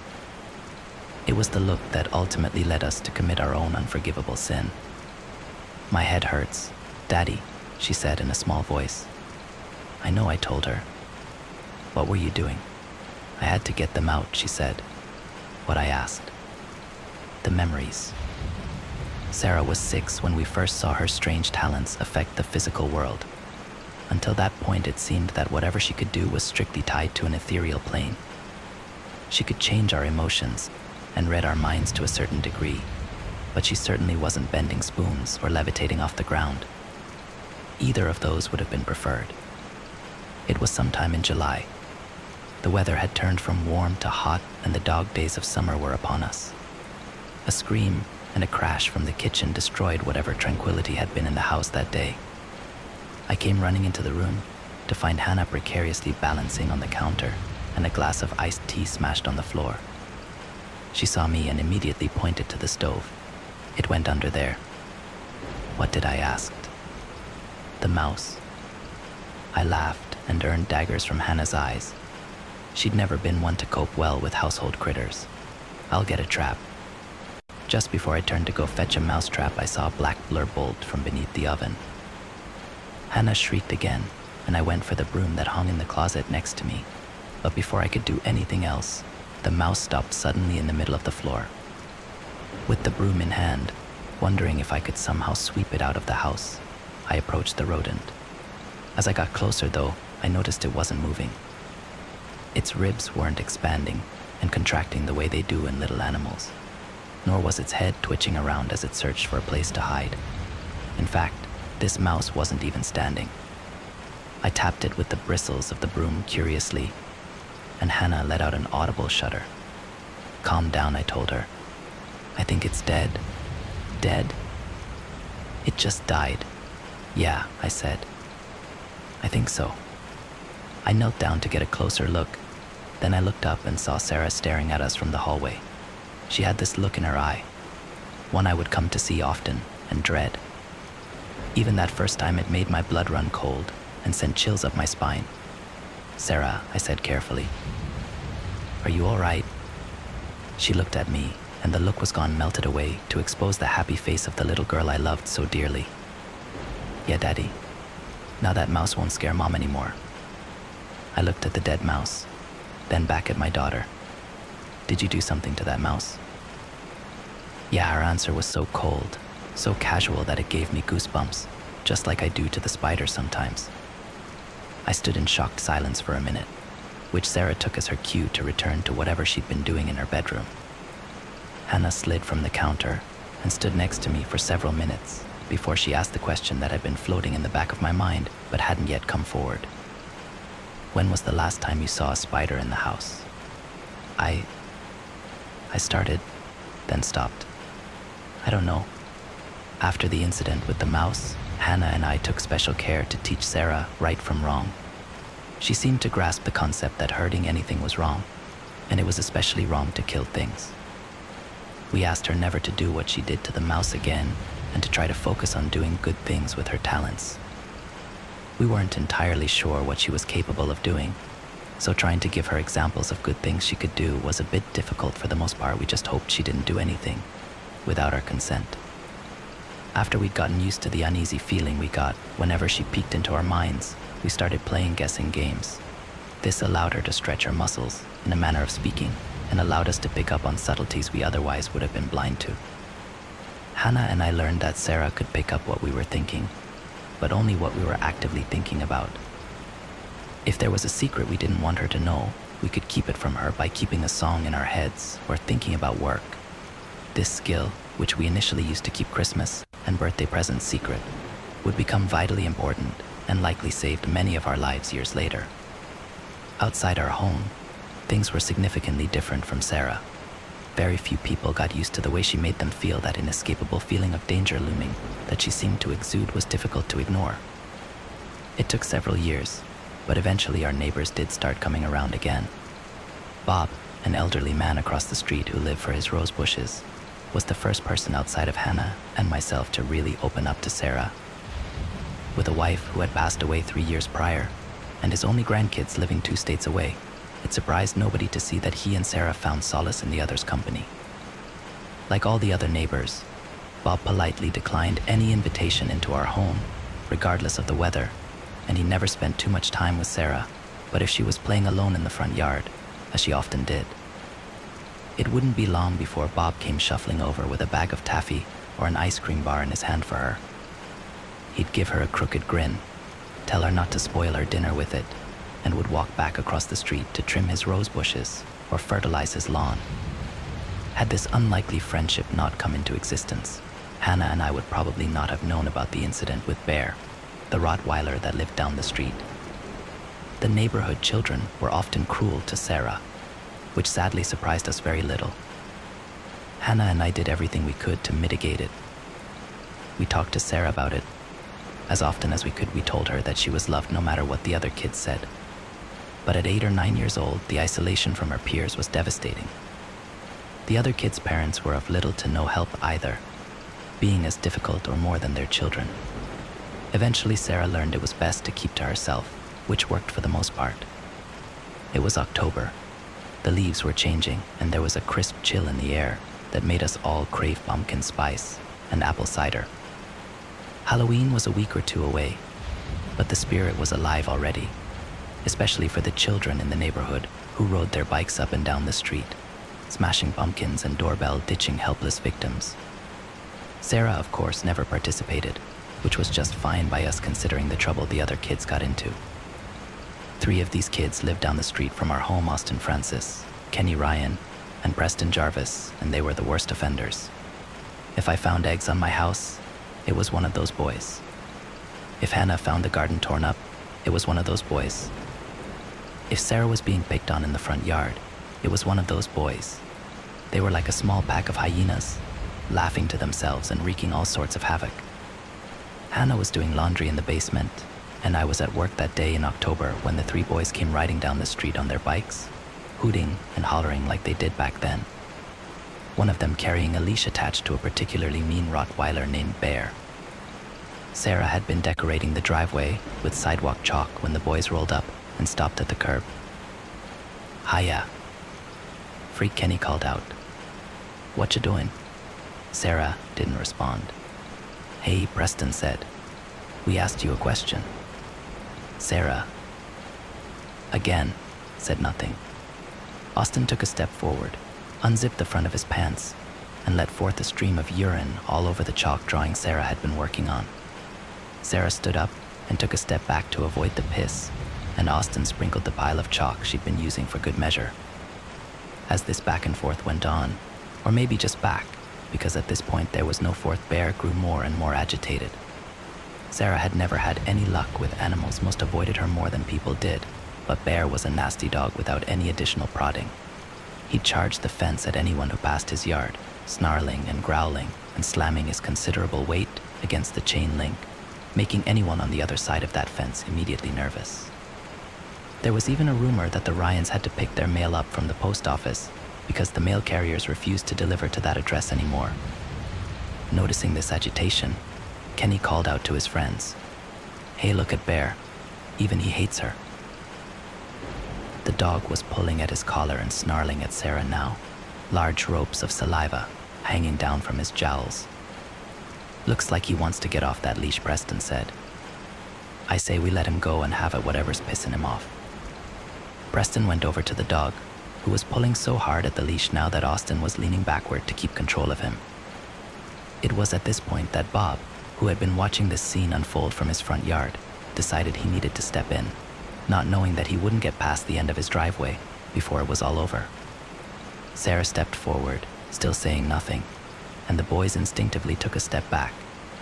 Bear, however, inched forward, the muscles in his neck and chest flexing as he pulled the boy on the other end of the leash along. Sarah took another step forward, now less than a foot away from the beast that weighed more than she did, and that was when the dog stopped snarling. He still pulled at his leash, but the fight had left him. Instead, he pulled and twisted his neck in the way of a dog attempting an escape from a collar.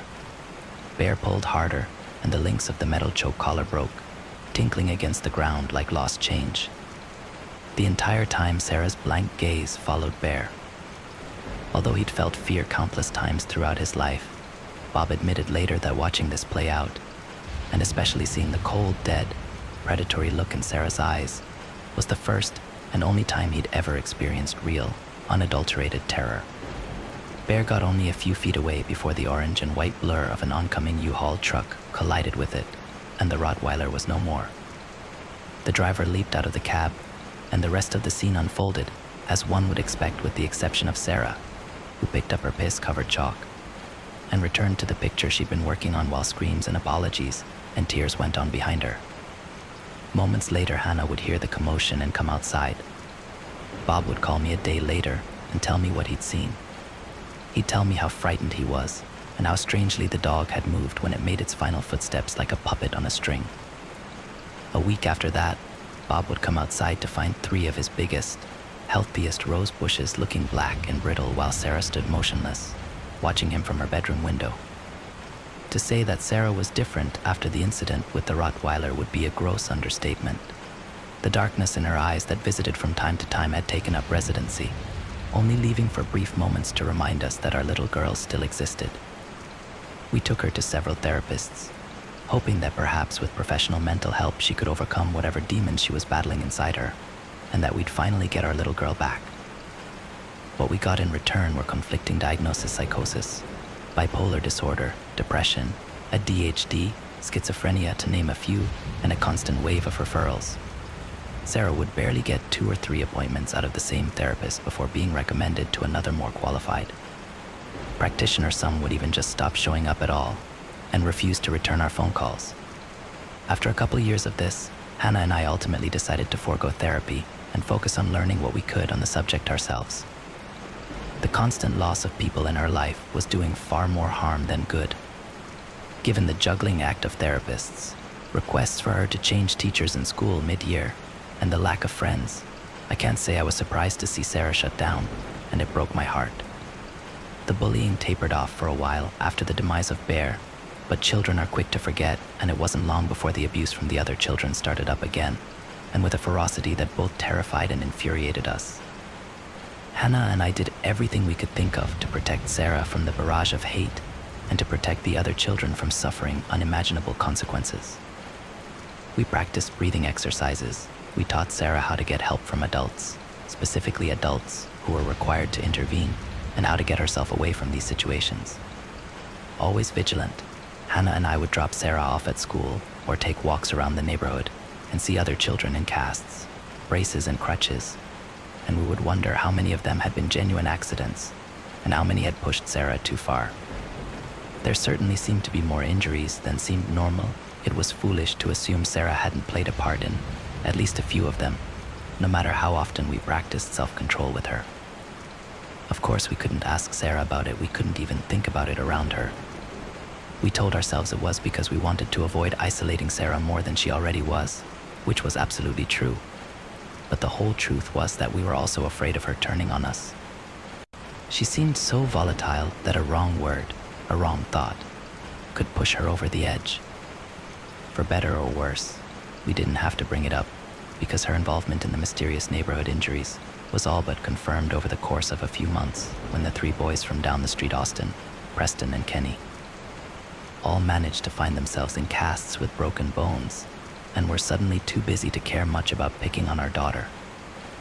If I'm being honest with myself, I was glad to see those boys laid up for a bit. Sarah's wrath had been a long time coming, and if I could have gotten away with smacking those boys around a bit, I probably would have. After some time passed, Hannah and I noticed that one of the 3 boys was missing.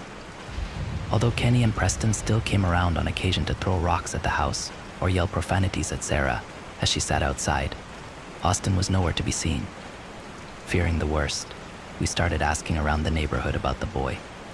Neither Hannah nor myself had a good rapport with Austin's parents. I'd nearly come to blows with his father over the incident with his dog, so walking down the street and knocking on the door wasn't really an option.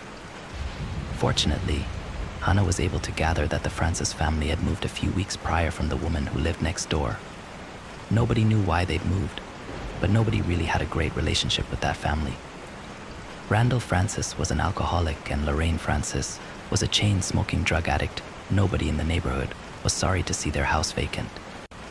About a year later, the Ryan family moved as well, leaving Preston Jarvis alone to pick on Sarah. Having now lost his 2 best friends to cross-country relocations, Preston's own isolation made him even meaner and more cruel towards Sarah. Perhaps if his friends had been around, things would have gone differently for Preston, although that was far out of his control. The Preston Jarvis incident, as it would forever brand it in my mind, occurred on July 4th, 2019. The 3 of us had spent the morning with the rest of the town on Main Street for the annual Independence Day parade. Sarah hadn't wanted to go, but had been a good sport about it at least. These days she kept almost entirely to herself, only really coming out of her room for meals and to go to school. Every free moment she had was spent with her nose in a book, enjoying the escape to distant lands where children were nice to each other and villains got their comeuppance.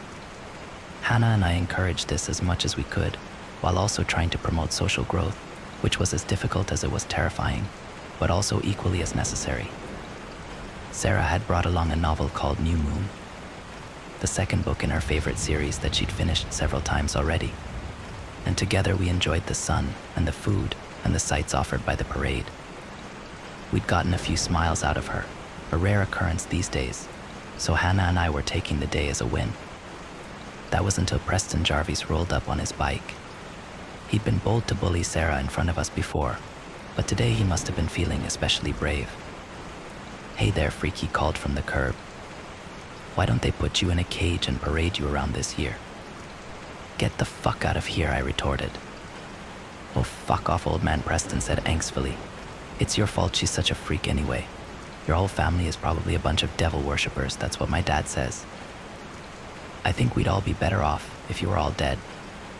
I stood from the camping chair we'd brought with us and walked the few feet that stood between us. "Listen here, you little shit," I said between my teeth. "I don't give a fuck what you or your dad thinks. Come around my family again, and I'll put you in the hospital." He looked at me for a beat, then opened his mouth to reply. His eyes shifted then to Sarah, and his expression turned to a mixture of fear and hatred. Then his mouth closed and he rode off down the street. I sat back down, expecting to be chastised by Hannah for threatening a kid, but got nothing other than a sideways look. "You all right, kiddo?" I asked Sarah. I couldn't be sure from where I sat, but I thought I could see the shadow of a smile on her lips. "Yeah," she answered. I think it'd be better if he were dead. Hannah and I exchanged a look of concern. I don't think so, Hannah said, always the mitigator. I think his family would miss him. We may not like him, but there's plenty of people that do, and they would be sad if something happened. Sarah nodded in response, more of an acknowledgement than agreement, and went back to her book. Later that day, we found ourselves at the park to enjoy the firework display the city put on. We'd enjoyed as much as we could from the crowds during the parade, so that night we hung back quite a bit from where the main groups were. Hannah and I sat on a park bench, enjoying hot dogs, while Sarah sat under a tree and worked on finishing her book before the sun finished setting. Just as I swallowed the last bit of hot dog, I heard a hissing sound and felt the rush of warm air on my cheek. Bang. A bottle rocket exploded near the tree where Sarah sat. I whipped around and was unsurprised to see Preston Jarvis 10 feet away, aiming another bottle rocket at us. He lit the rocket, and moments later it flew past me, hitting the tree Sarah sat against and exploding. I stood up, and Preston knew he only had a few seconds before I knocked him to the ground. He bent over and picked out the largest from the pile of fireworks at his feet. It was significantly larger than the ones he'd shot at us, and lit the fuse. Before I could get close enough to stop him, the firework went off. It fired several shots, one after the other, turning our small patch of park into the scene from the war movie. I turned my back and felt the hot rockets hit my back and shower me in ash and spent gunpowder. I looked up and saw that several of the fireworks had hit their target. Sarah was wiping embers off her face and out of her hair while her book smoldered at her feet. After the firework was spent, smoke and the scent of sulfur hung in the air like fog. I turned around to face Preston. The rage I felt must not have been the fraction of rage Sarah was feeling, because I didn't get a step toward the boy before every firework at his feet exploded. He stumbled backward and cried out in surprise and pain. Then a dark spot began to grow at the crotch of his pants, and his eyes widened to a look of sheer terror. He stood up and began to run, screaming in horror and calling for help. A second later, Sarah rushed past me after the boy. I lunged forward, hoping to catch one of Sarah's hands, but she was too quick. The sun had set by now, and the park was growing dark quickly as I bolted after the children. Preston's legs and arms pumped wildly as he ran past trees and bushes, desperately trying to escape his pursuer. He turned and ran into the thicker part of the trees, with Sarah hot on his heels. I beelined toward them, calling Sarah's name and begging her not to do anything to Preston. I saw their shapes passing the trees. Preston, then Sarah. Preston, then Sarah. Then it was just Sarah. No, I cried desperately. No, Sarah, no. Sarah stopped, and I maneuvered around the trees as quickly as I could, praying that I would find anything other than the boy's body at her feet. I was both relieved and terrified when I found Sarah alone. Sarah. Where's Preston? I asked between hard breaths. Where did he go? Nowhere, Sarah said. I looked around the ground, up in the trees, in the bushes, and there was no sign of the boy. Sarah, I said sharply. What happened? She didn't answer. Nah. I grabbed her shoulders, trying not to panic, but slowly losing the battle. Sarah, I yelled, shaking her. Sarah, what did you do? Hannah caught up to us by now, and gently removed my hands from Sarah's shoulders. What happened? She asked. I could tell she was trying as hard as I was to keep her voice steady. Where's Preston? Sarah still said nothing. The glassy, dead look in her eyes remained, unwavering. I looked down then and saw the boy's footprints in the dirt. In the quickly dwindling light, it was difficult to make them out from Sarah's and my own, but with the flashlight on my phone, I was able to track the boy's final steps. He'd run past the tree that I'd last seen him behind, then turned, and then his footprints stopped in the middle of the path. They didn't lead to a tree or a bush, they simply just stopped. I searched for hours and found no other clue to Preston's whereabouts. Hannah took Sarah home and put her to bed. She still hadn't said a word about what had happened, nor would she ever. When I'd exhausted my search of the area, I had had Hannah pick me up. We drove home in silence, neither of us sure about what to say, but both feeling unspeakably terrified. I waited anxiously for the phone call from the police, for the news reports about the missing child, for the Amber Alert on my phone, but nothing came. There were no newspaper articles, no breaking news, no missing child posters, absolutely nothing. 2 weeks went by before I had the courage to ask Preston's father about him. We had never been on good terms, but he had been washing his car while I was out for my morning jog, and I didn't think another opportunity would present itself in the near future. "Hey, Mark," I called from the street. "Hey," he called back pleasantly, which somewhat surprised me. "How's it going?" "Not bad," I said. "I haven't seen Preston in a while. Is he at summer camp or something?" "Who?" Mark Jarvis asked. My heart had been pounding furiously in my chest from the anticipation of speaking with Preston's father, but now it seemed to stop completely. What I asked breathlessly. "Who are you talking about?" Mark wore an expression of confusion, as if I'd just grown a second head. "Preston," I repeated. "Your son about Sarah's age." The corners of his mouth turned down slightly, and he raised an eyebrow. "I don't have a son," he said. "You feeling all right?" I tried to swallow, but my mouth was too dry. Yeah, I managed to get out. Sorry, I think I might have a little heat stroke, I guess." "You better get inside," then he said, his expression now turning from confusion to genuine concern. "Sounds like it might be serious. Do you want me to walk up the street with you?" "No thanks," I told him. "I'll head back home now." He waved goodbye as I walked away, my morning cardio routine completely forgotten. Later that night, long after Sarah had fallen asleep, I would tell Hannah about what had happened. She would look as confused as I had felt for a moment. Then, after taking the time to fully process what had happened, she would begin to sob. We had thought that Sarah killed Preston Jarvis, but the reality was much worse. She had completely erased him from existence. It took weeks for the shock of what happened to Preston Jarvis to wear thin enough for Hannah and I to even think about what to do next. We both tried talking to Sarah about it, but the little girl we'd raised seemed to have evaporated that night, along with Preston. Her eyes showed no joy, no love, no hope, nothing but emptiness. We attempted a few times to talk to Sarah about the incident, but it was obvious we couldn't get through to her. When we asked her what exactly happened to Preston, her answer was always different variations of "I made him go away." She never said she killed him, and I suppose that wasn't entirely inaccurate, but she also said she couldn't bring him back. I'm not sure whether I believed that she couldn't undo what she'd done at this point. I wasn't sure if she was incapable of anything, or if it was more that she wouldn't undo what she'd done. I'm not sure which option terrified me more. Sarah kept to herself even more than she had in the past. Before, Hannah and I could always carry conversations with her and get her to join us on trips to the store. But now it was nearly impossible to even get her out of her bedroom for dinner. We would go days without seeing her. We only knew she was all right because we could hear her moving around in her bedroom, and the plates of food Hannah would leave in the hallway would be emptied by morning. I tried to stay up late once to see if I could catch Sarah coming out of her bedroom, but I'd fallen asleep around 3 a.m., and by the time I'd woken up, the food was gone. Every night the scene replayed over and over in my mind. When I closed my eyes, I could see the trees silhouetted in the dark, feel my heart racing, hear the terrified final screams of the boy who would be wiped from existence in mere seconds. I had hated that kid. It was hard to deny after the torment and pain he'd caused my family, but I wouldn't have wished his fate on anyone. I tried to tell myself that maybe things were better off this way.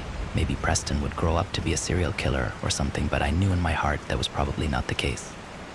Sarah had an effect on people that brought out the worst in them. Preston was a terrible kid, but would things have been different had his family not moved down the street from ours? Would he not have acted so maliciously if he hadn't been exposed to Sarah? There was no way to know for sure, but these questions are the ones that kept me up at night. That was until the shock had worn off enough for me to finally consider the two questions that I'd been too afraid to broach. Was this the first time she'd done this? And would she do something like this again? I had a thought cross my mind in the wee hours of the morning after all, but the raccoons and crickets had gone to sleep. Originally there had been 3 boys that tormented Sarah. The other 2 had allegedly moved away, but I hadn't seen a moving van. I spent days thinking about this before I finally decided to find out for myself. If the Francis and Ryan families really had moved, their houses would be empty if they hadn't. Well, I waited until Hannah and Sarah were asleep. I had no intention of telling either of them anything until I had a solid conclusion. As much as I loved Hannah, she wasn't always good at keeping things from Sarah. She didn't have the same focus I did, I suppose. I didn't blame her for that, but it meant I had to be careful with what I told her. At around 3, I got out of bed and slipped on my shoes. The street was illuminated by the street lamps spaced a few houses apart, and the moon above cast an ominous glow around me as I stepped out into the July night. I put my hands in my pockets and began to stroll down the sidewalk. I badly wanted to run, to get there and be done with the whole business as quickly as possible, but I knew if someone did see me, a man running in the middle of the night seemed a bit more suspicious than someone going on a late-night stroll. It must have been only 10 or 15 minutes before I approached the house where Austin Francis had once lived. The yard was mostly dirt with only a few patches of grass here and there, all framed by a silver chain link fence that once kept Bear the Rottweiler from terrorizing the town. I opened the gate and approached the window. I didn't need to enter the house, just needed to see inside, but unfortunately the curtains were drawn, and all I was able to glimpse was a wall of black. I walked the perimeter of the house and attempted another window. Still, there was nothing to see but darkness. Sighing, I allowed myself one last attempt before I went to the Ryan household. I tried the knob on the back door. It twisted and the door opened with a soft creak that sent my heart pounding. I stepped in and was immediately hit by the acrid scent of decaying meat. I turned on the lights and was unsurprised to find that there was no power. Using the flashlight on my phone, I toured the house. Bowls and plates still sat out on the kitchen table. The food they had once held long since dried up, leaving gray and brown remnants. Curiously, I opened the fridge, then immediately closed it as the smell struck my face and made my eyes water. I walked the rest of the house, seeing dirty laundry, empty bottles of alcohol, and generally the signs of a house that was being lived in, not a house that had been vacated. The scent grew stronger as I approached the bedroom. Terrified to see what was on the other side of the door, but knowing I had no other choice if I intended to get answers, I turned the knob and stepped in. It was a boy's bedroom, presumably the bedroom of Austin Francis. Again, I found more indications that nobody had packed anything away: a television, a PlayStation, video games, model cars, things that no boy would leave without. But none of that was what surprised me. What surprised me were the black splatters of dried blood and tissue and fragments of bone that covered the walls, spreading from the bed like the boy had gone to bed with a belly full of explosives. Not for the first time since entering the house, I swallowed back hot bile from the pit of my stomach. I closed the bedroom door, thinking then to wipe my fingerprints from the knob, then moved along to the master bedroom where I saw a similar scene. Both Mr. and Mrs. Francis were lying in bed, except their heads had been removed from their bodies and replaced with a similar arc of blood and gray matter painting the pillows, walls, and headboard. After that, I'd seen what I needed to and left the house in a haze. Once the door behind me was closed, I lost the battle with my stomach and lurched violently in the overgrown rose bushes that were planted a few feet away from the back door. How long ago had it been since the Francis family allegedly moved? I wasn't sure. It had definitely been over a year, probably closer to 2. I racked my brain as I made my way further down the street toward the Ryan house, trying to remember every detail I could about how the information had traveled to Hannah about the families having moved. She'd been the one to tell me on both accounts. She had said she got the information from Tammy Howell, the woman next door who had little better to do than talk on the phone and look out the window. Why would Tammy lie about the Francis family moving? Or had she honestly thought that's what had happened, in similar fashion to how Preston's own father seemed to honestly think he'd never had a son? The Ryan house looked better kept from the outside, although not by much. Weeds had overtaken the lawn, and one of the windows had been broken, presumably by a rock thrown from the street.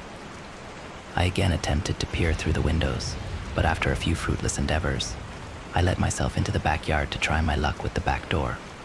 Again, it opened without a problem. The stench that hit my nose was far less potent than the one lingering in the Francis household, but equally as unnerving. Even still, I expected to find the similar signs of abandonment that I'd found in the other house, but when I flipped on my phone's light, I was surprised to see a somewhat clean, empty house. A layer of dust and dirt covered most of the surfaces, but there was no furniture, no pictures, nothing to indicate that the house was being lived in. It seemed that the house really had been vacated, except for that smell. I followed the smell to a bedroom and opened the door. Again, I had to choke back the urge to evacuate whatever was left in my stomach. My eyes watered as I lifted the light to illuminate the boy's bedroom. This time, instead of the whole room being painted with blood, only half of it was. Lying in the bed were the remains of Kenny Ryan. His left half was perfectly intact, his gray skin taut and dry against his skeleton, while his right half was completely missing. It looked as if he had fallen sideways into a wood chipper. Unlike the rest of the house, this room seemed completely untouched. There were no signs of any intention of packing up Kenny's possessions for the upcoming move. In fact, it seemed as if the family had simply forgotten him.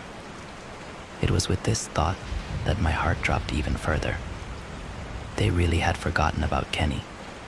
He hadn't disappeared like Preston, but he may as well have in the hearts and minds of his family.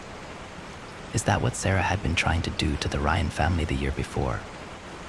There was no way to know for sure. I had no intention of asking her, but that seemed to fit in a morbid sort of way. After spending another few weeks fully processing what I'd found, I shared my discovery with Hannah. I was a bit nervous to pull her deeper into the problem. She had always struggled with keeping things from Sarah, but I felt like the secret would devour me if I kept it any longer. The start of the school year was fast approaching, and Hannah and I were obsessing over the decision whether or not to allow Sarah to enroll for another year. We were terrified that something else would happen, especially given what I'd found out about the Ryan and Francis families, but we also wanted to maintain some semblance of normalcy for Sarah. And if I'm being honest, Hannah and I needed a break from the constant buzz of danger and unease that followed our daughter and had now coated every surface of our house. We hadn't yet made our decision, but decided it was best for Sarah to go to orientation at least. We decided I would go with her to see how she did if anyone came up to her to ask how her summer was, or to find out if there were others like Preston Jarvis on Sarah's chopping block. Nobody approached her, but there was also no bullying either. All things considered, I took it as a win. When we arrived home, Hannah was gone. She'd left a note telling us she'd gotten a call from the neighbor who needed help with something and would be back late. This struck me as odd, but I did my best to not think about that just in case Sarah was listening in from her bedroom, which she'd made a beeline to the moment we arrived home. Later that night, I received a text from Hannah asking if Sarah was asleep. I told her she was, and Hannah walked in the front door, face red and eyes swollen. As she started, then began sobbing. I held her and let her tears soak into my shirt until eventually she calmed down enough to speak. "I'm so scared," she finally whispered, scared of what I asked, knowing damn well what she was afraid of. I was afraid too. "I found something," Hannah said, pulling away from me. She swallowed, and I could see her throat bob up and down as she searched for the words. "When you and Sarah left for orientation, I went through her bedroom. I didn't want to say anything about it because I hated when my parents would go through my room, and I had hoped I wouldn't find anything." She paused for a long moment, but I said, filling the silence and searching her eyes for the answer, "What did you find?"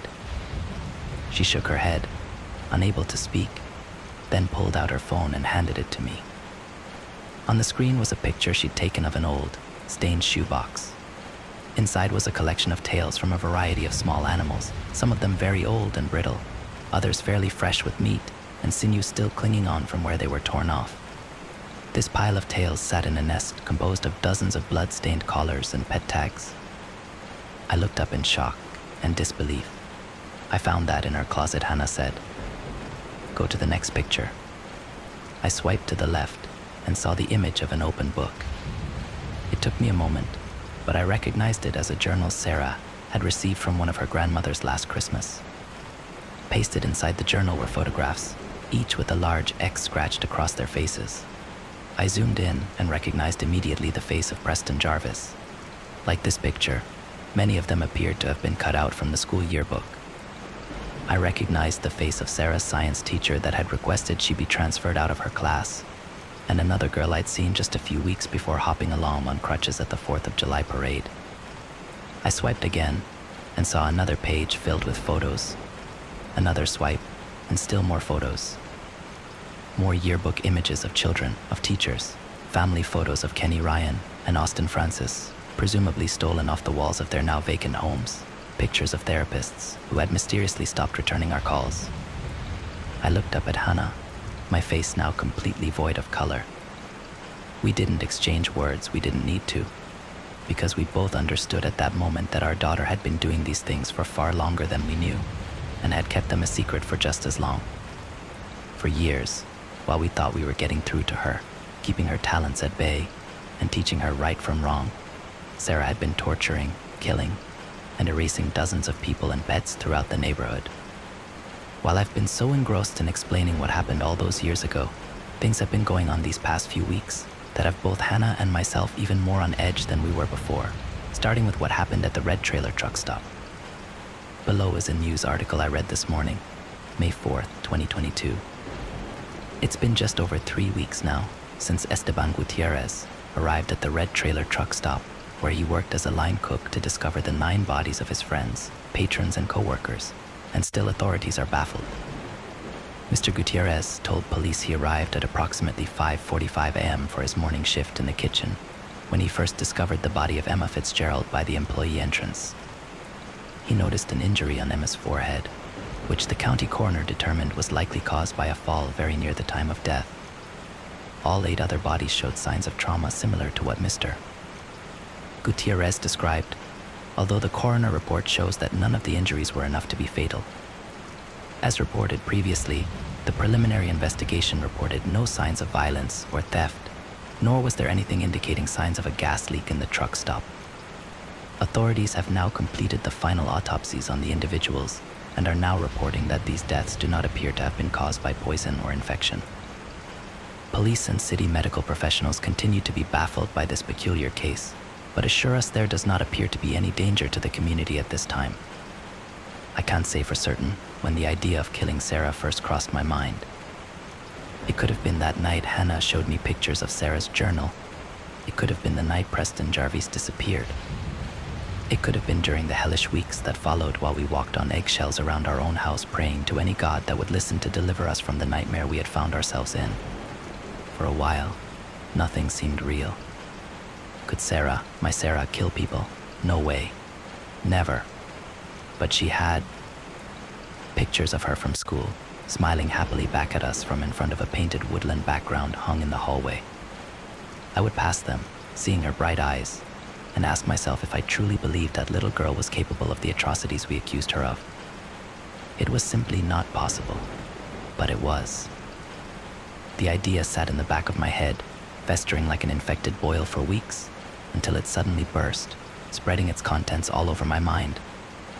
I hated myself for thinking it, for even allowing the thoughts to come into my mind so clearly as that, but I hated myself even more for failing to see another option. There was no psychologist, no corrections officer, no court that could contain her.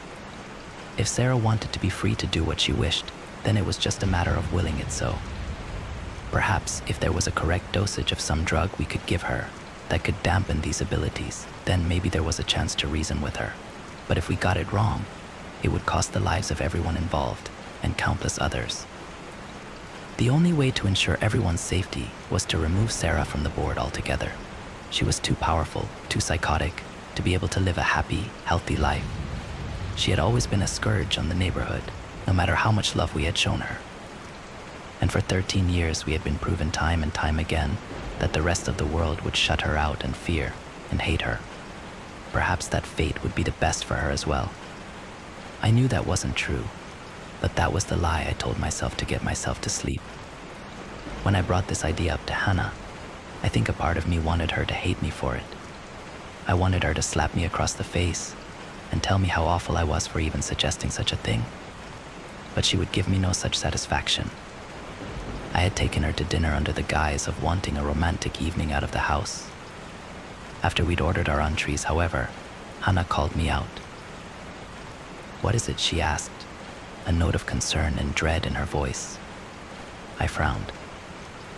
"Don't give me that look," she said, a bit more harshly than I think she intended. "You got us out of the house so we could talk about Sarah, didn't you? Has something else happened?" No, I said, shaking my head. "Nothing like that." She took a sip of her water. "But it is something about Sarah, isn't it?" I collected myself for a minute, drinking about half my glass of ice water as I did so, then told Hannah my idea. My heart felt like it was going to beat right out of my chest and onto the plate of Alfredo I'd ordered. Hannah didn't speak for several long minutes. I tried to eat my meal, but at that moment it seemed like the least appetizing thing in the world.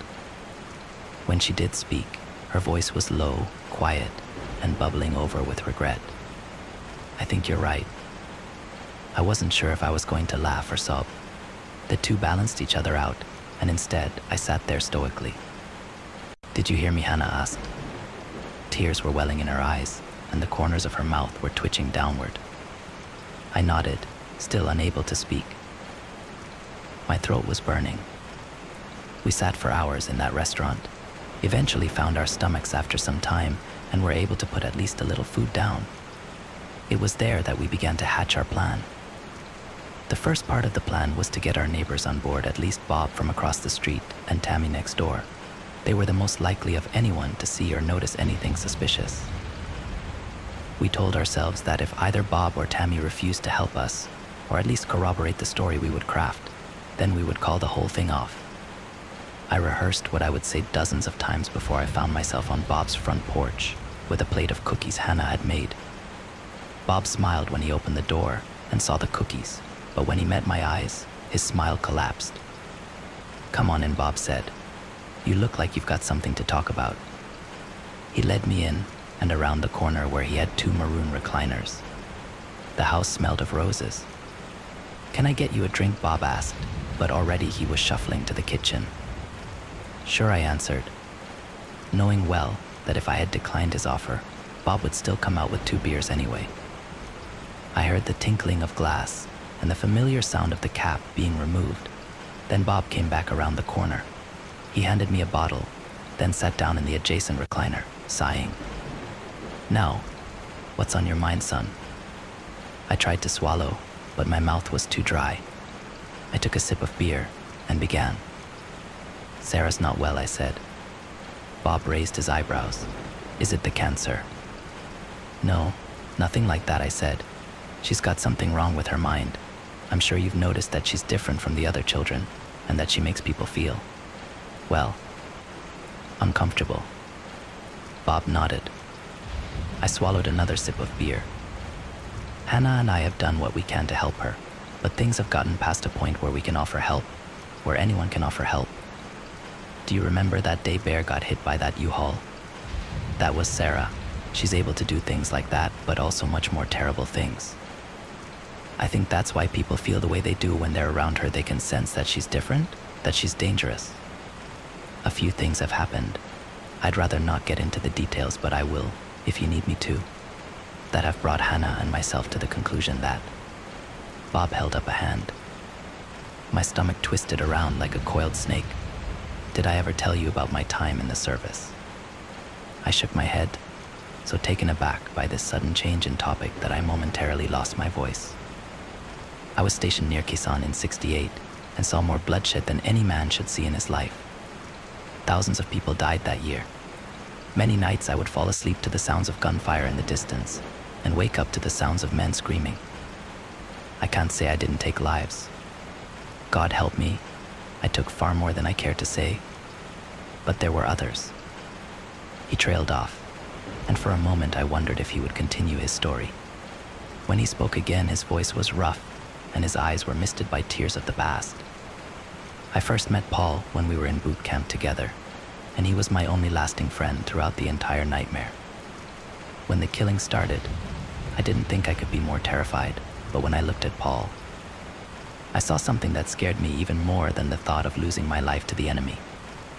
I could see pleasure in Paul's eyes every time he fired his weapon at another man. He enjoyed it. He loved it. He told stories of his exploits, his murders, as if they were hunting tales. He'd talk about how many gorillas he killed like they were nothing but a few low-point bucks. And with every word he spoke, his self-satisfaction grew. As the days became weeks and the weeks became months, that look in his eyes stayed. The stories he told became more horrendous, and the man that he once was seemed to be lost forever. I saw him open fire on men, women, and children, relishing every final breath he took for his own. I saw him commit atrocities that I will never speak of. We got our transfer papers one night, and where most men would feel joy and excitement to finally leave the bloodshed, I felt horror. Horror for those that would cross paths with my once dear friend. For I had no doubt in my mind that the killing may have stopped for me. But for Paul, it had only just begun. It was a game to him now, and he would continue to play. The last life I ever took was that of my best friend in the jungle of Vietnam on the day before we were set to transfer. We had stumbled across a family of travelers along the road, and where I saw people, men, women, children, Paul saw nothing but lambs for the slaughter. He brought his rifle up to his shoulder, and I shot him in the back of the head. I don't wonder if I did the right thing, but if I'd done the right thing sooner, how many innocent lives would have been saved? Bob held the bottle to his lips and finished his beer, then stood up and went to the kitchen for another. "I love that little girl of yours," he called from the kitchen. The note of pain that had developed in his voice now seemed to seep through the walls. "I too want what's best for her. I won't hear the question you came here to ask. Such things are better left unsaid, but I think you'll find I've answered it nonetheless." Indeed, he had. Hannah and I have both been avoiding watching the news in the house since Sarah arrived home, nervous that something like the news of the red trailer truck stop would come on and our thoughts would betray us. All it took was one glimpse of that truck stop, and I knew we wouldn't be able to help immediately thinking about that night.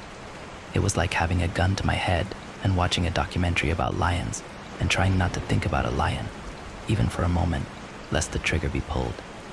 The truth is that we had passed that truck stop 2 times that night, once with our little girl buckled up in the back seat, her lifeless head lolling around as the car hit bumps in the road, and once with nothing but silence and a queer sense of relief filling the car. It was the closest sign of civilization from where we had left Sarah, and would have been the first place anyone would stop if they had a teenage hitchhiker in the passenger seat with no memory of how she got there. The morning of the day Sarah showed up on our doorstep was when that short order cook had discovered a truck stop full of bodies that was no coincidence. Sarah had been there, but what had caused her to kill those people? Had she been attacked? It's possible, but I don't think so. There were no signs of violence at all, at least according to the news, and I would imagine if someone had attacked her there would either be no body at all, or their body would be smeared across the walls. I really think that it boils down to 2 scenarios. Either Sarah had no control of what happened, or she had complete control and simply didn't care, like a child stomping on an anthill. Regardless of which way that door swings, it still leads to a room with a nuclear missile, and I've been sleeping right next door. I'd been debating with myself for a while about whether to bring the news of the red trailer truck stop up with Hannah. The secret feels as if it will consume me, but I fear it will be too much for Hannah to take. She was never as good at keeping things from Sarah as I was, and she's already been trying to keep an enormous one from breaking down the barriers in her mind. But if something is to be done about Sarah being around, and equally as dangerous as before, then I'm not sure I'm capable of carrying that burden alone. The answer, as it so happens, came to me this morning in the form of the newspaper. We don't subscribe to the newspaper, so when Hannah slid it across the breakfast table, I was a bit perplexed. "Found some pretty great coupons in here," she said, uncharacteristically. "You should give them a look at work later, and we can make a shopping list." Sarah was still in bed, but even still it was wise to continue to keep up the charade. "You got it," I said, finishing my coffee in 2 gulps, then grabbing my bag. "I'm gonna head out now." I kissed Hannah and left the house quickly, knowing that the longer I stayed there, the more likely my curiosity would seep through the thin veneer of my thoughts about work and what to do for lunch later. I drove down the street and parked in a gas station a few blocks away. I had a half hour before I needed to be at work, so there was plenty of time to read whatever Hannah was trying to get me to read. I was about to look for the coupon section thinking she'd given me a clue, but as it turns out, what I needed to read was on the front page. The experts believe series of unexplained deaths may be connected. Many have long suspected a connection between the recent series of unexplained deaths, starting with those individuals at the red trailer truck stop, and most recently occurring yesterday in the case of Robert Sullivan. But it wasn't until yesterday evening that representatives from the Federal Bureau of Investigation officially announced that they are researching possible connection between these deaths. Including the 8 victims of the red trailer truck stop, there have been over 20 deaths that have baffled both police and medical examiners. If there had been any identified cause of death, FBI Representative Todd Hull states we would have entertained the possibility of a mentally ill individual or a group of ill individuals harming the public.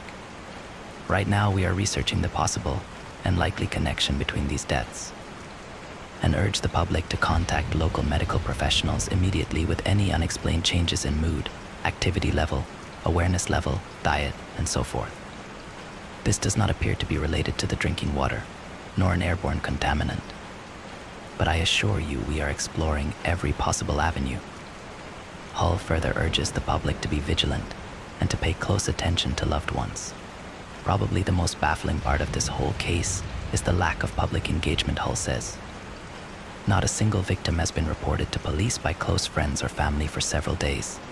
I cannot stress enough that vigilance is key to ensuring the safety of ourselves and our loved ones. Hull, of course, is referring to the fact that each death has been reported only by neighbors or passersby. Authorities have reported family and close friends acting shocked by the news of the death of their loved ones, even though those loved ones may have been in plain sight for several days prior to a wellness check by police. As I read this article, it felt as if my head was floating underwater. Sarah hadn't stopped at the truck stop, and it now seemed as if her reach was even further than it was 3 years ago. Robert Sullivan, Bob as I knew him, lived 10 miles away on the other side of town. There, sitting in the gas station parking lot with the newspaper sitting across my lap and steering wheel, I began to cry. The night we killed our daughter is one that would be forever branded in my mind. Each night afterward, as I closed my eyes and drifted off to sleep, I would replay those events over and over, reliving the darkest, most shameful moment of my life. I would remember the weight of Sarah's lifeless body in my arms, the weight of my own heart as I carried her from the car, and I would silently weep. Hannah and I needed months of careful planning before we could make our move, which proved especially difficult because we couldn't even think about what we were going to do lest Sarah discover our secrets. Every morning as I drove to work, I would finally get the chance to think about how I would take my daughter's life. Every evening as I drove home, I would work to push those thoughts from my brain and replace them with thoughts of how work went and whatever songs were on the radio. It was especially difficult to plan with Hannah because she was around Sarah more, and I knew she struggled more than I did when it came to keeping secrets from her.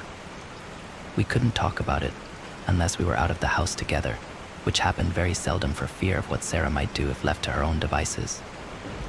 It was around that time that Hannah started singing. She always hummed to herself while she did the dishes or folded the laundry, but lately it had seemed like every breath she took was one of song. It was beginning to get annoying because she always sang the same 3 songs. Over and over it was either What I Like About You, Every Rose Has Its Thorn, or Talk Dirty to Me. It got to a point where I found myself singing these songs too whenever I was in the shower or driving in the car. It was during one of these morning commutes, singing about a cowboy's sad, sad song that I just couldn't get out of my head when it finally hit me. Poison. One of the most surefire ways Hannah had been able to keep Sarah out of her mind was by keeping a song stuck in her head. I'd assumed that had been why she had started singing more, but I hadn't noticed until that moment that all 3 songs were by an 80s band called Poison, a group I knew Hannah didn't listen to. That night when I got home, I put my theory to the test by singing a Lou Rawlins song my mother used to play. We Understand Each Other. Hannah didn't know the song, but the moment I got to the chorus, her eyes snapped up so quickly, I thought she had certainly given herself away. I quickly glanced at Sarah, careful to keep my mind on the song. She was sitting quietly on the couch, staring through the window into the night sky. She did that more and more often those days, like she was somewhere else entirely. She would spend hours in such a position, staring at nothing but the blank space between her face and the window. I'd often wondered how cognizant she really was of her surroundings, but didn't dare allow myself to think she was anything less than completely aware. It was through that method that Hannah and I hatched our plan. It was early spring. The days had finally begun to get longer, but that day felt like the longest of all. I went to work, Sarah to school, and Hannah spent the day running errands. Hannah and I met for lunch at a diner around the corner from my office. I ordered the tomato soup and BLT, and Hannah had the tuna melt. We talked about the grocery list and Sarah's upcoming math test, putting on a show for anyone that might remember us later, although there were very few people in the diner that afternoon, and fewer still that might be within earshot. That was partially why I'd chosen that diner. The other part was because I knew the security camera in the corner wasn't working, so there would be no record of Hannah carefully sliding a small envelope across the table, concealed by her palm. The envelope contained a white powder I understood to be midazolam, a potent sedative. As it turned out, the neighbor Hannah had gone to see while I spoke with Bob, Tammy Howell, had a nurse friend with low morals who had been able to procure a pill here and there for Tammy when she asked. It had only taken a phone call and a couple weeks before the drug was in our possession. I'd been hoping for something stronger, but was assured that this should do the trick, especially since this powder had once been in the form of 10 whole pills, prior to Hannah crushing them up, far more than would ever be used for a single dose. With that kind of dosage, I imagined any sedative would do the job. A few hours later, I was parked in the garage. Next to me sat 2 greasy paper bags and a cardboard carrier with 3 milkshakes. Under normal circumstances, one of the bags would have been opened and half the fries gone. But that night they sat untouched. What little I had eaten during lunch had all come up a few hours later, and the thought of eating anything sickened me. Inside the bags were 3 burgers, each wrapped in foil and held together by a label to identify contents. I had the bacon jalapeno burger, Hannah had the chicken sandwich, and Sarah had her favorite bacon cheeseburger with extra pickles. The sticker had made things a bit more difficult than I'd hoped, but with patience I had been successful in peeling it back enough to slide the sandwich free and sprinkle about half of the envelope's contents in the middle. The rest had gone into her chocolate shake. Of course, I couldn't think about these things though as I sat in the garage. Just about how rough work had been, and wondering if I was coming down from something, or if I just had acid reflux, which would give me an excuse later if I couldn't keep dinner down. I put on a smile and carried the food in as I walked through the door. Hannah met me at the door, kissed my cheek, and thanked me for picking up dinner. Hannah set the table and began dividing up the contents of the bags while I approached Sarah's bedroom. I rapped on the door 3 times, as always. "Hey on, dinner's here," I said. Nothing but silence answered me. I had been expecting this. Sarah seldom joined us for meals anymore. For weeks we really only ever saw her just before and just after school as she made a beeline between her bedroom and the front door. Every other moment was spent locked in her room, presumably reading. I hadn't allowed myself to think for a moment Sarah was doing anything else for fear I might be right. What I hadn't been expecting was the sound of the door opening behind me after I turned and started back toward the kitchen, resigned to leave her food in front of her bedroom door, like always. Silhouetted in the darkness, Sarah's bedroom light was never unstood my daughter. She looked thin, pale, and her hair hung in thick, greasy ropes. She looked like nothing but an empty husk now, and for a brief moment I felt better about what would soon transpire. This thing in Sarah's body wasn't my daughter, she was a wolf in sheep's clothing. "Hey kiddo," I said. "Glad you decided to join us. I got your favorite complete with a chocolate shake cause I don't know about you, but I've had a helluva week." Sarah didn't respond with more than an empty stare. We ate in the most poignant silence of my life. Sarah didn't look up at either of us, just ate the food in front of her with her head hovering closely over the plate.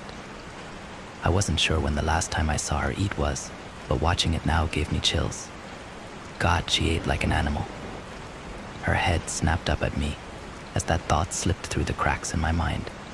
Grease and salt and condiments were smeared across her face and hands. Hatred shot from her eyes like bullets. "Do you want a napkin?" I asked, attempting to sound casual, but knowing I had failed even as the words came out.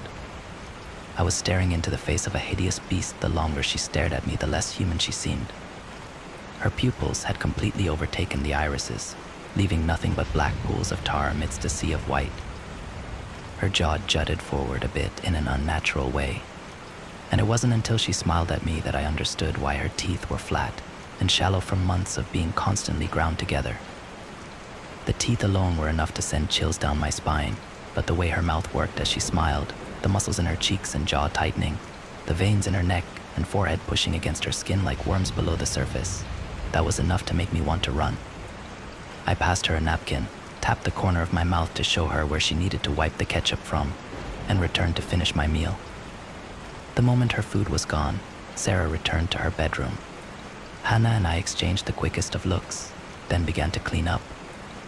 I had read that midazolam takes somewhere around a half hour to take effect, but we elected to give it an hour.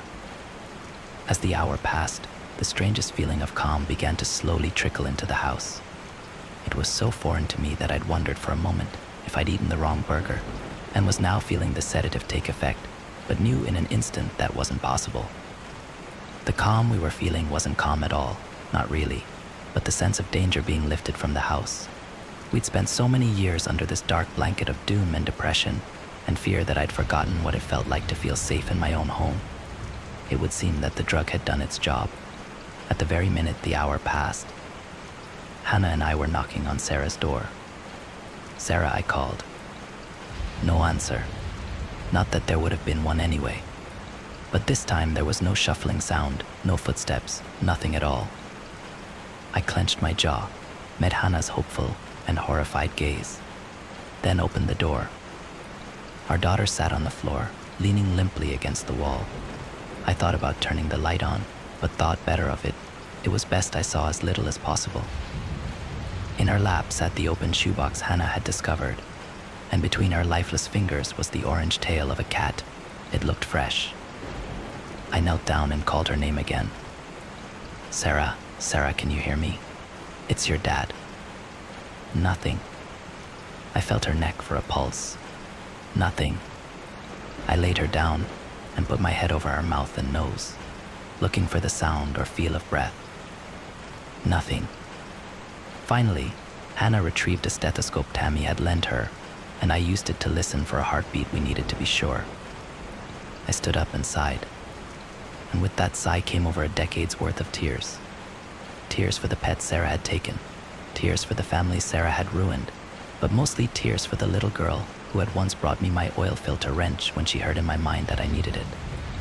The little girl who had so much potential, but had been born into a world that would shun her, and fear her, and hate her for what she could do. None of this had been her fault, but she'd had to bear it nonetheless. It wasn't fair, it had never been fair.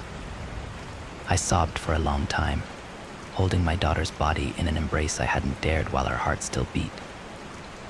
Hannah sat next to me, sobbing into the nape of my neck. We cried until the wells ran dry, and there were no more tears left to express the depression, fear, regret, and relief we felt. The wells would fill again, though, and the tears would be back, but it was best that they had left us at least for the next few hours. We still had work to do. Hannah carried Sarah to the car. She was disturbingly light, and I went to work on the window frame with the crowbar from the shed. Once I'd gotten the window pried open, I cleaned the wood and paint from the end of the crowbar and returned it to the shed. Behind me, Bob's grave face watched from the window. He met my eye as I went back to examine my handiwork, and I gave him the slightest nod of confirmation. He wiped a palm across his face, presumably to catch a falling tear, then closed the curtain. Hannah was already waiting in the car. Behind her, buckled in with a blanket draped across her lap, sat Sarah's lifeless body. This had been something we'd thought about at length, and had been the topic of conversation several times when we'd found ourselves able to actually speak plainly, without fear of Sarah overhearing. We had no idea how the medication would affect Sarah, nor did we know if killing her was even possible. So Hannah had the idea of buckling Sarah in the back seat. If she suddenly woke up, we would have a better story to tell her than if she awoke in a locked trunk. We drove in silence for 2 hours, passing the red trailer truck stop along the way, before we reached the point where roads became trails, then another hour as we forged our own trail through the desert. We drove until we finally found what we had been looking for, a distant mineshaft that hadn't been used in nearly half a century after a cave-in took the lives of a dozen men. This wasn't the main shaft that usually saw its fair share of graffiti artists and ghost hunters, but one on the other side of the former compound that was seldom used because of how small it was. It was only large enough to shuttle equipment from the mine to the surface, but if a person was small enough, they could slide themselves down and never see daylight again. We hiked the distance from the car to the mine shaft, taking turns carrying Sarah in our arms and passing her back and forth as we climbed the few chain-link fences marked with no trespassing signs. When we arrived, I took a final moment to say goodbye to Sarah and to tell her how sorry I was for everything that had happened to her. Hannah had already begun crying again, but was able to choke out a heartfelt goodbye, baby girl. I'll always love you. I kissed Sarah on the forehead. Hannah did the same, and with that we bid farewell to our little girl forever. Or so we thought. The news of Bob's death weighed heavy on my mind since I first learned of it. Equally as heavy was the news of Tamara Tammy Howell that I learned of a few days later. I recognized several of the other names in the news, including Mark Jarvis Preston's father, Lawrence Marshall Sarah's former math teacher, and Evelyn Gates, the mother of a girl who had suffered 2 broken legs after she stuck gum in Sarah's hair during lunch. If there was any doubt that Sarah was involved in these deaths, it was dashed last night. Hannah and I had just sat down to dinner when there was a knock at the door. I stood from where I sat at the table wondering who it could be, while Hannah sat quietly in the kitchen. Sarah was in her room where she'd been for most of the afternoon, a plate of food just outside her bedroom door. I opened the front door and saw the nervous face of David Peterson, my neighbor from across the street. He was a slight man, not elderly but approaching his twilight years, who had made a living for the past 2 decades as a business accountant, complete with thick-rimmed glasses and a pen in his breast pocket. Dave couldn't look the part better if he tried. "Hey, Dave," I said, a bit bemused. "Everything all right?" "I actually came over to ask you that," he answered. There was a tremble in his voice I'd never heard before. "Sure, what's going on?" He swallowed, searching for the right words. "Well, I've been meaning to come over and make sure you and Hannah were doing all right." He held up a plate of brownies. I hadn't noticed until just then. "Nancy made these for you. Thought it might help with whatever you're going through." I frowned. "I'm sorry, Dave. I'm not sure I know what you're talking about." He held up a hand apologetically. "I'm sorry, I don't mean to pry. We've just seen you and Hannah a bit less than usual. And when we do see you, we can tell that there's something troubling you. We've tried to wave a few times, but I think you've been so wound up in your own world to notice, which is just fine," he added quickly. "We don't take any offense. We just wanted to let you know we're here for you both, if ever the need arises." I was touched, nearly to the point of tears. "Thank you, Dave," I told him. "That's very kind." I took the plate and was just about to shut the door when he stopped me. "There's something else I wanted to talk to you about," he said in a low, conspiratory voice. Behind me, I heard the faintest creak of a door opening down the hallway. I matched Dave's low tone. "What is it? This is going to sound a bit crazy, so please know that I wouldn't say this if I hadn't seen it for myself, but sometimes Nancy, and I think we can see a woman standing in your upstairs window." I could feel the moisture leave my throat. "I'm sorry. I don't think it's Hannah. This woman is railed thin, very unhealthy. You don't have anyone else living here, do you?" I shook my head. "No." "I was afraid of that," Dave said. He looked around, feeling the same sense of growing danger that I felt. "Now, here's the crazy part. And please know this comes from a place of love for you and your wife. But I don't think that woman we've seen in your window is human. She doesn't seem right." It was then that Dave's neck snapped, tilting in an unnatural, jagged angle, and the plate of brownies fell to the pavement and shattered. I heard nothing at first, just the fast beating of my heart and the high-pitched hum of blood in my ears. Then all at once I heard the screaming. It came in stereo from both behind me and from across the street. Nancy Peterson had watched the scene from her doorstep, and Hannah, it seemed, from behind me. I slammed the door shut and whirled around. Hannah had indeed been standing behind me, and behind her, wearing the same Cheshire grin I'd seen the second night she'd stayed with us, stood Sarah. Her hair fell in her face in twisted knots, and although her mouth was shaped in a crescent moon of lunatic joy, her eyes were like that of a corpse. "He shouldn't have thought those things," Sarah said tonelessly. "They always think those things." Hannah continued screaming, her arms and hands shaking. She looked at Sarah, then at me, and that look told me far more than it should have. It told me she was helplessly remembering that night, and every night leading up to it, which would be our demise. The screaming stopped abruptly, or at least the sound had. Hannah's throat still flexed and her veins still stood out in her neck, but no sound escaped her throat. "Sarah," I began, but I suddenly lost my own voice as well, and all I could choke out was a dry wheeze. "She was never as good at the game as you were, was she?" Sarah asked me in the same toneless voice. She would sing songs, trying to keep me out, but eventually her thoughts would trickle through, and her dreams. "What are you talking about?" I thought to Sarah, still unable to speak but knowing she could hear me. "Don't pretend, Daddy. She told you everything. She poisoned my food that night, dumped me in the desert, and left me to rot, and told everyone that I'd simply gone missing. Everyone but you, that is. You helped her do it. You helped her carry me to the desert and leave me there to rot." Sarah closed her eyes, and for a moment her hold on Hannah's throat waned, and my wife was allowed a final, ear-splitting cry. Then she was gone.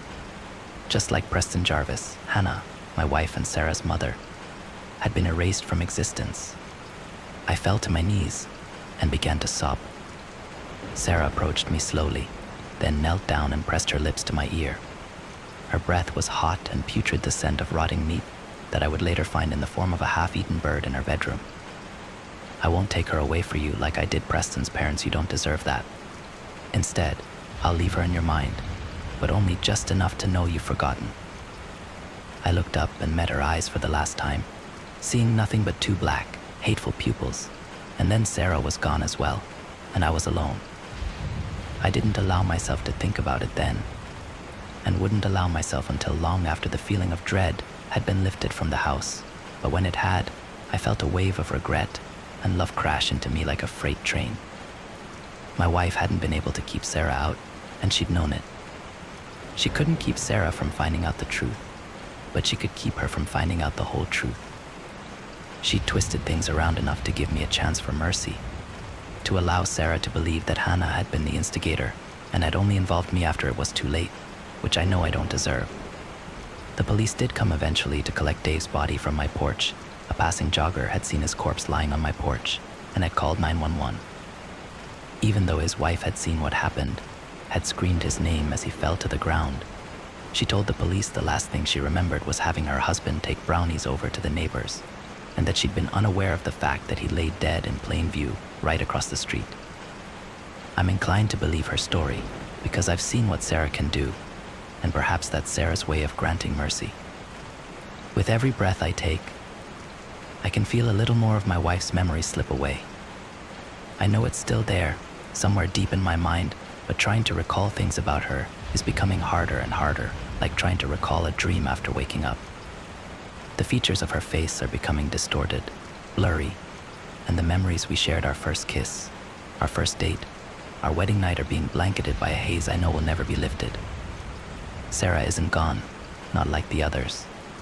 I can still feel her presence, however distant, and I know it's only a matter of time until she returns home again. So if you find yourself suddenly unable to recall the face of a loved one, if you feel a prickling sensation on the nape of your neck while you sit alone in your bedroom, if you find yourself awake in the middle of the night with a sense of dread hanging over you, know that it may be Sarah, and keep your thoughts guarded. She'll be listening. I still remember the first time she came in. I was tired. It'd been a long shift. I'd chosen to start serving at this particular establishment because it had a reputation of being slow. Had is the operative word here. At one point in time, I could assemble a drink and have a man, maybe late 50s, early 60s, sit at the bar and look down wistfully, spouting off his regrets about a wasted life. I would get to listen. It was background noise. Therapeutic, honest background noise in a world full of characters and bullshit. But lo and behold, this particular haunt I picked started becoming all the rage for young people. Blech. Who needs him, right? all full of life, vigor, and energy, smiles and excitement about the future, wanting to party, wanting to flirt, wearing layer upon layer of forced personas. "Hey, Chief," says the guy, curling 2 fingers while dressed up in clothes Daddy bought. "We, want around for this whole group?" "Yeah," he says, forcing his voice down 2 octaves while doing his best imitation of an alpha male. Just off a bender of binge watching hours of Charisma on Command videos, I'd want to say but wouldn't. And of course the people surrounding this man all wearing masks of their own. Fake cheers, fake gratitude, and pretty girls penny pinching through college more than happy to get a free drink off this schmuck before getting the fuck out of Dodge, and God, I was sick of it. But as is the case with life, the places I did want to be were out of range, when attainable. The dive bars filled with the seedy, miserable, philosophical crowd I craved were just too far away from the shitty apartment I lived in to justify working it. An honest environment would have cost me too much in gas prices, unfortunately enough, that my non-existent paycheck would have gone towards breaking even at absolute best. She came in while I was making a rum and coke for someone, a double. I wasn't one to project favorable feelings onto a stranger. I was thrown to find as I saw her enter the bar that I didn't immediately hate her. She looked like an absolute stranger to the establishment, yet I got no sense that she saw herself as above it. It felt like she was a human being, someone who needed to be here for some reason but was unequipped for it, like she felt silly. Like she found the music to be too loud, too overwhelming. I watched her take awkward steps through the chaos of the floor, ever so slowly weaving past people unable to move because they lacked spatial awareness, and because she couldn't muster up the words "excuse me" for some reason. She was too kind, too polite. And then she was right in front of me.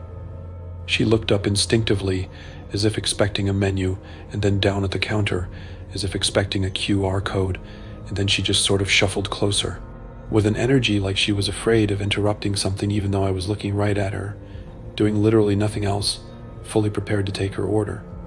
"So, I don't drink." "You don't drink," I repeated back, deadpan. "Not really, I'm bad with knowing what to get. Well, let's keep it simple, I guess. Did you want a beer? More partial to a cocktail, maybe." "Oh, cocktail, I love cocktails. So you do drink." "I drink, but not in a fancy or informed way.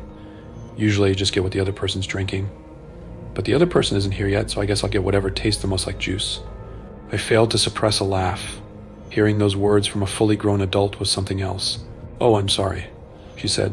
"Are you going to look down on me for not being all bougie about my drinks?" I guess what I meant to say was I want something hoppy, aged 24 years, from Ireland, with a bit of a kick. Maybe a sour.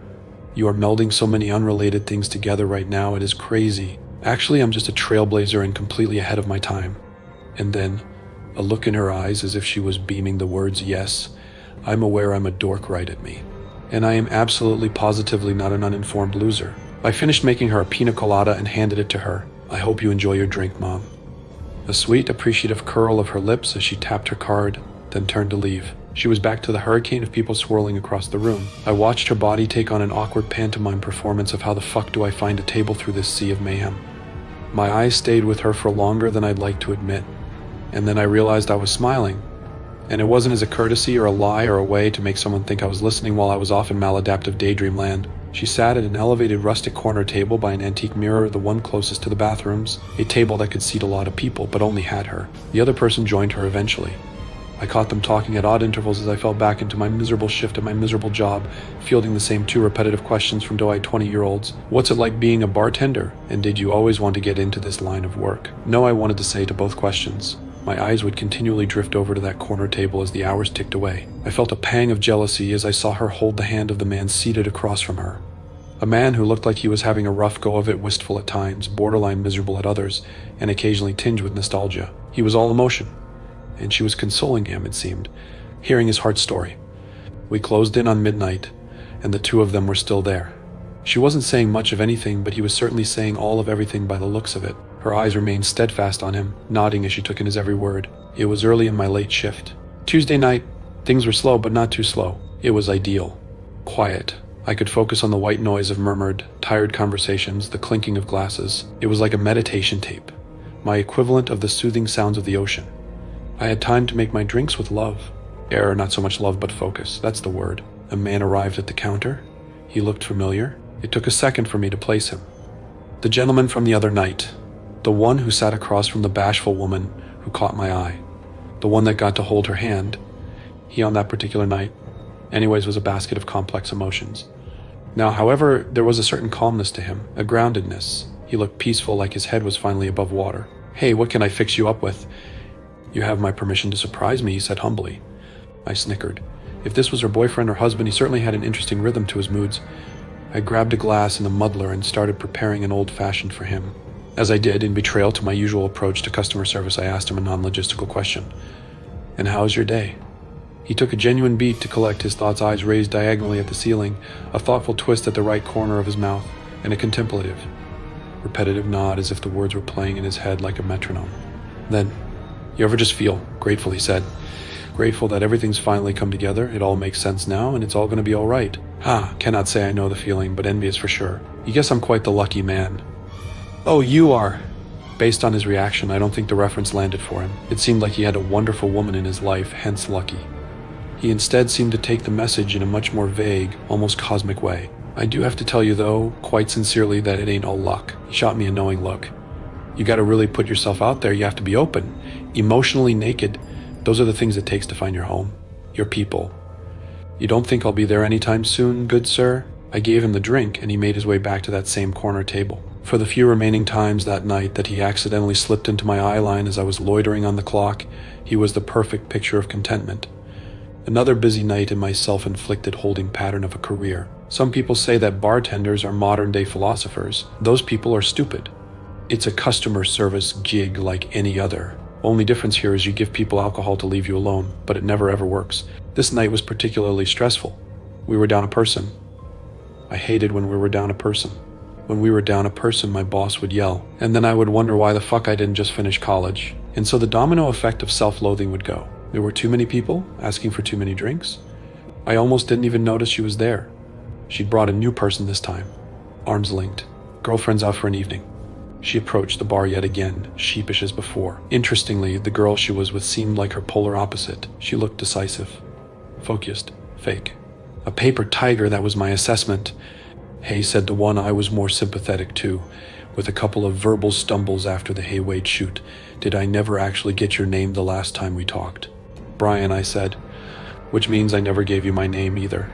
"Nope," I said, cutting off what felt like it was going to be a self-effacing apology. She extended her hand. "I'm Monica.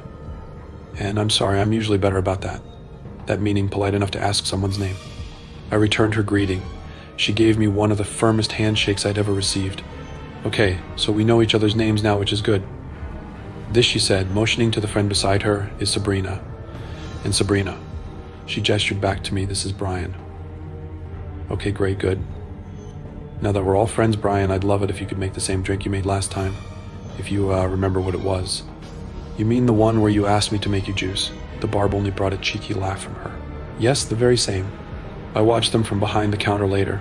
They were at that same distant table. Of course they were. I wanted to judge them. I really, really did.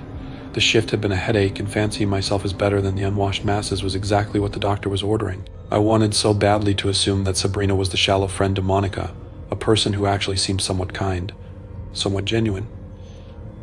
But as Monica held Sabrina's hand over the table, looking at her as if she was the only person that existed in our wretched cosmos, and Sabrina in turn spoke openly as she cycled through ugly laughs, ugly crying, ugly reminiscing emotional whiplash that I couldn't quite keep up with. All I saw was a person shedding any semblance of a front, peeling off layers of emotional makeup, becoming completely raw to the person they were in front of, laying it all out there, frankly, for Monica to receive with quiet nods and gentle affirmations.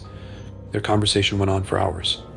Their drinks, the pina coladas I made, were still in front of them, chipped away at with only the lightest of sips over the course of their conversation. Glasses half full or half empty, I guess depending on how you look at things. 3 weeks passed before I saw Monica again. The thought of her would cross my mind every now and then, the strange want to actually talk to her. With how much my life was dimmed by forced transactional conversations, it was a foreign feeling. Finally, on a night where I arrived late for work, I saw her. Seated in the corner, a barely touched drink in front of her, hand gently resting on the man beside her as he poured his heart out to her. Completely different guy from the last guy. And at this point I was convinced, as I watched the man emote, as if he'd just come from a Brené Brown TED Talk, that she was some sort of modern, new age therapist. 55-minute sessions. Peft, what about 3 to 5 hours at a bar? That's really help us curb your existential dread. Her imaginary words, not mine. I caught some conflicting feelings in myself as I looked on. Despite how awkward she could be, there was some sort of bizarre charisma or allure there, the charisma of someone being completely themselves. It made me nervous, though it was hard to put a finger on why. Nevertheless, the hours passed. Work was work, and as I finished exhausting my reservoirs of nods and smiles in exchange for compliments, platitudes, and the occasional openly rude customer, my eyes flitted over to her table. To Monica saying goodbye to her new client or friend or lover, whoever he was, a long hug. Then, a very deep glance into the stranger's eyes, an intense glance, a loving glance, and then they parted. So maybe scratch therapist? Or alternatively, a very, very new age therapist. Curse you, pangs of jealousy. I'm 35 now. I should be beyond feelings at this point. She approached the bar. Hey, I said. Brian, she said, leaning her elbow onto the bar with an animated, almost full-body exhale. How are you? Would it be uncool of me to say I'm tired? Why would that be uncool? Because you're a bartender, so I'm tired probably describes your entire evening. Oh, well, I mean, if I were off the clock, then I'd say absolutely you're being uncool, you jerk, but since I'm working. No, not at all. Do you have any traumatic stories you wanted to share? War memories? Tales about the one that got away? War stories for days, she said with a soft chuckle, then an even softer no, and then a more serious hey. Hi, I said again. You're probably wondering what I'm doing at the corner of the bar, right? Yes, I am actually. I'm helping people. Are you a therapist? She smiled. I suppose that's one way to look at it. I think I'm a bit confused. She picked her words carefully.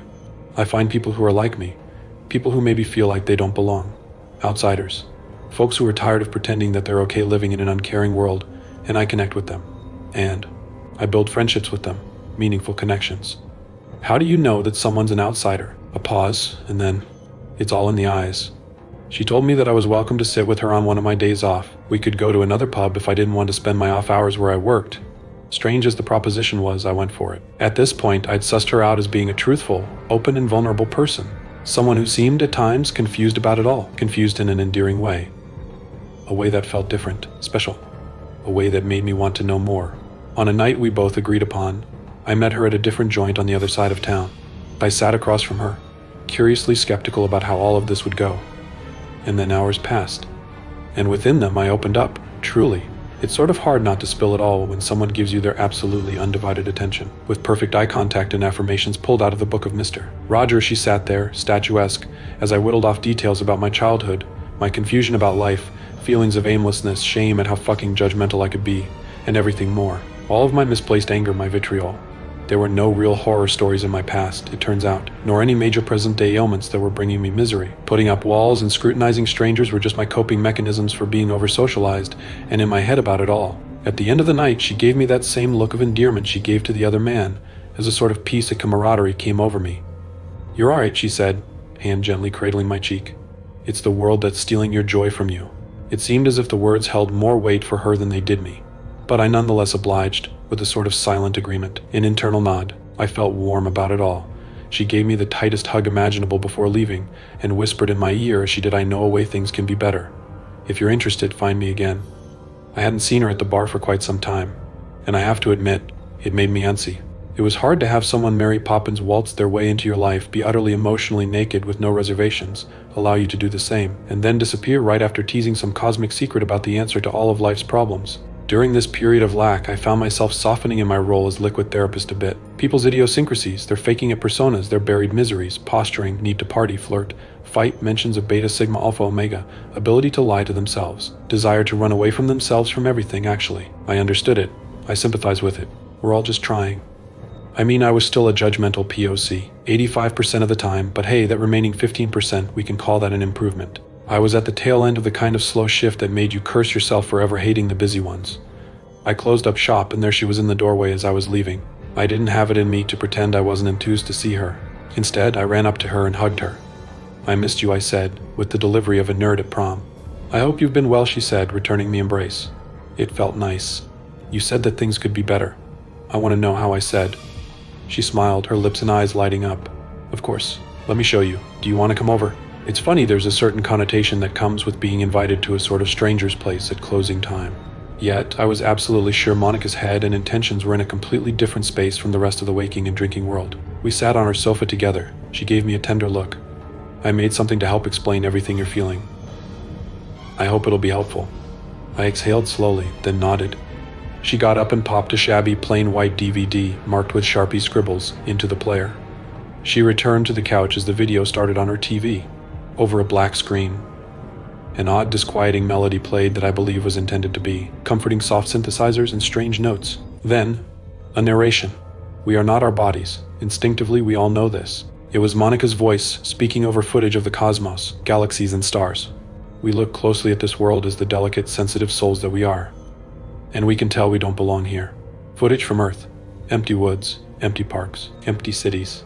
Our three-dimensional forms, holding our souls down. And then a slideshow of images that resembled pages from a high school biology textbook. A diagram of the human body with a line pointing to the chest saying soul. Lines coming from the arms, the head, the legs, eyes, ears, all labeled as not soul. And if we stay here long enough, our soul will wither away and die. Another textbook-style diagram, but of a decomposing body this time, even if we appear healthy. Footage of the ocean now. It looked like an amateur video taken by someone actually waiting in the middle of the sea. We don't know who brought us here or why. And we don't need to know. The camera panned up from the water and angled sharply to the night sky, facing the glowing moon. We just need to go home now. And then, a new image.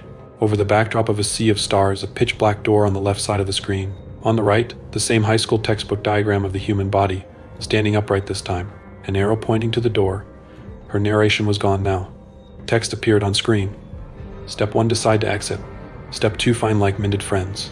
Step 3, pick the method that brings you the greatest sense of internal comfort. Step 4, exit stage left. Step 5, when you're done, don't go into the light. And then, her voice returned. Let's go together now.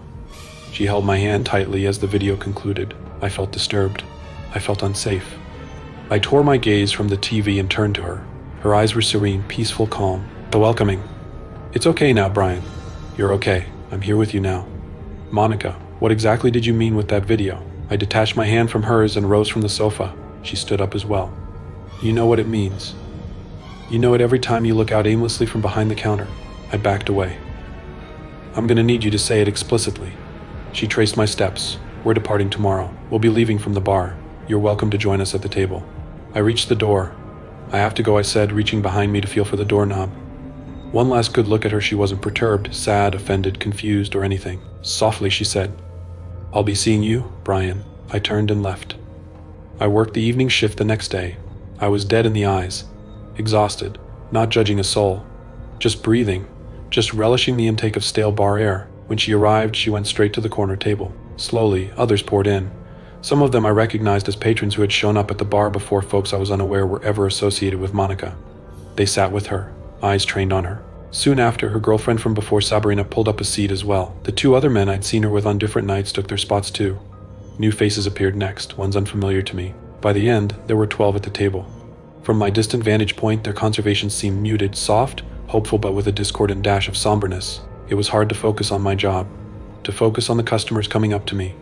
I'd look over to the corner to catch more gentle speaking, the sharing of thoughts, sentiments, words that looked as though they were coming out as whispers. I wanted to be a fly on the wall.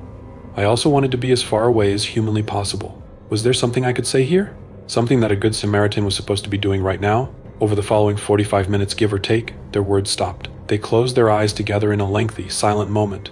It didn't quite seem like a meditation, or a prayer. I'm not sure what it was. Eventually, they all opened their eyes around the same time, and then they turned in unison and looked at me with wide smiles. Their eyes were filled with what seemed like a very disturbing form of love. An image pressed to my memory forever. Monica alone got up and walked through the crowd, purposeful this time. Once again, she was in front of me, on the other side of the counter. You can still join us, she said. Where are you going? I asked. You wouldn't believe this, cause it's going to sound really silly, but there's actually a special spot in the middle of the ocean. One that leads all the way up to the stars. She gave me a knowing smile. We thought it might be a good idea to check it out together, she said. She held her hand out for me. If you want to come. I wasn't sure what it was. Loyalty. A sense of camaraderie. A fear of letting her down. But as much as I was repulsed and terrified by her, I still had to fight the urge to give her my hand. Eventually, she gleaned my decision through my inaction and retracted her invite. Thank you for talking to me and spending so much meaningful time with me, Brian. She returned to the table. The others rose. They left behind anything they brought with them. Then, all 12 of them linked arms like they were about to go on a pub crawl together, and left. Their bodies were found in the ocean a week later. Each of them had worn a weighted metal belt to help them sink. The cops told me that half of the corpses were found in close proximity to each other. The other half were scattered about. I had to assume that the group found clustered together were the ones successfully able to keep their arms linked the entire time. I had the chance to see the photos of the deceased during the identification process. I did my best to provide the authorities with details on the faces I recognized, times I'd seen them at the bar, rare occasions where I'd spoken with them. My tiny, insignificant crumbs of information were thankfully counterbalanced by insights provided by some of the regulars who'd known them better. It didn't take long to piece together the identities of the recently departed. Not just who they were, but their full histories, careers, families, friends, aspirations, anecdotes, blanks filled in. The sorts of folk tales I could have imagined a man maybe late 50s, early 60s sharing with me on a night where I was tuning him out as his comforting background noise while making a drink. I took one last good look at Monica's photo before I wrapped up with the authorities. Out of all of the images, hers was the one that looked the most tranquil, the most at peace. "I'll be seeing you, Brian." Months had passed. The incident had left me with a sinking but mostly ignorable feeling. Routine had thankfully proven to be a formidable distraction. I was behind the counter, same as always, in a moment of time where I was unoccupied. No immediate task in front of me, nor some lingering item of work that I'd forgotten to do. I looked out at the bar scene. Not a miserable look this time, nor an aimless one either. Just a look. Out amongst the crowd of youngsters, characters, and fakes, not mutually exclusive titles, mind you, nor titles I used in a derogatory fashion anymore. I saw someone enter the bar, a new face. Unfamiliar. One that had a distinct sort of energy to them. They weren't an imposter like all the others. They looked like they felt silly. Like they didn't belong here, but didn't see themselves as above it all. In the past, I would have found this person to almost be charming. Now, they were just a person. They took awkward steps through the bar floor, they were over-polite. And then they were right in front of me. "A pina colada, please," she said. I suppressed my laugh. Her eyes lit up with a glint of confusion. "What?" she asked, playfully. "Nah, it's just a little uncanny. Kind of a throwback there. You, reminded of me someone just now, but that's us anyways. Pina colada, coming right up." I went to work. When I heard her response, all I could do was continue making her drink, operating off of muscle memory alone. "I have to admit, I'm a bit disappointed you didn't join us last time, Brian." I mechanically continued the process of blending the drink. "Don't remember telling you my name." "I hope you understand that there's still a lot I need to do here," she said. "Like-minded friends to find, meaningful connections to make. Departures to schedule," she said. My throat caught. The ritual of making a drink for a customer was the only bit of normalcy I had left in this exchange. I tried to cling to it. I tried to drag it out as long as possible. But I had to speak. "Monica," I finally said, more breath than voice. But when I studied her features, she didn't resemble Monica at all, and I can only assume she knew as much. "You can call me Elizabeth this time," she said. "And don't worry, I never ever want to rush you." And then, that same knowing, disarming look. "You can join me when you're ready." I struggled to put the finishing touches on the cocktail when I heard my boss's voice. "Brian, what are you doing?" I turned to look at him, confused. "What? What are you doing?" he repeated. "Making a drink." I looked ahead, and there was no one at the bar. "A drink," I finished. "For yourself." I thought about it. "I guess, yeah." He gave me a concerned look. The kind of look that asks you to say more, and share what might be going on. But I changed the subject. It was probably best to keep things surface level from now on. No need to go deep. All except for Monica. As it turns out, if she did have a history, it certainly wasn't one with much depth. She had no known family, no friends aside from the ones she left with on her final night, of course. No information on when she'd actually moved to the area or where she'd come from. I was the only one who seemed to know anything about her. As if that wasn't uncomfortable enough of a revelation, the cops decided to keep the hits coming. They must have been in an oversharing mood. They let me know that this recent death event wasn't quite as unique as I might have imagined. In fact, instances of groups walking into the water together, weights worn, arms linked, had been documented as a recurring phenomenon over the last half-century or so in our quiet town. The folk tales and horror stories about events like this had, of course, existed for far longer in our little slice of the country. Story 2. I'm a fry cook at a dive bar where strange things happen. The new guy walked into the kitchen looking like a lost puppy. He glanced around nervously like any one of us were going to jump out and attack him. "And this is the kitchen," the grizzled voice of Dave, the owner, barely forced its way through the sounds of the kitchen. I couldn't stand and watch them for long. We were neck deep in a rush and my screen was filling up by the second. I'm a fry cook at Dave's dive bar.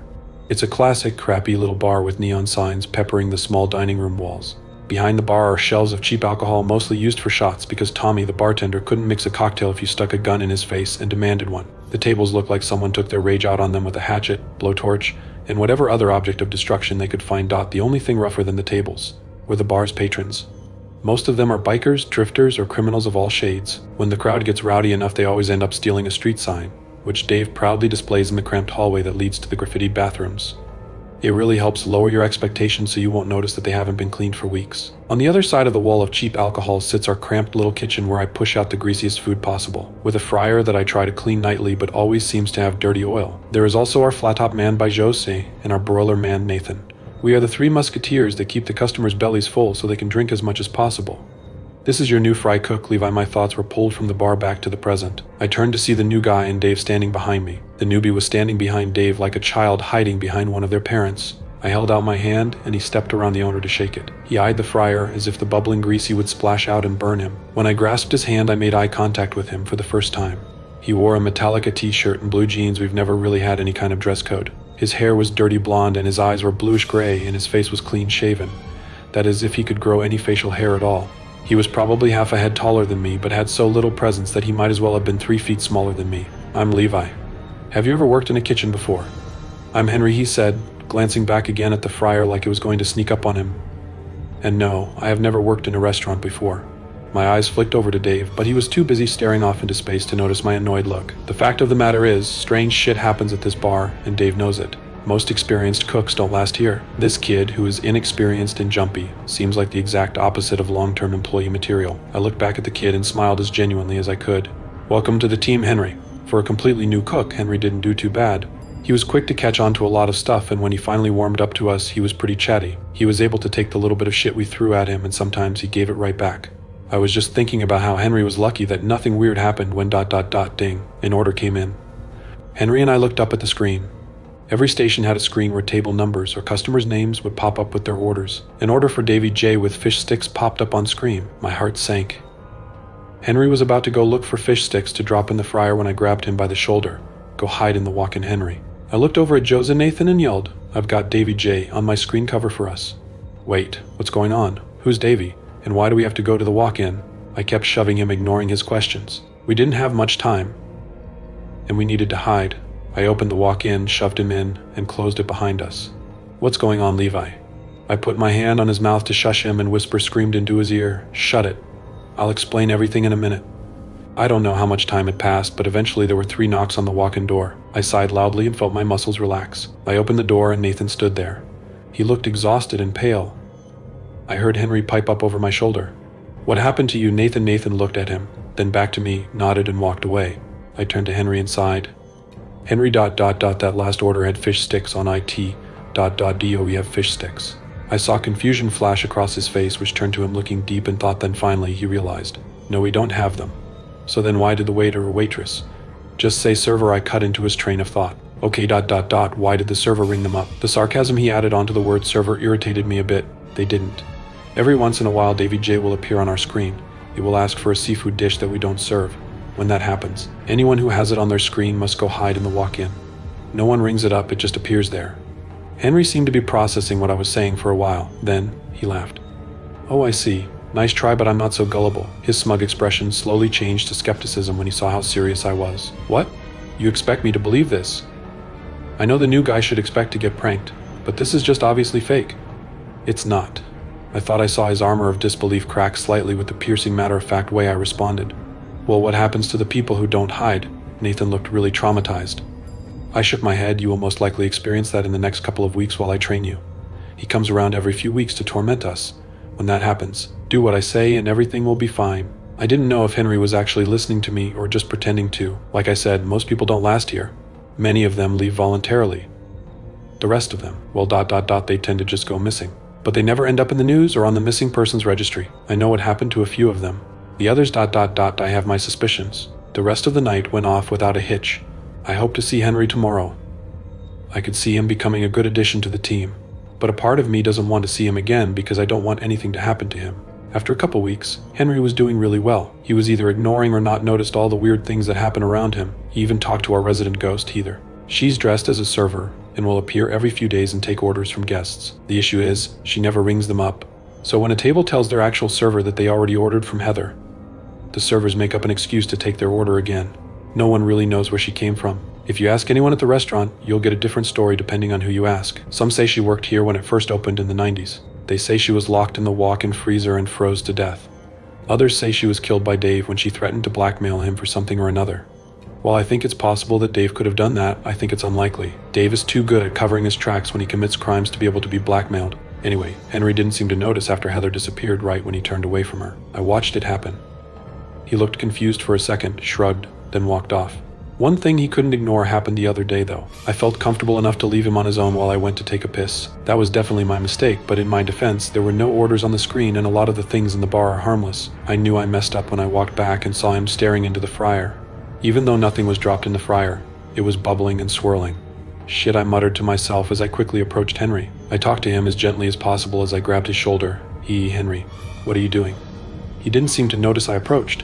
I was about to say something else when he spoke up. Did you hear that, he said, pointing into the churning oil. I knew what he was talking about. I can't ... what can you hear? I said slowly. I don't know what he was hearing, but the look on his face told me it wasn't great. My girlfriend's voice. It sounds like it's coming from the fryer. His eyes seemed unfocused and his voice was monotone. What's it saying? It seemed like he was too deep into it at this point. I noticed the bubbling grow in intensity. She's saying the oil is cold. Is that true? She keeps saying I have to test it. I stood next to him. I knew what would come next. I wanted to try to talk him out of it. Don't listen to her, Henry. Is she a fry cook? Would she know how hot the oil is? Hell, do you even see her around here? I tried to add that last part to get him to look around. He was too focused on the oil to break his gaze away. But she's so smart, Levi. She would know. I trust her, as he said that he leaned back, never taking his eyes off the fryer. This was what I was preparing for.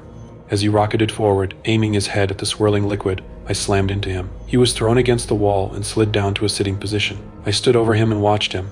Usually that was enough to knock some sense into people, but not always. I turned to look at the fryer. The swirling was slowly winding down, but before it fizzled out, I heard a familiar voice, "Next time, Levi." I turned back to Henry. He was looking up at me as if he had just woken up. His eyes were half closed and his mouth hung open slightly. Suddenly, a look of fear washed over his face. "Levy, Wubby, what just happened?" He drew his knees up to his chest and grabbed the sides of his head with his hands. He rocked back and forth slightly. I hated to see him like this. His ignorant bliss was finally stripped from him. The bubbles ... they talked to me. It was my girlfriend, but it wasn't my girlfriend. I was about to ... oh God. The words spilled out like a waterfall. His rocking grew quicker and his eyes were wild. I crouched next to him and put my hand firmly on his shoulder.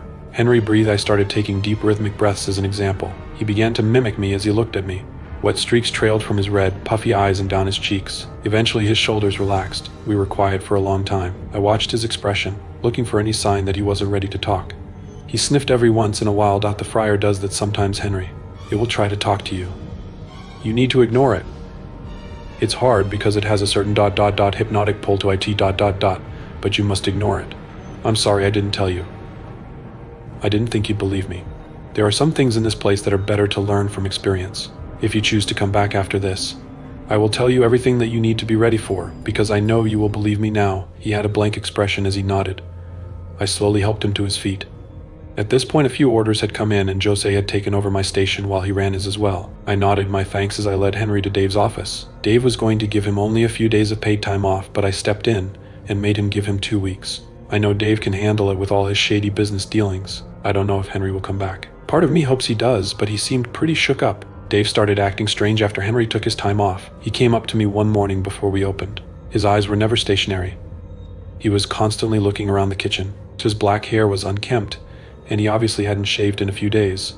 I assumed it was because he was worried that Henry would sue him or leave. It isn't a secret that Dave is having a hard time getting replacement staff to cover his massive turnover, but he had never been this visibly stressed out before. Tommy scooped up the drink and sipped it.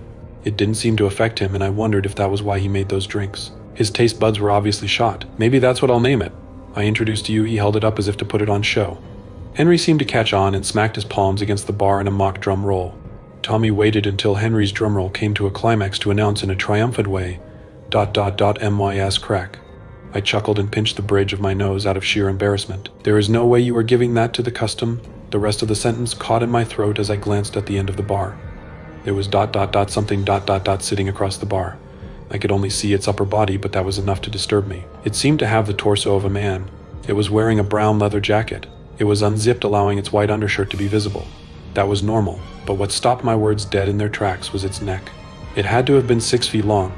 It was bent in an upside-down U shape, leaving its head and face upside down as well. Its flesh was gray and puffy, a bloated corpse in the water. Its tongue was so swollen that it forced its mouth open and puffed out of the lips. "Look away," I heard a sharp whisper that snapped me out of my daze.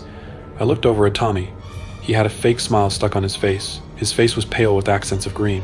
He looked like he was about to pass out and throw up all at the same time. "Don't acknowledge it anymore," he hissed between his teeth. "Don't even look at it." I heard the sound of the bar stool squeak as the thing pushed the bar stool away from the bar and stood up. I heard heavy footsteps approaching us. I was too scared to talk or look at Henry.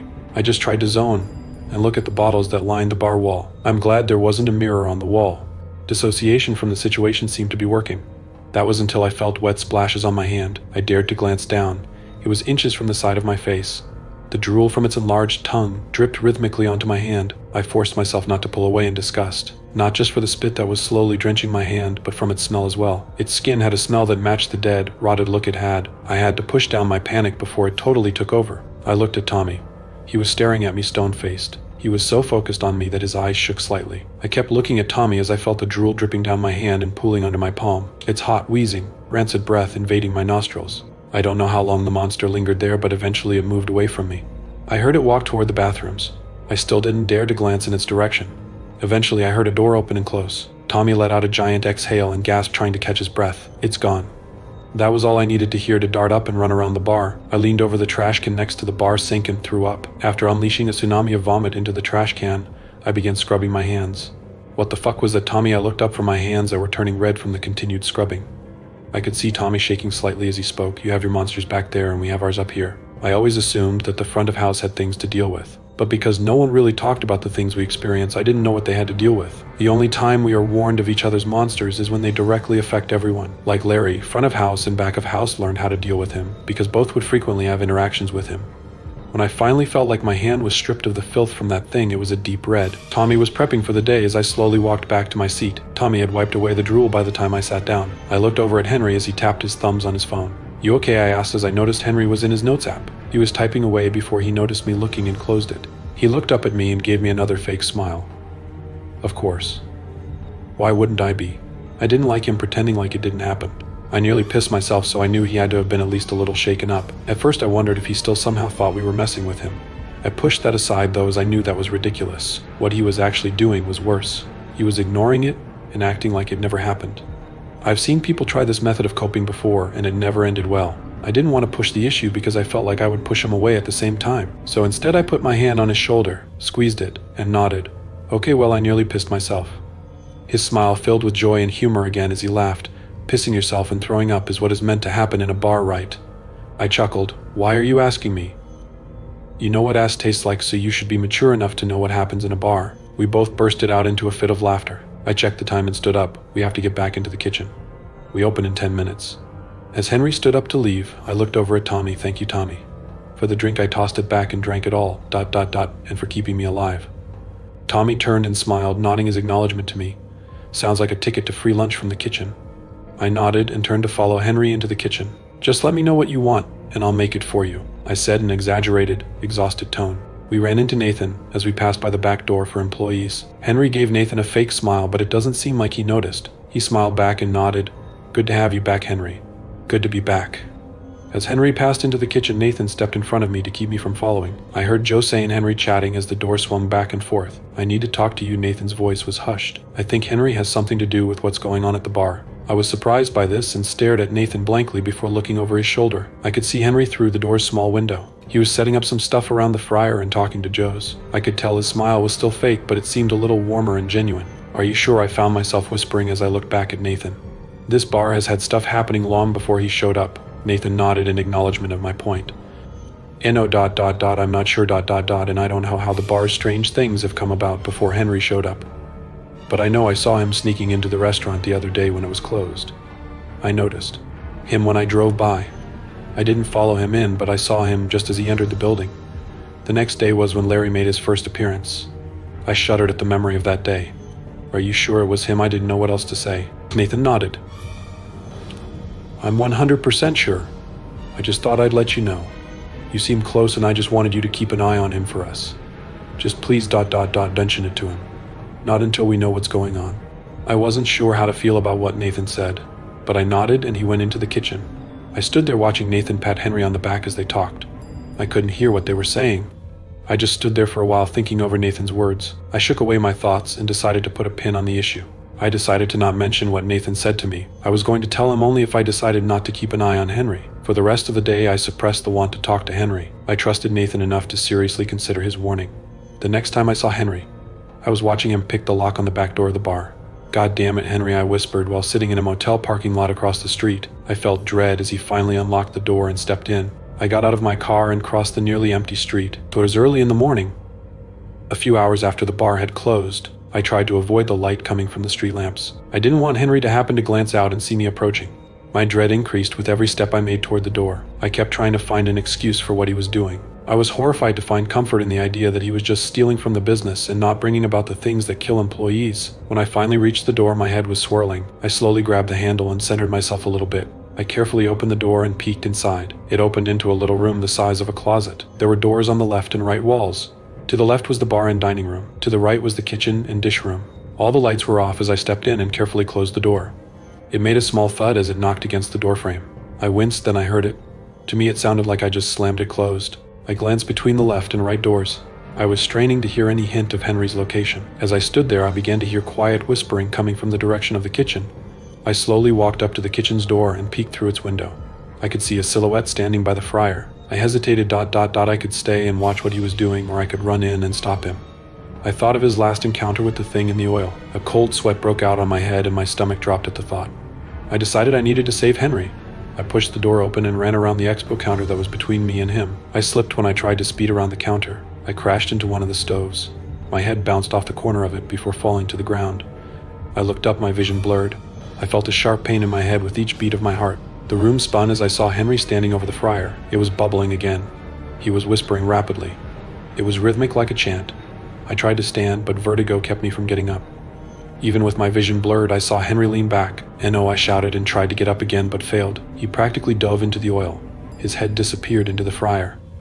There was a short pause before Henry pulled his head out of the fryer. His head whipped back, his hair flinging oil everywhere. The skin on his head and neck was blistered and peeling. Blood poured out of multiple places where his skin was sliding off his skull like melting butter. Henry's shrieking seemed distant to me.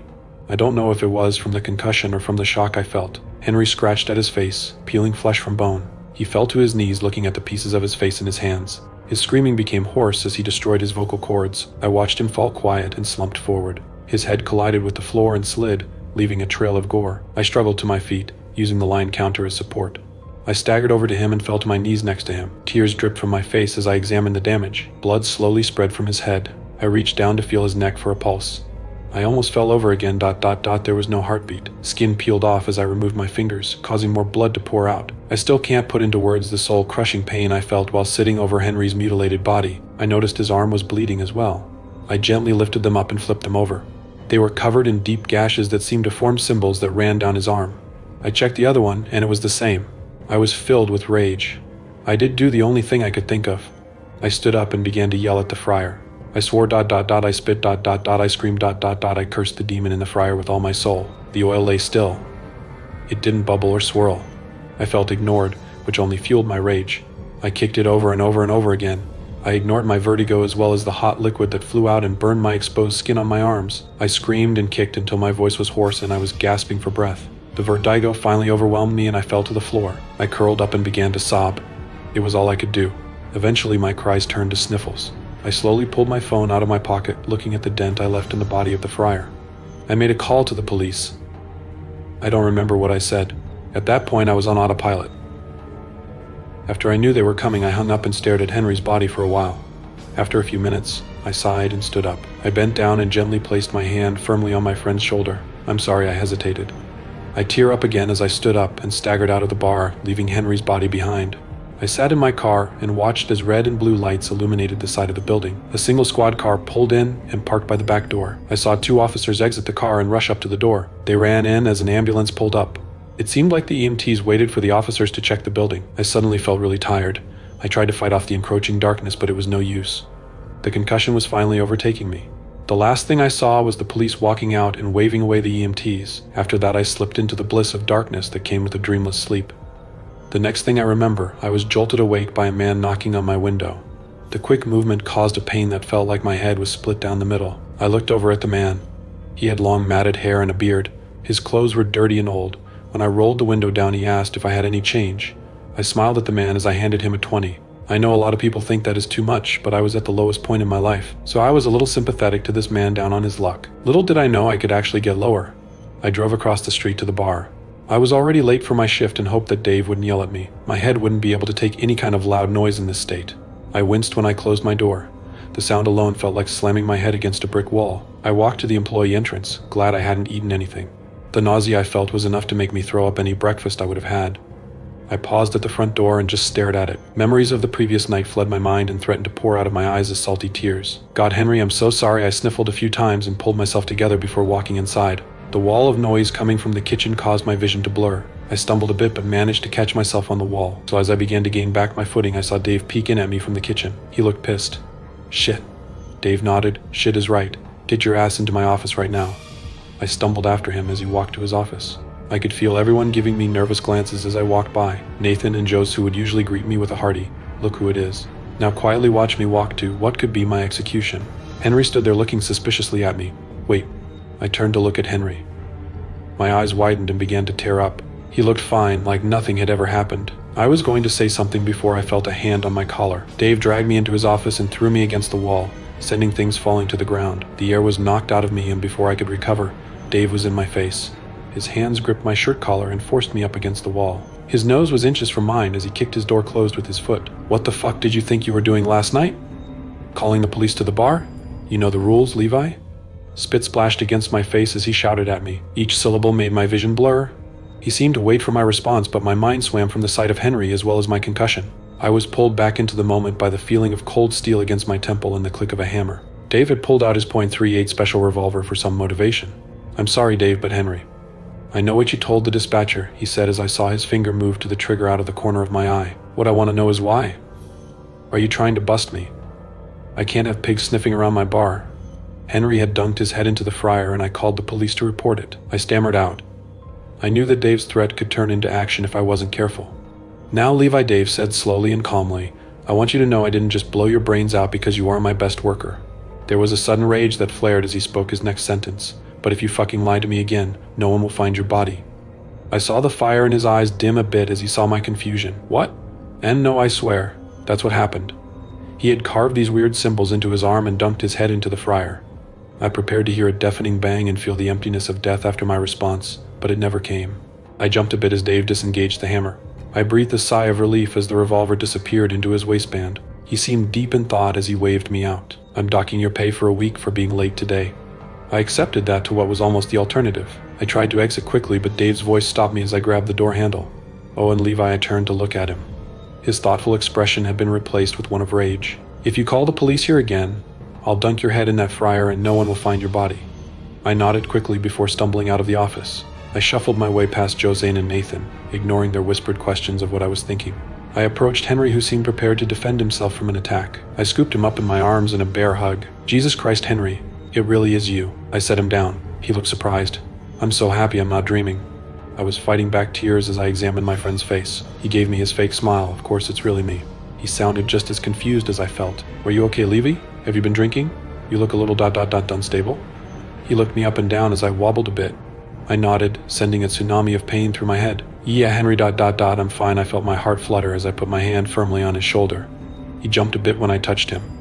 I was confused by this, but brushed it off. We stood there awkwardly for a few minutes before our screen began flooding with orders for the lunch rush. We jumped into our work without another word. The rest of my shift was spent in an awkward silence.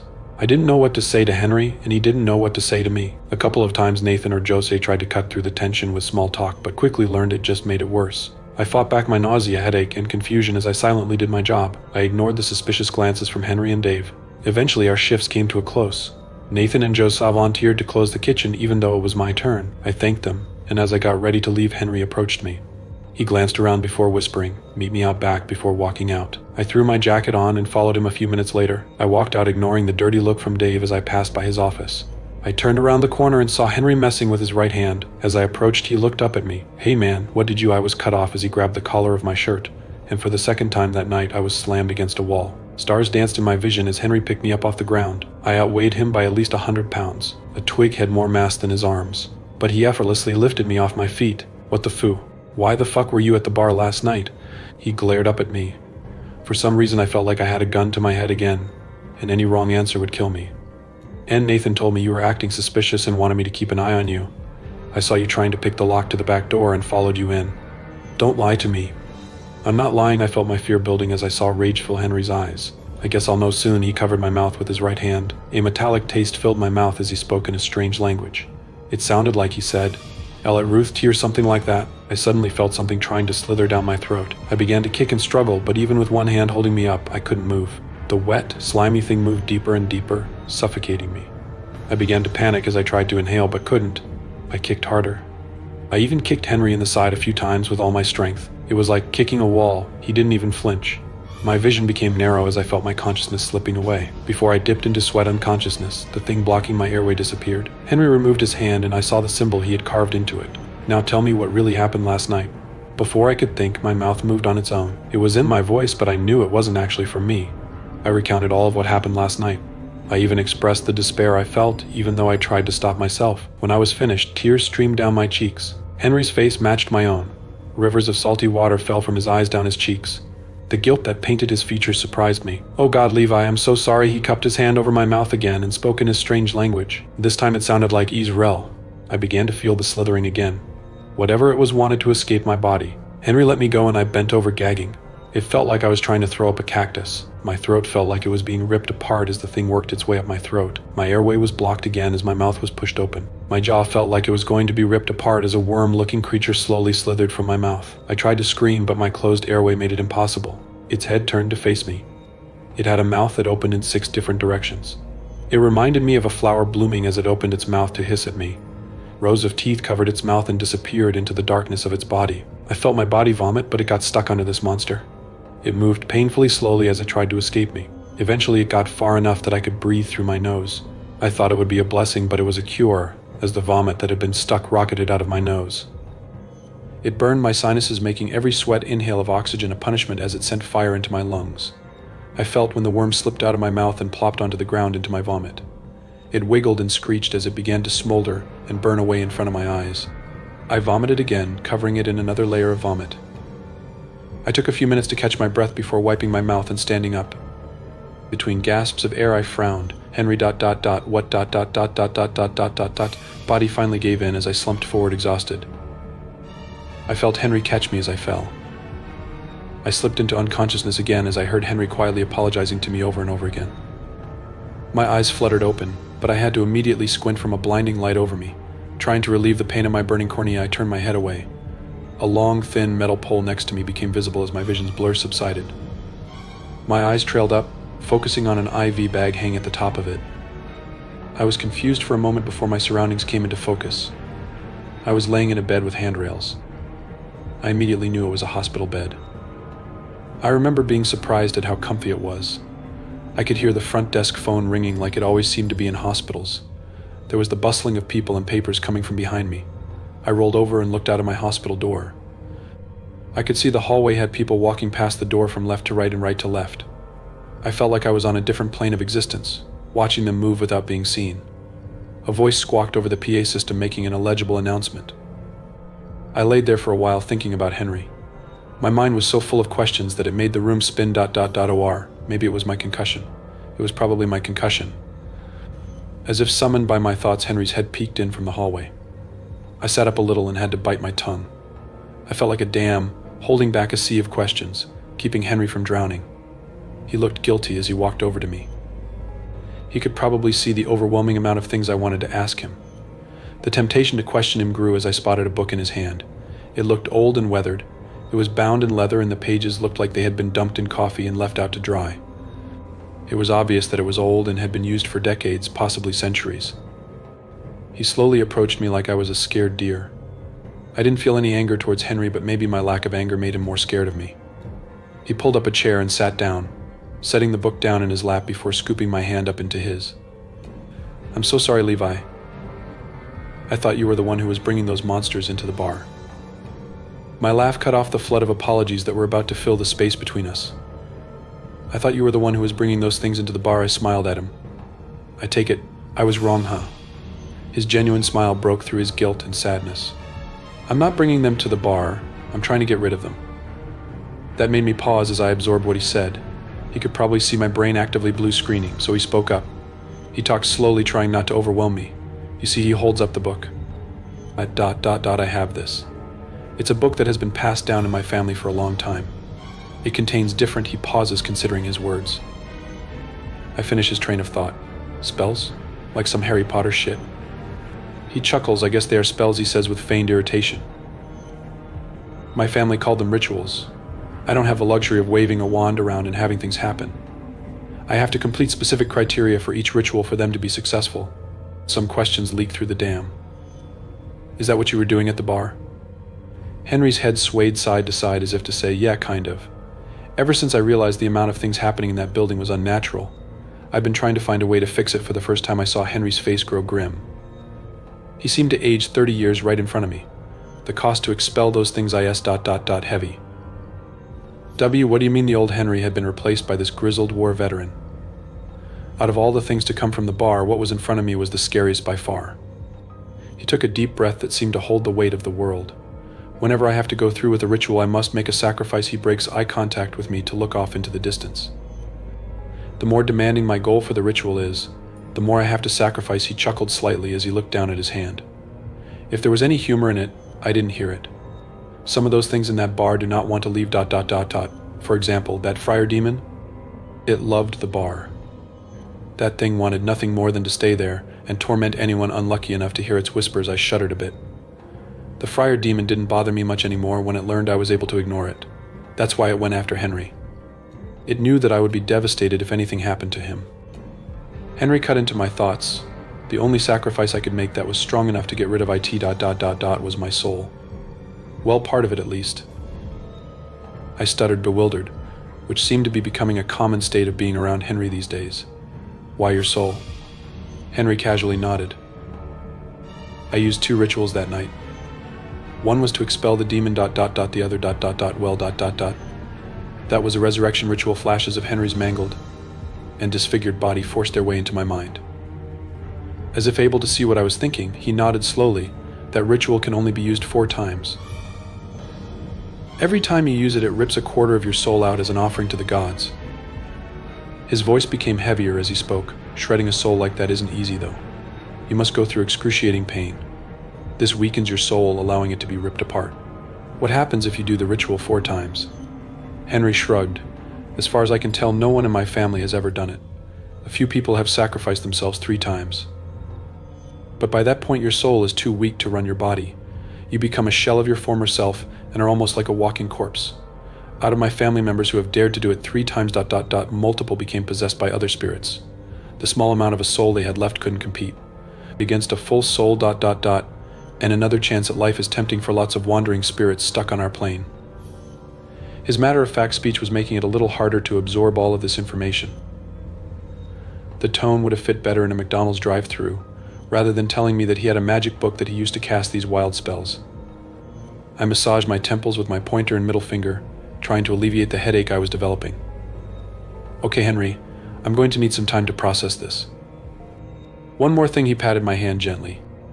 The most positive emotion I'd seen out of him since we started this conversation. I know this is a lot. I wasn't sure if I could take more, but waved him on to continue anyway. Okay, he started up again. This book also has rituals to summon these kinds of monsters. He tapped the cover of the book gently. Whoever is causing these monsters to appear has a book similar to mine. It won't be exactly the same, because their family would have slightly different rituals, but it would be very similar results. I don't know why they want to summon those creatures, but I know they are incredibly dangerous. For the first time, I wondered if it was one of our patrons. So many drifters flow in and out of those doors, it wouldn't be hard to hide among them every night. They could also be one of our regulars. People that greet Tommy or our servers with a smile before they summon a monster that brings an end to their life. The thought made me sick and I pushed it away for the time being. Usually it is forbidden for my family to share this information with outsiders. Henry lifted his head to look into my eyes. I suddenly thought of the phrase, if I tell you, I'd have to kill you. I immediately became aware of how dry my throat was. I swallowed hard, trying to rid the sandpaper that had replaced my windpipe. But I felt like I needed help, and who else was better than one of my most trusted friends? A wide, genuine smile broke through the grim fog that had covered his face. So would you like to help me save some lives? His smile, as always, was infectious.